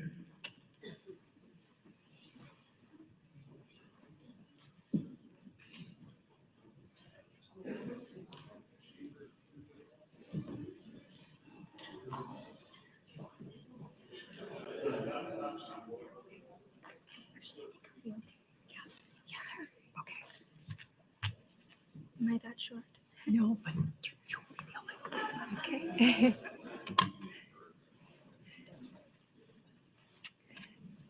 I wrote this speech on the plane flying back to Nebraska, most of the speech, and I was crying for 2 hours straight.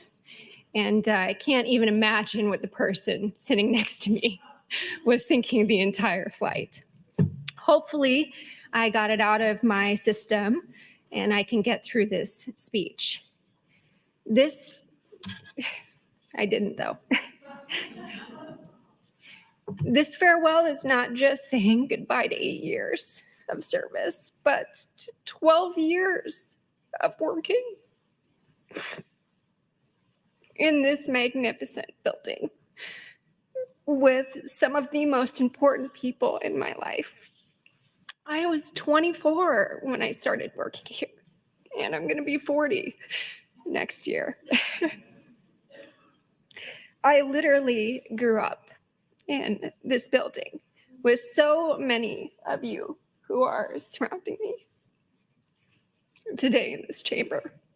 And it is hard, very hard, I agree with Senator Vargas, to find the words to thank people who have so deeply and positively impacted my life, but I'm going to try. First, I want to thank my family. My mom and my dad, Sarah and David, were here. My mom is still here. She waited it out. And my husband, Joe, is also here today. My twin sister, Vanessa, and her partner, Jack, and the newest member of our family, her little niece, Corrine, couldn't be here. My little niece, Corrine, couldn't be here in person. But since Vanessa is my twin, I'm sure she's reading my mind right now and hearing everything I say. To my family, thank you for being my support system. This is a job, as all of you know, with a lot of ups and downs, and you've been there with me through it all. To Joe, we first started dating when I was working as a staff member in this Capitol, and I remember you picking me up on the west side in your old beat-up truck, and I'm happy to say in 12 years you have not changed. You still drive a very old beat-up car. I know that this job has caused us to sacrifice one of the most important resources that we have in life, and that's time. And I am so glad to be able to get to spend more of that with you.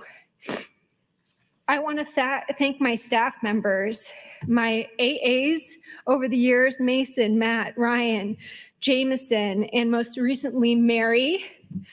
Mary, you and I have known each other for quite some time. I first knew you as a staff member when you were working for Senator Leroy Loudon, and I am so glad that you came out of retirement to come back to this Capitol and work with me in my last year.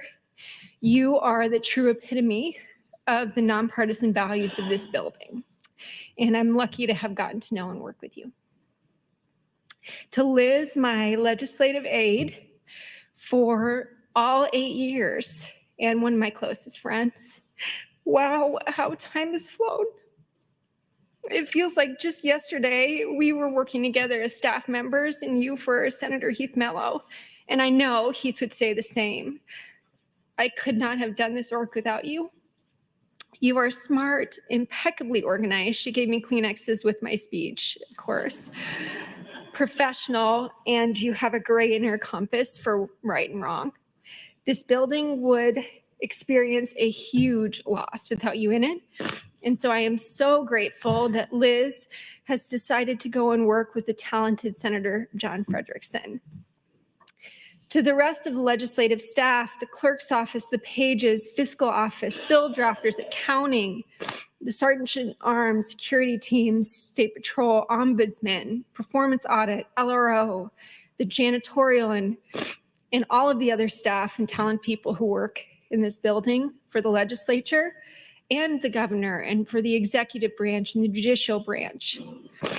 You are some of the best human beings I know.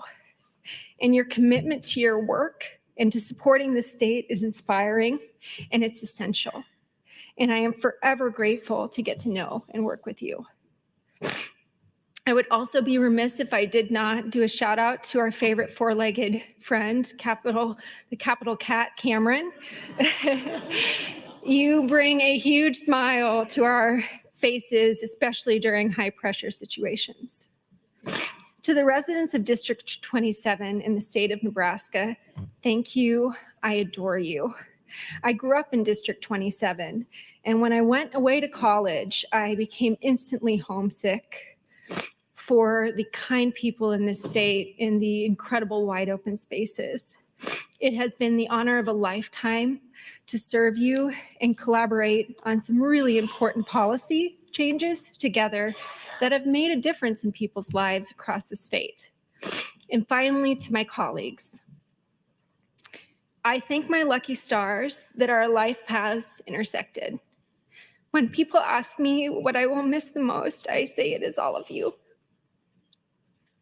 I have never wanted to live in an echo chamber of my own thoughts and people that just say yes to me.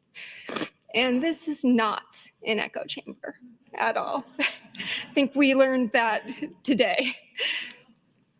This is a chamber full of beautiful, beautiful diversity of people who have come from across the state, journeying here with vastly different life experiences and talents.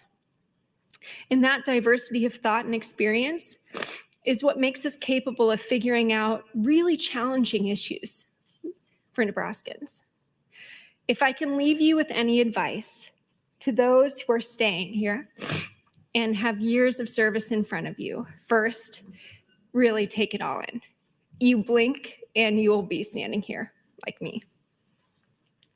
Second, lean into differences. Seek out the people that challenge you and inspire you. I see my friend and colleague, Senator Brewer, there, and you are such an inspiration to this state and to this country, Tom. And I thank you so much for your courage. Really, colleagues, be curious about each other. Why somebody thinks the way they do. What is it in their life that has led them to feel so strongly about something? Climb a mountain together, both literally and figuratively, because it's in those spaces of differences where making a difference occurs. Thank you.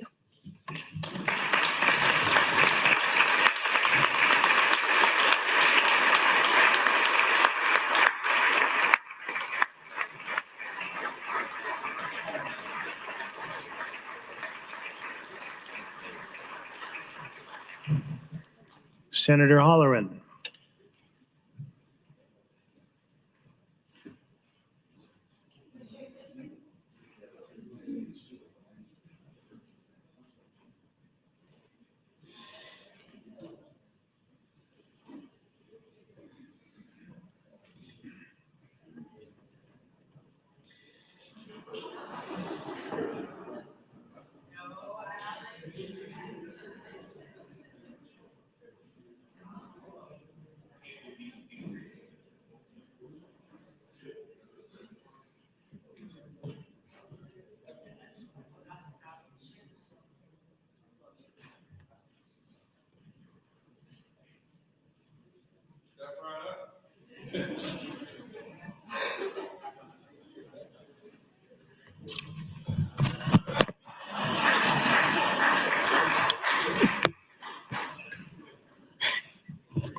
Good evening, colleagues. Good evening, Nebraska. You know, I had considered not doing a farewell speech because I'm not very good at goodbyes.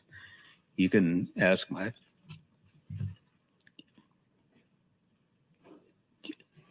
family about that. Just not good at it. Anyway, 2 quotes from Shakespeare. Brevity is the soul of wit, and parting is such sweet sorrow. It's mixed blessings, right? When we came here, we all thought, well, I would say this. I don't think any one of my fellow senators came here thinking only of themselves. You came here to represent your constituents. But even above and beyond that, it's a generational thing. You came here for the future of Nebraska. Your children, grandchildren, to make it a better place than you found it. So I applaud you all for that. I applaud you all for your patience with me. I saw a lot of anxious looks on people's faces, thinking I might come up here unscripted. but I think unscripted is fine. I did come up here. First, I want to clearly thank my lovely wife, Ann. I have made the mistake before, maybe more than once, of being at an event and failing to introduce my wife. Now, maybe none of the other male senators here have ever done that. I'm guilty, but not today. Ann's my partner in life. Couldn't do it without her. And my loyal staff, Rodney Crow, Peyton Cloture, Rick Leonard, you all know that, I would say you all have very loyal staff.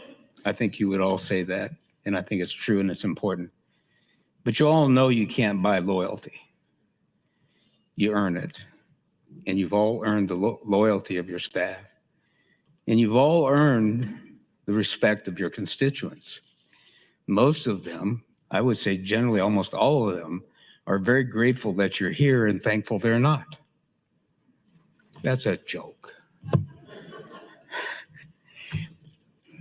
But I think it is important that they understand what you put the dedication to do when you're here, and they respect that. You know it. You talk to your constituents. They love you. They don't always agree with you, but they love you for what you're doing or what you continue to do. And so I would just part with saying that I did bring along a list of all my constituents, and I want to go through and thank each one of them. Not going to do that either. But I want to thank you all. It's been a privilege knowing you. I didn't mention Drew Borski. He was a previous staff member, but he abandoned ship, but I still love him in spite of that. This place seems to run seamlessly only because of the dedicated staff that everyone has already thanked, and I thank you as well. It's kind of like a pond full of ducks, right? They all seem so relaxed in the water, floating along, but they're paddling like hell underneath. But that's what makes it work. So finally, and I should have started with this, I want to thank God for the opportunity he gave me to be here. And I want to thank God for the opportunity he gave all of you to be here as well. Couldn't do it without him. And so I would end with this. God bless you all. Keep your dedication. And I'm looking forward to watching you from a distance. Thank you.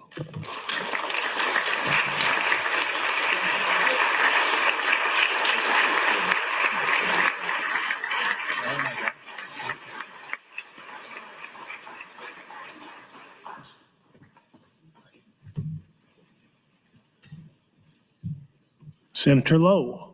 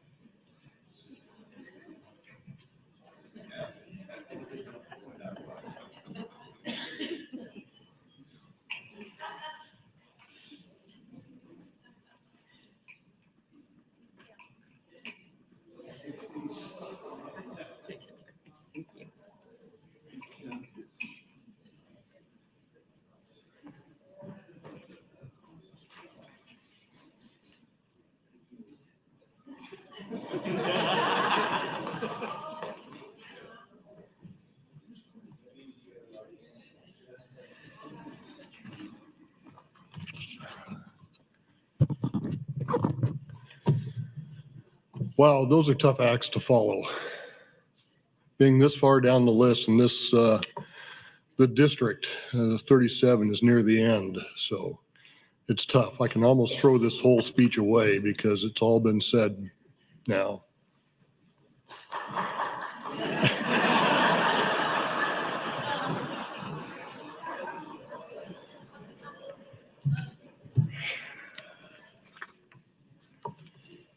Class of 2016, we made it.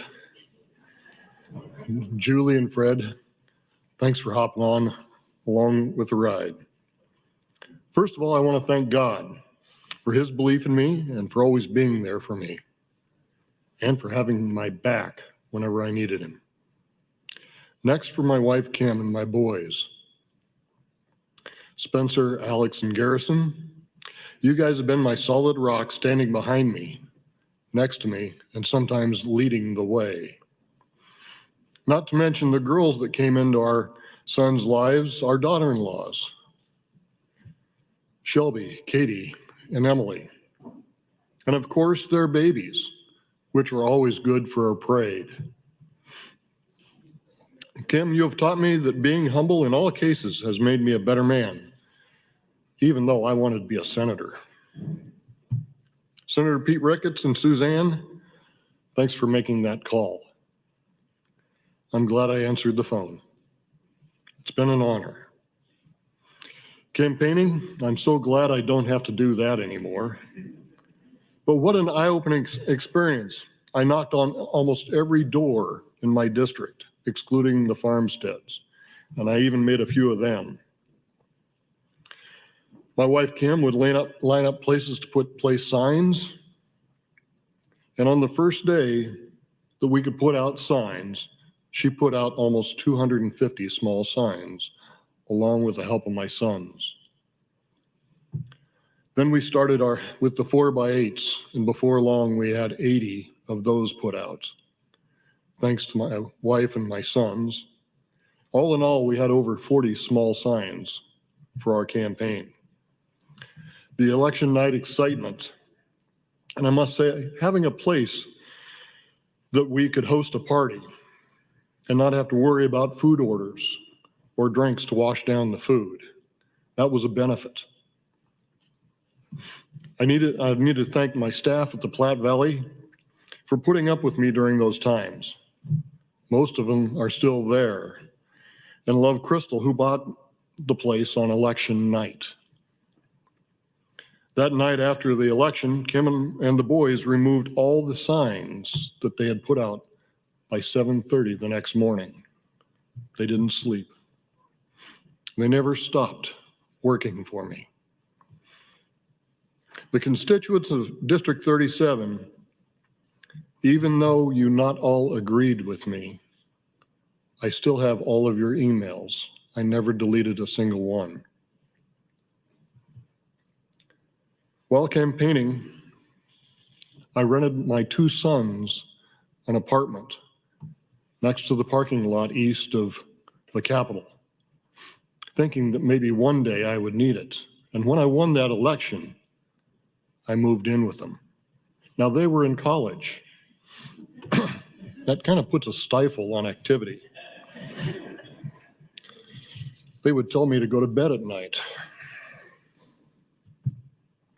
And going back through the years, we've heard this before, but our first year, we had 30 days of rules to start out the year. Then we had no money and no fiscal notes. It was accompanied by terrible floods. I wish to thank the lobby for helping us out on issues, presenting both sides of the issue. Then we had to learn how to say sesquicentennial. I hope I said that right. The terrible fires across our state, the late nights with Ernie, and the low lights. Massive amounts of money. Temperature checks. COVID, all in all. The plastic shields, the masks, and the balcony sick days. Do you know if you hold a cold can of Coke up to your forehead before you get a temperature check, it doesn't register?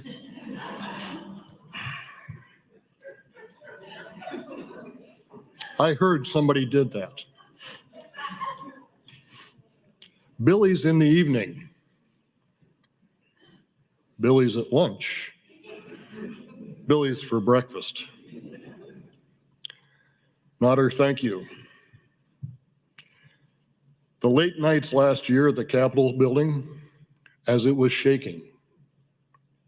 I don't think it's ever done that before. The many no votes that I cast. Sorry about that. The travels across our country with colleagues and across the world with some. And the connections that we have all made together, not only here, but across the country and across the world. It's amazing. Our friends, the Nemecheks, who we have traveled with for years, they live in Lincoln, so they would feed us dinner occasionally at night. Bible study with fellowship of other elected officials, starting with Perry and Faith and continuing on with Aaron and Anne Marie. Thank you for being leaders in the Word. Thank you to Brandon and the whole clerk's office for you have made these 8 years pleasurable. And how can I forget Patrick O'Donnell, who scared the wits out of us not once, but several times. And thank you to the young men and women who sit up in front and do our bidding throughout the day. You save our lives. And where would I be without the staff that I've had over the years? Patrick and Sam, who started me out and kept me going. Then Ben and Lori and Andrew these last couple of years. You guys prepared me for the day. You prepared what I was supposed to say, and then I would rewrite it and screw the whole damn thing up. Thank you. It's been an honor to work with you. The Redcoats, State Patrol, Capitol Security, Jeff and the maintenance staff, and I will miss my front row and those who have served there with me. And now as I ride off over the edge of the world, being a geography major, and back into reality, I wish to thank all of you for serving with me, and I'm humbled to have served with you.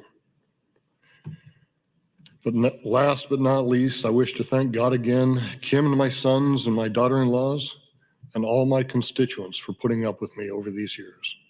Thank you.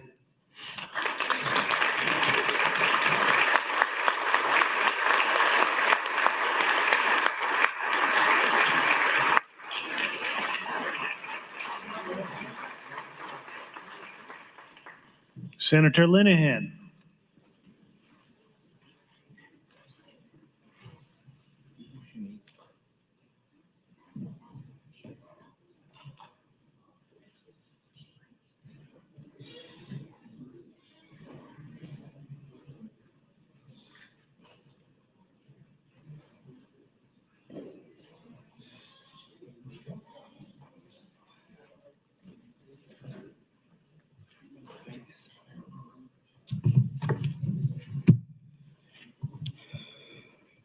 This is so weird.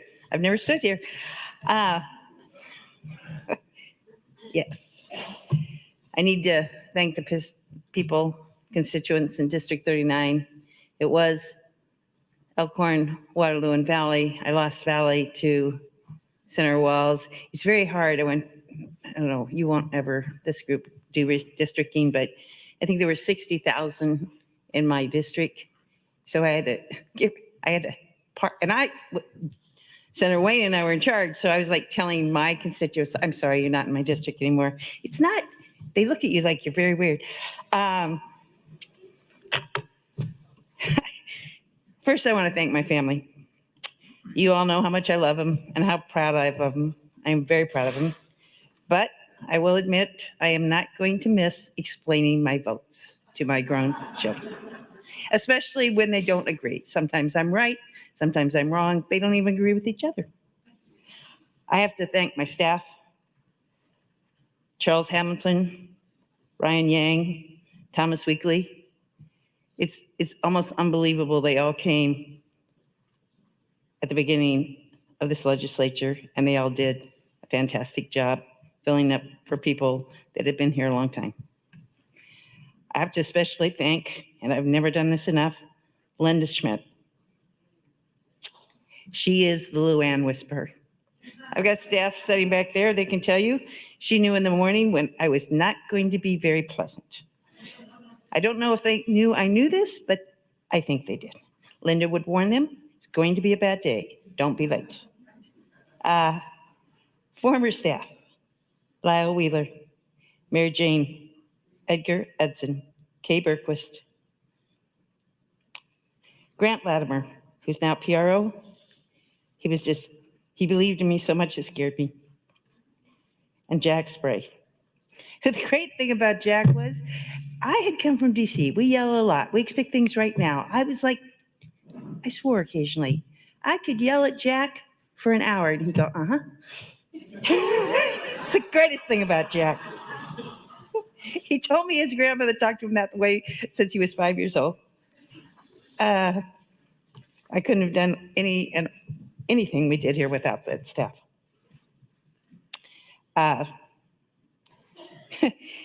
Today I was reminded when after 388 got passed over, I guess it's the term, the press asked me, well, you lost. I go, I lost a lot here.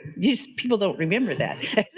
And then I remembered Governor Ricketts, who we wouldn't have gotten any of the tax done without him when he was here. But I spent the first 2 years with Tom Breezy and I fighting with Governor Ricketts. He won, but and I'm so proud of Governor Pillen. He's hit the road running, and he evidently doesn't even believe in halftime. I do, so I think we all need to work on it. Halftime needs to be a bit. The speakers I've had the honor to work with. I'm just going to pull out some quotes that I remember. Jim Scheer, I'd known Senator Scheer, Speaker Scheer for quite a while because he was in Norfolk, and Norfolk was a big town for Hagel, and we spent a lot of time there. And then my daughter Katie worked for him when he was here. And I think it was my first year, I got up to do something. He came over and literally goes, sit down, you've had a good year, you're done. And I was like, okay, that's how Scheer handled me. Hilgers, it's Attorney General Hilgers, during redistricting, it was brutal. On my birthday that year, Senator Wayne and I were supposed to be doing this hearing. He had a court date, so he let me sit in Omaha all by myself, explaining why we were splitting Douglas County in two. Not a good day. So it was during redistricting. I think we were trying to figure out, well, I know we were trying to figure out districts in Omaha. And I don't know, it might have been 7 o'clock at night. And a group had just left. They said they'd come back in a couple hours. I got up and I said, I'm going to go get a drink. He goes, no, you're not. You're going to sit right here and you're going to wait for me. And I did for like 3 hours. And nobody came back till the next morning. He did let me go home about midnight. John Arch. I have this great story, but we don't have time for it today. And Senator Salama gave me permission to tell it today. It was the day that nobody could find her. Where is she? Nobody knows. Well, she couldn't tell us because she was in the hospital sick, but we didn't know that. So we're running around, and finally we kind of figure out what the deal is. And we're thinking she's in Lincoln, but no, she's in Omaha. And anyhow, I kept trying to tell Speaker Arch, I promise you it'll be funny someday. It will never be funny, Luann. It's funny today. Finally.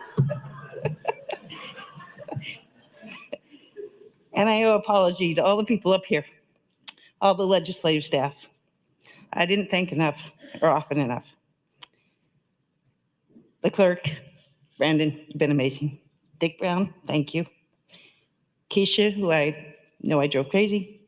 I appreciate all you do. Lori in the speaker's office. I do tend to be driven. You can ask my children. I remember once they were here, I think it was Katie and Shannon. I was running down the hall and they were like, that's my mom. She never worried about leaving us or losing us. That was our job.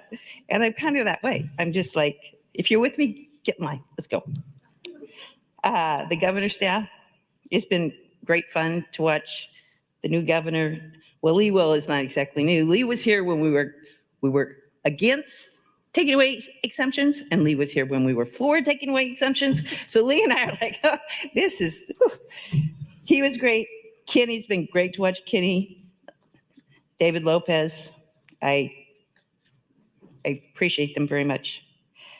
Another person that I can't sing his praises loud enough, and he doesn't work in the legislature, but he works in the Nebraska Department of Education. And I know there's some dust up this last year, what he did or didn't do.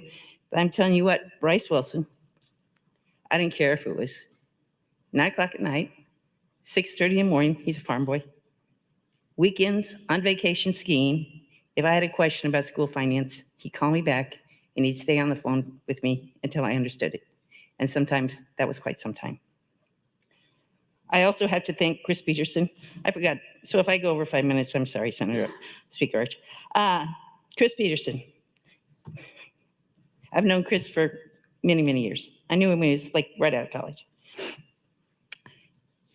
You know how thankful staff and others should be that many, many mornings on my way to Lincoln, I called Chris and just complained for maybe 45 minutes and bitched and moaned about some of you sometimes. And then when I got here, it was all better. He was constantly there to help me whenever I called. Always has been. The current Revenue Committee members. I have to tell you, and I'll probably talk about him once again, but when I woke up sometime last year and they told me that they were stealing Breezy, I was in panic. I was like, who's going to read the bill? Like, he's a lawyer. He knows what they say. I'm going to have to read my own bills. Who's going to talk to the ag groups? They won't believe me. We can't replace him. What are you doing? And then I met Senator Meyer. And I was skeptical at first. But he has been a great addition to the Revenue Committee and the Education Committee. And I wish for Nebraska you were coming back. Others on the committee. Brad Von Gilleren. I don't think we could be leaving the place in better hands. Joni Albright, who gave me a bed, and with her roommate Rita, would take me home when I was exhausted and frustrated and couldn't get the wine out of the refrigerator fast enough. Sit down, Luann, it'll be okay. Senator Bostar, who's always working, always trying to make sure everybody gets as much as they can, which is the way the place ought to work. As many wins as we can get for Nebraskans. Senator Dungan, I still have hope.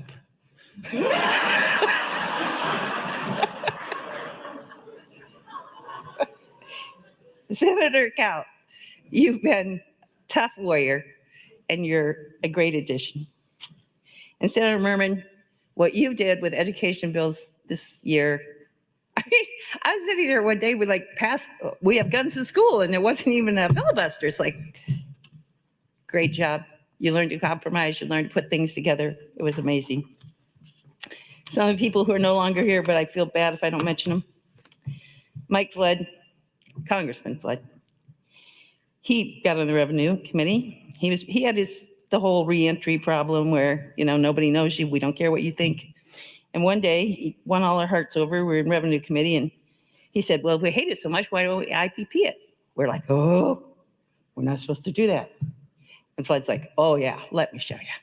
And we got so busy IPPing bills, we had to un-IPP some of them the next day. And Senator Lindstrom, he was such a warrior on the tax issue. Well, first of all, we ran against each other for chairman of the Revenue Committee. Neither one of us, I really don't think anyone misled us how they were going to vote. It was very close. I think I won by 2, but it might have just been 1. He could have been mad. He could have pouted. Could have took his toys home, made my life on the Revenue Committee miserable. He did everything but that. He let us fail to get Social Security. He let his own bill go down in trying to do everything else in a tax package that year. And of course, I've already talked about Senator Pansy Brooks. Would have never got the reading bill done without her. And we didn't hardly agree on anything else. I'm almost done. Our weekend at Fort Robinson. So, I spent a lot of time in DC and I'm used to flying. I really don't like driving across the whole state. So everybody asked if I want to go to Fort Robinson for the weekend. It's a year ago. I'm like, sure. And then it's like We're driving? Yeah. I'm like, oh, well, pickup truck, couple cars. A van? We're going in a van. Yeah, we're going in a van. And I am like ready to hit the brakes. And then the van pulls up, and I get in the back seat with Tom Brand. Like, we don't even like each other. This is going to be bad. And this is the lesson. Go the weekends. Go on trips with each other. I still couldn't ever convince him to do the right thing as far as I was concerned. Failed yet today. But I understood him. I liked him. I could talk to him. To my class. Carol Blood, Mike McDonald, Tony Vargas, Lynn Walls, Joni Albright, Bruce Bosselman, Anna Wishart, Steve Halloran, John Lowe, Tom Brewer, Steve Erdman, Dan Quick, Suzanne Geis, Mike Hilgers, Tom Breezy, Justin Wayne. I still not quite over them leaving us, but it's good. We have a great Attorney General and a great treasurer. Justin, I know, it's the big secret of the legislature in our class. Why do those two get along so well? Why is she always letting him get by with stuff? Why is he voting with her? There's lots of reasons. I'll tell you one reason I always wanted Justin on my side, because he's smart as hell. And he knows the rules. And he protects you. It was a McAllister bill, John McAllister bill, so I thought, how bad can it be? It's my first or second year. We used to sit kind of in the middle across from each other, Senator Wayne and I. And I voted yes. He comes screeching out of his seat, goes, vote no, you can't vote for this. I don't know, it's something about felons. And he even mentioned murder. I'm like, okay, he protected me. I'll miss you all. Last week at one of the parties, well, I went to one of them because I wasn't going to one at midnight. And that is my favorite, actually, but I was too tired. But a lobbyist told me, and I won't out them, that he wouldn't miss a single one of us in our class. I think that's something we should all be very extremely proud of. I don't want the lobby to miss me. I realized, because I've been in positions of influence before, that the people who for the last 8 years had begged me for 5 minutes won't take my calls next year. I get that, and I don't even care. It's the nature of politics. My advice, if anything, and I know this is tied up with the Bible. I remember this sometime in my life, probably when I was in my 20s. Somebody told me the Bible. I never counted, so I'm hoping this is true. It says, do not be afraid 365 times, once for every day of the year. So that would be my advice. Don't be afraid to ask questions. Don't be afraid to admit you don't know everything. Don't be afraid to try big things. Don't be afraid of the lobby. The only thing you should worry about is your conscience. God bless.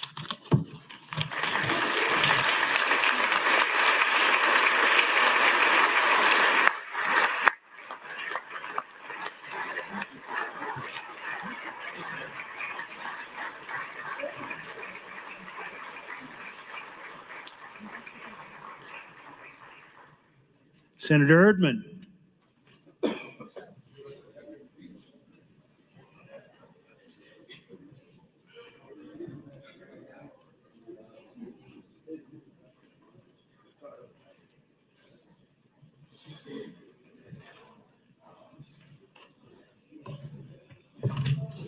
Question?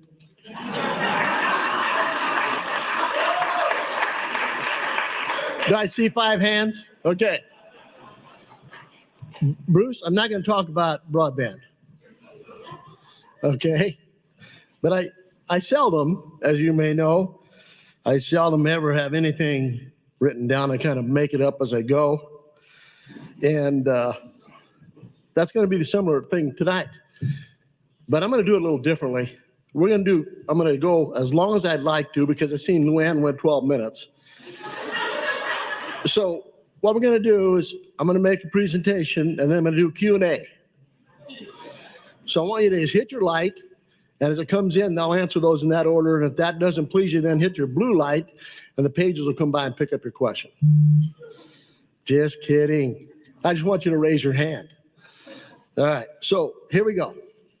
So one of the things that has happened in the last 8 years is I've developed a friendship with a lot of people that I never thought I'd ever be friends with. It's amazing. It's amazing the things that we've done here together and the things that we'll be remembered for. And Senator Hardin told me last week, he said, 10 years from now, no one will even know we've been here. But we think it's important today, and I think it is. So I've done a couple things as a senator that no one else has ever done. First, I painted the numbers in the parking lot. Okay. Now, Senator Holler is holding up a can of paint right there. And I was going to will that to Senator Hunt, but I thought it might be too much work. So I'm going to give it to Senator Cousin Barry DK. So you pick up the paint, and the numbers are getting kind of Barry, so get ready. You're going to have to do that because when I was here before, I couldn't get Capital Commission. I couldn't get anybody to paint them. And so I did it myself. And so I will that to you. The other thing that I did, and that was when I stood there for 5 minutes and never said a word. And Senator Arch was in the chair, and I said, "Thank you, Mr. President." And I just stopped, and it was really quiet. And then I looked at my phone a little bit, and then Hilgers ran back there. He's a speaker, and he goes, "Are you going to say something?" I said, "I hadn't planned on it." He said, "You have to say something." I said, "It's my 5 minutes." So I wait a little while, then I say, "Mr. President, how much time I got left?" He says, 2 minutes. So I wait again, and I go, "Thank you, Mr. President. Everything I've said in the last 5 minutes is equal to what you've all said all night. Absolutely nothing." And I sat down. Senator Wayne comes running in the back, and he goes, "Hey, did you used to do 5 minutes of silence?" I go, "Yeah." He goes, "Oh, I can't believe it. I always wanted to do that." I said, "You're a little late." So how I know that I'm the only one to ever do those two things is I asked Siri. Okay, so I asked Siri, "Has anyone in the unicameral ever done those two things?" And she answered with a question. You know what it was? What's a unicameral? So anyway, so as we move through this thing, I want to thank some people, and I'm going to start with this. I'm going to start with my wife. We have traveled. Hang on. Thanks. Brandon told me I'd need this. We've traveled about 120,000 miles coming back and forth. That's a lot. But she's been there every day, supporting and doing what I need for her to do, and I appreciate that. And our 3 sons and their wives and our 9 grandkids, they've given up a lot to see their grandpa here, not being at some of their events. Is what I was called to do is what we've done. I have a couple of people, Kathy Graham. I just want you to know one thing before I go any further. I interviewed 2 people. As a state senator, I've interviewed 2 people for a job. 2. Those 2 people are still working for me today. Kathy Graham is the greatest organizer I've ever met in my life. That lady puts it on my calendar where I'm supposed to be, and she calls me and says, "Hey, don't forget, tomorrow you're on the radio at 8 o'clock. Or she'll say, "You need to be here at this time." And the greatest thing she does for me when she puts it on my phone, she tells me why I went there and how far it was. And if I ever need to turn in a record on how much mileage I had, I have all that information. So I appreciate what she has done for me. And Joel Hunt, my LA, there's only one problem with Joel. He and I think almost exactly alike. That is a real problem. So we got to be very careful what we say and do because we're on the same page most of the time. So I appreciate those two people immensely. So I also want to thank the people up front here. Brandon is the best clerk that we could possibly have, and I want to thank the executive committee for advancing Brandon for our selection. Brandon, thank you.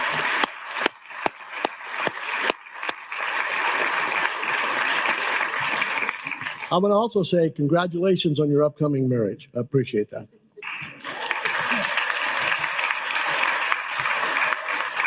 And then we have Dick Brown. Dick Brown has been here since 1977. How many hundreds of session days might that be? 4,000 maybe, whatever it is. Dick, we appreciate your service. Thank you.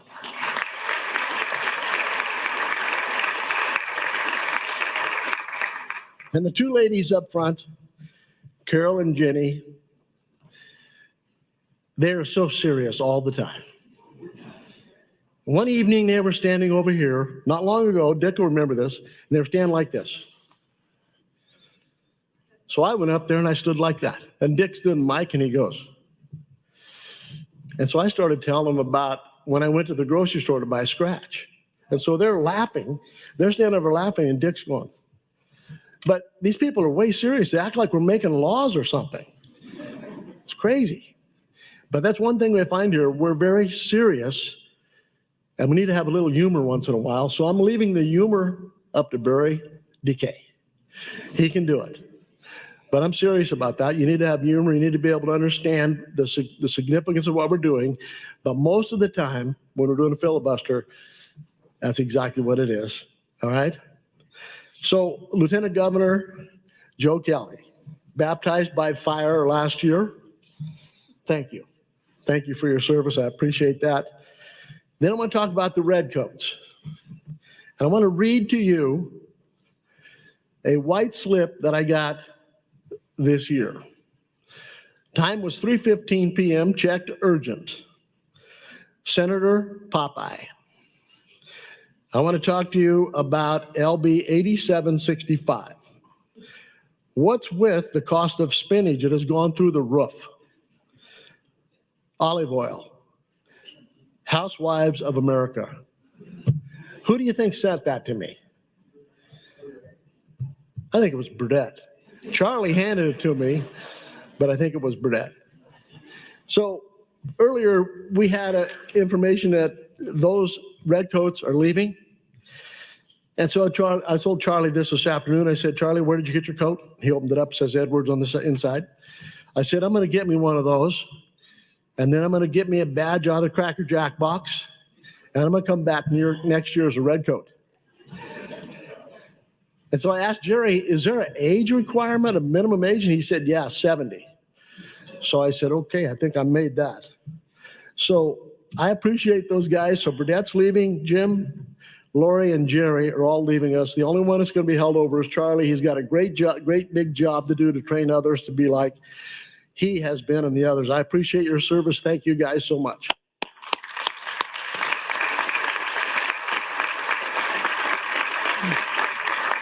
Amen.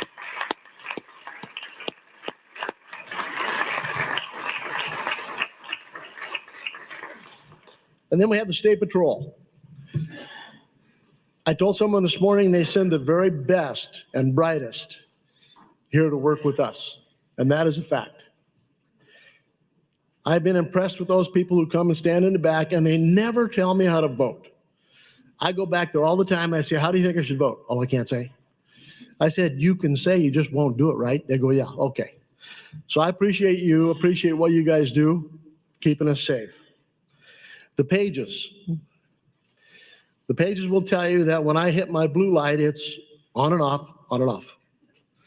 And the first time I did that, I just hit it real quick, and they're all looking to see who did that. And so I hit it 3 or 4 times and said, that means you're supposed to come quickly. So I suggested today that instead of having blue lights, we should have a phone here that we could call down and just request them to come back. Because if you wanted coffee or water, they could go in the back and get it and come without having to come all the way back to your office, to your chair, right? Did you hear that? Senator Von Gillen, when you fix the lights, you can do that. Speaking of lights, last session, the lights in the staff parking lot wasn't working. And Carol asked me, can you get the lights fixed? So the next time on the mic, I mentioned about the lights not working in the staff parking lot. So I made this big deal about 20th century, we can't fix lights. And I went on, and I got ready to walk out, and somebody stopped me. They said, they're going to put in new ones tomorrow. I said, good.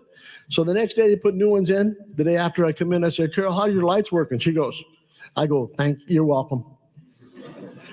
It's timing. Timing is everything.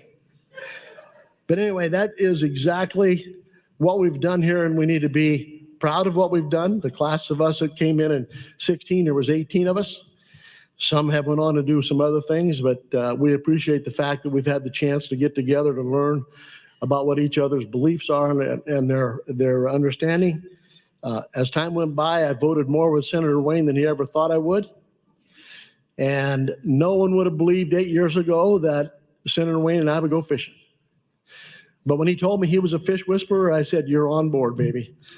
So that's why we're going to do that. But we have made some friends. I have made some friends here, and I think it's very similar.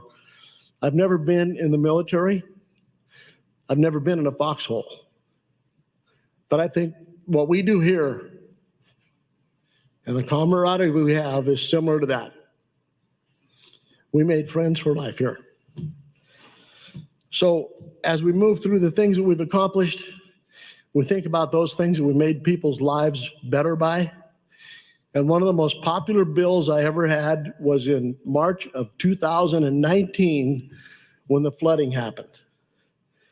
I had a bill that would reduce the property value that was damaged by flooding to the value what is left. That was a very, very popular bill that year. And so we got that passed to help change people's lives and how much taxes they paid. I was visiting with Governor Pillen the Saturday before Easter. And he and I were talking about accomplishing things and what life really means. And he said, you know, we think what we do here is very important. And I said, yeah, what we do here is important. It's urgent today, but the important things are for eternity. And so he and I both agreed that when eternity happens, those things that we do that will last forever, they're the ones that count. So I would say this, it's very important that you understand what you do with Jesus. That will mean everything.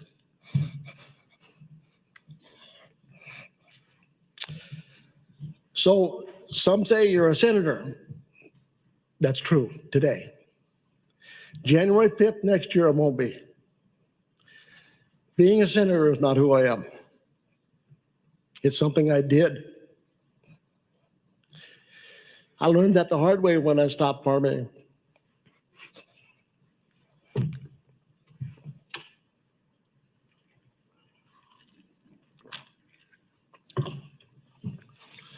You see, I'd been a farmer for 45 years. So when you stop being a farmer, what are you? So I had to work through that. When I stop being a senator, what will I be? I'll be the same person that came in that door. Let me leave you this. Never get attached to a bill that when it fails, it's the end of your world. Never. I've learned that the hard way. In 8 years of priority bills, this year was the first priority bill that I got past general file. I learned to understand there's another day, there's another time. So don't get too concerned about a bill that you have that you think is the greatest bill ever and it doesn't make it. Move on. Pull up your big girl and big boy pants and move on, because there'll be another day to fight another battle. I've enjoyed serving with you. I've enjoyed doing this job. And I was asking my wife if she was going to miss being here, and she said, yes. And so last week, when Senator Holcroft was making rude comments about Senator Lowe, excuse me, when he said, Senator Lowe, Kim told me you've never been in her wildest dreams. And so I asked my wife, and she said, yeah, you've been in my wildest dreams. So I just wanted you to know that.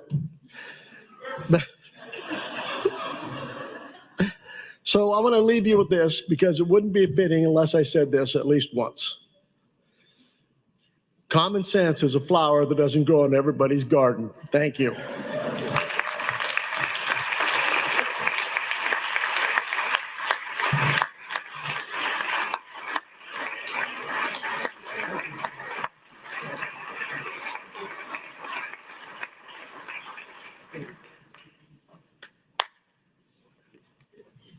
Senator Brewer. Yeah, get that thing out of here. All right. Yeah, that Ergman hollering box. All right. I'll let him get out of here.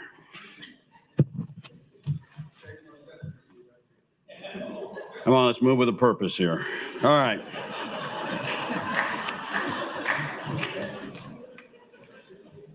I think over the last 8 years, Tony's written 300 speeches. He's got another one. It will go the same place all the others went. Not.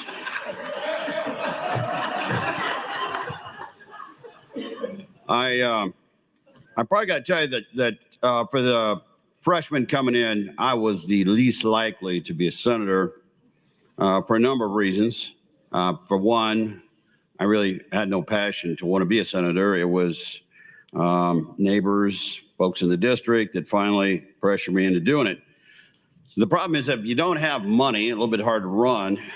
So we came up with this idea that we just ride a mule across the district. Now, for some of you, that's not a big chore.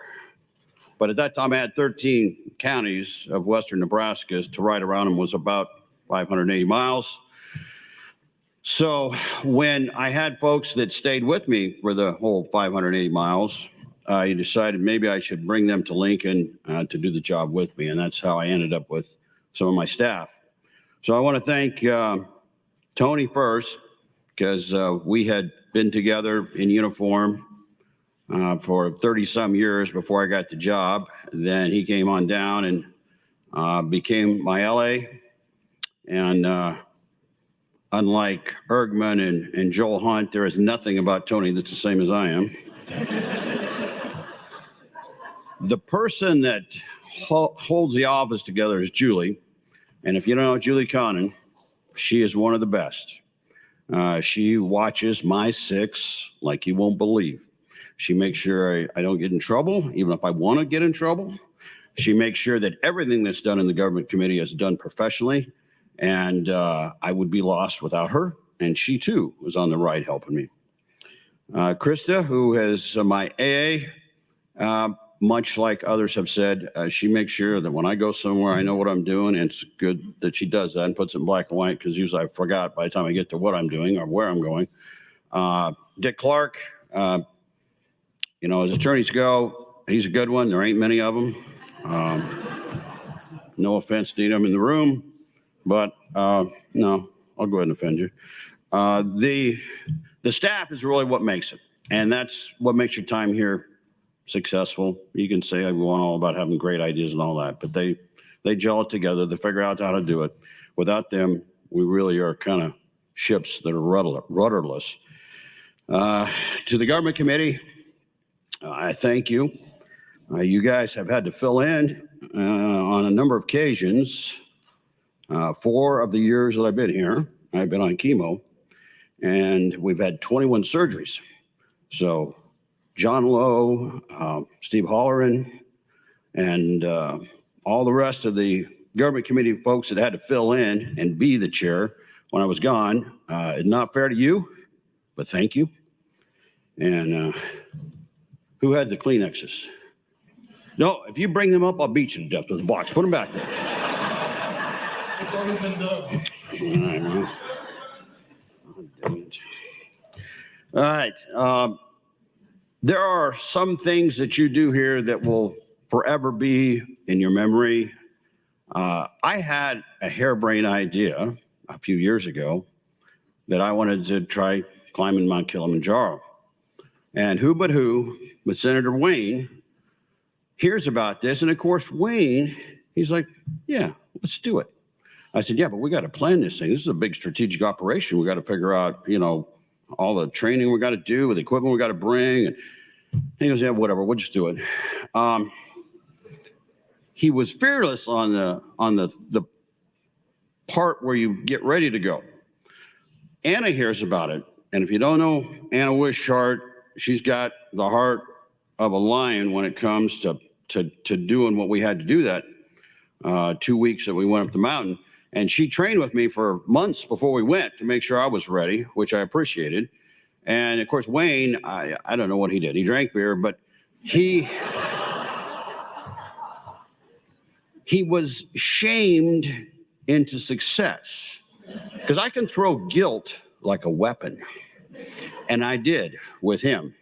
So as we're a day or so into the climb and you're hurting, your legs hurt and your back, and it didn't seem near as fun as it did in the pictures.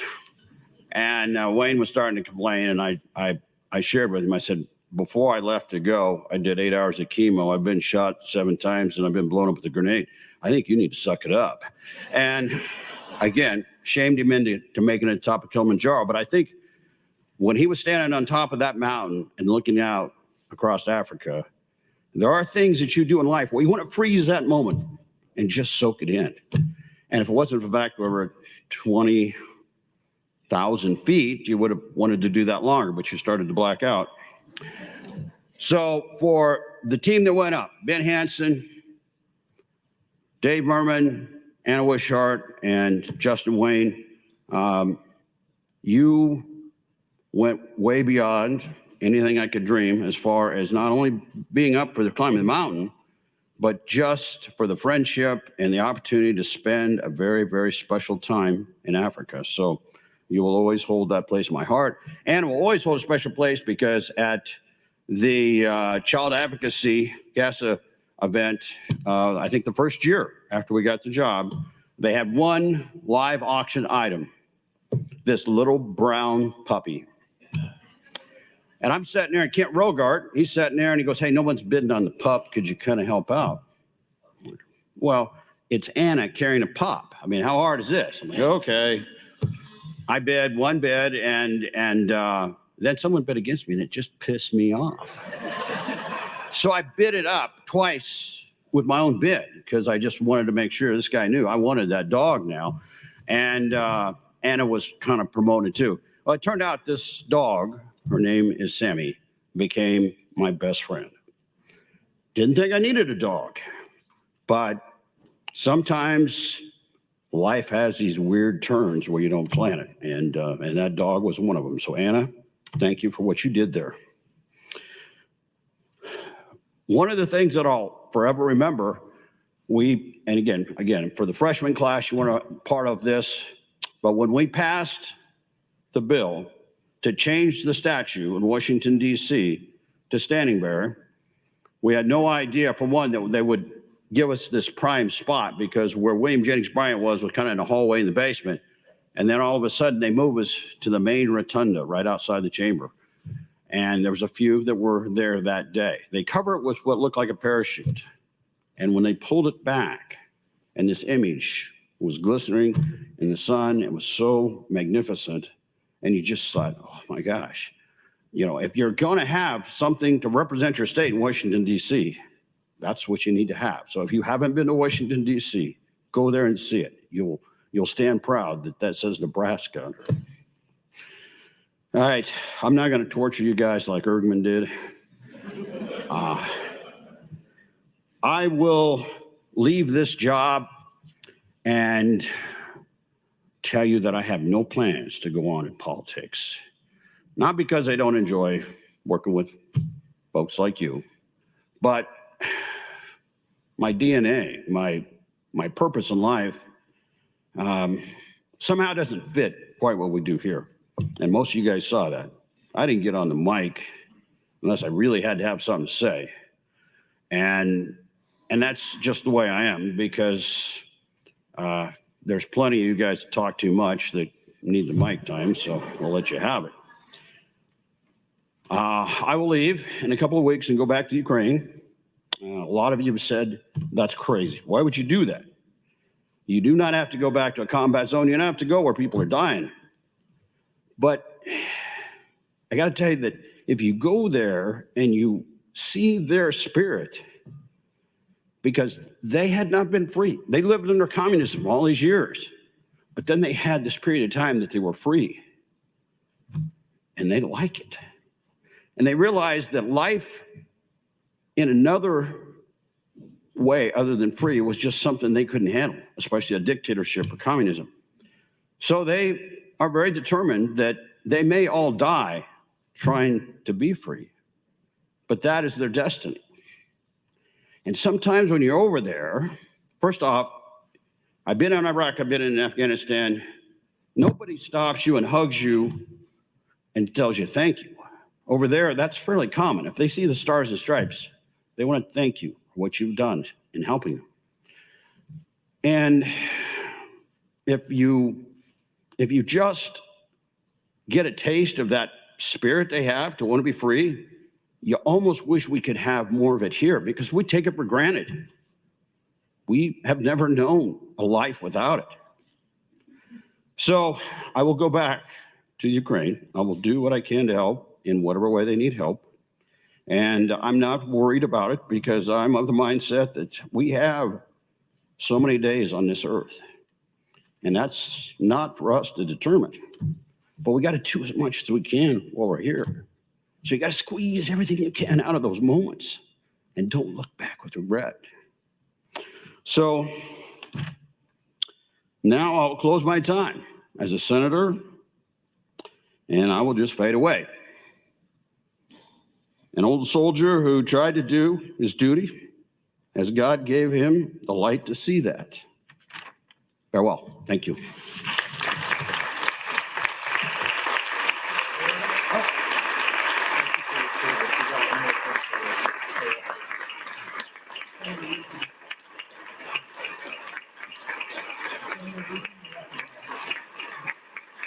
Senator Reapy, you are recognized.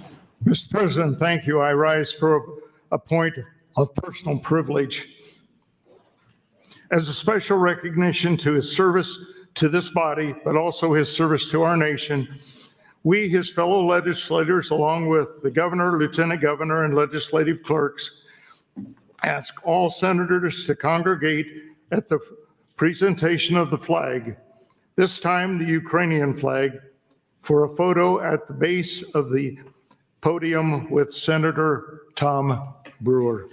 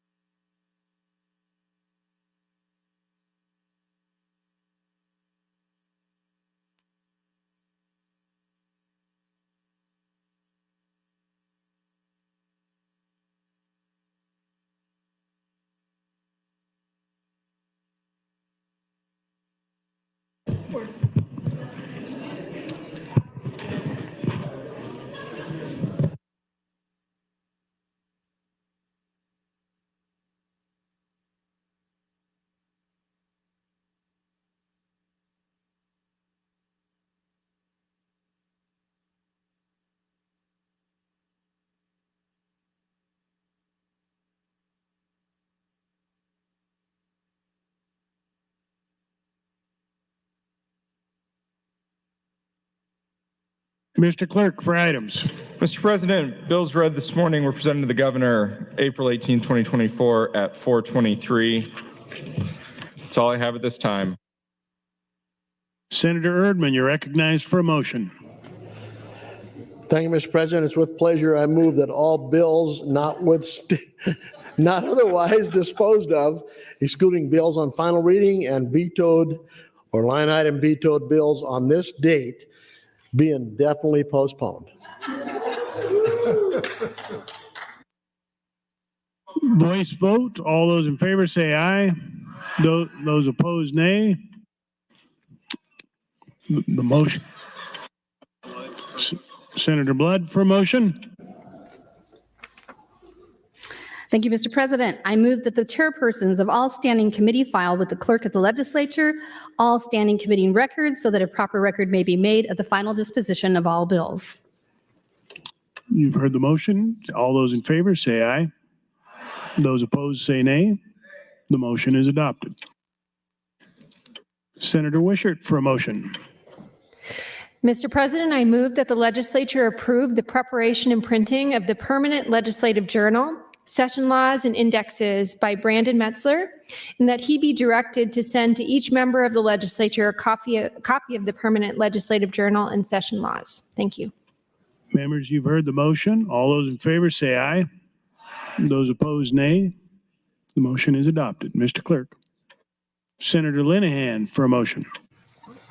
What's your motion? Okay, is this a joke?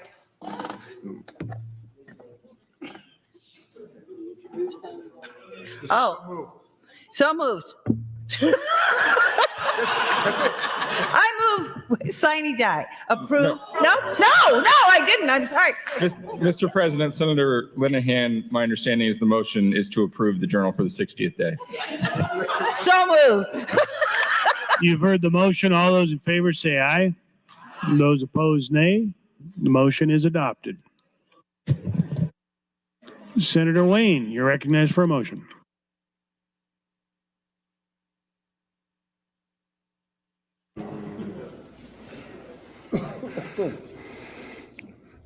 Will Senator Arch yield to a question? No. Six, I'm waiting. You'll see why in a second. Okay. I move that the 108th legislature, second session of the Nebraska Legislature, having finished all business before it, now at 6:35 p.m., adjourn, sine die. Members, you've heard the motion. All those in favor say aye. Those opposed say nay. We are adjourned, sine die.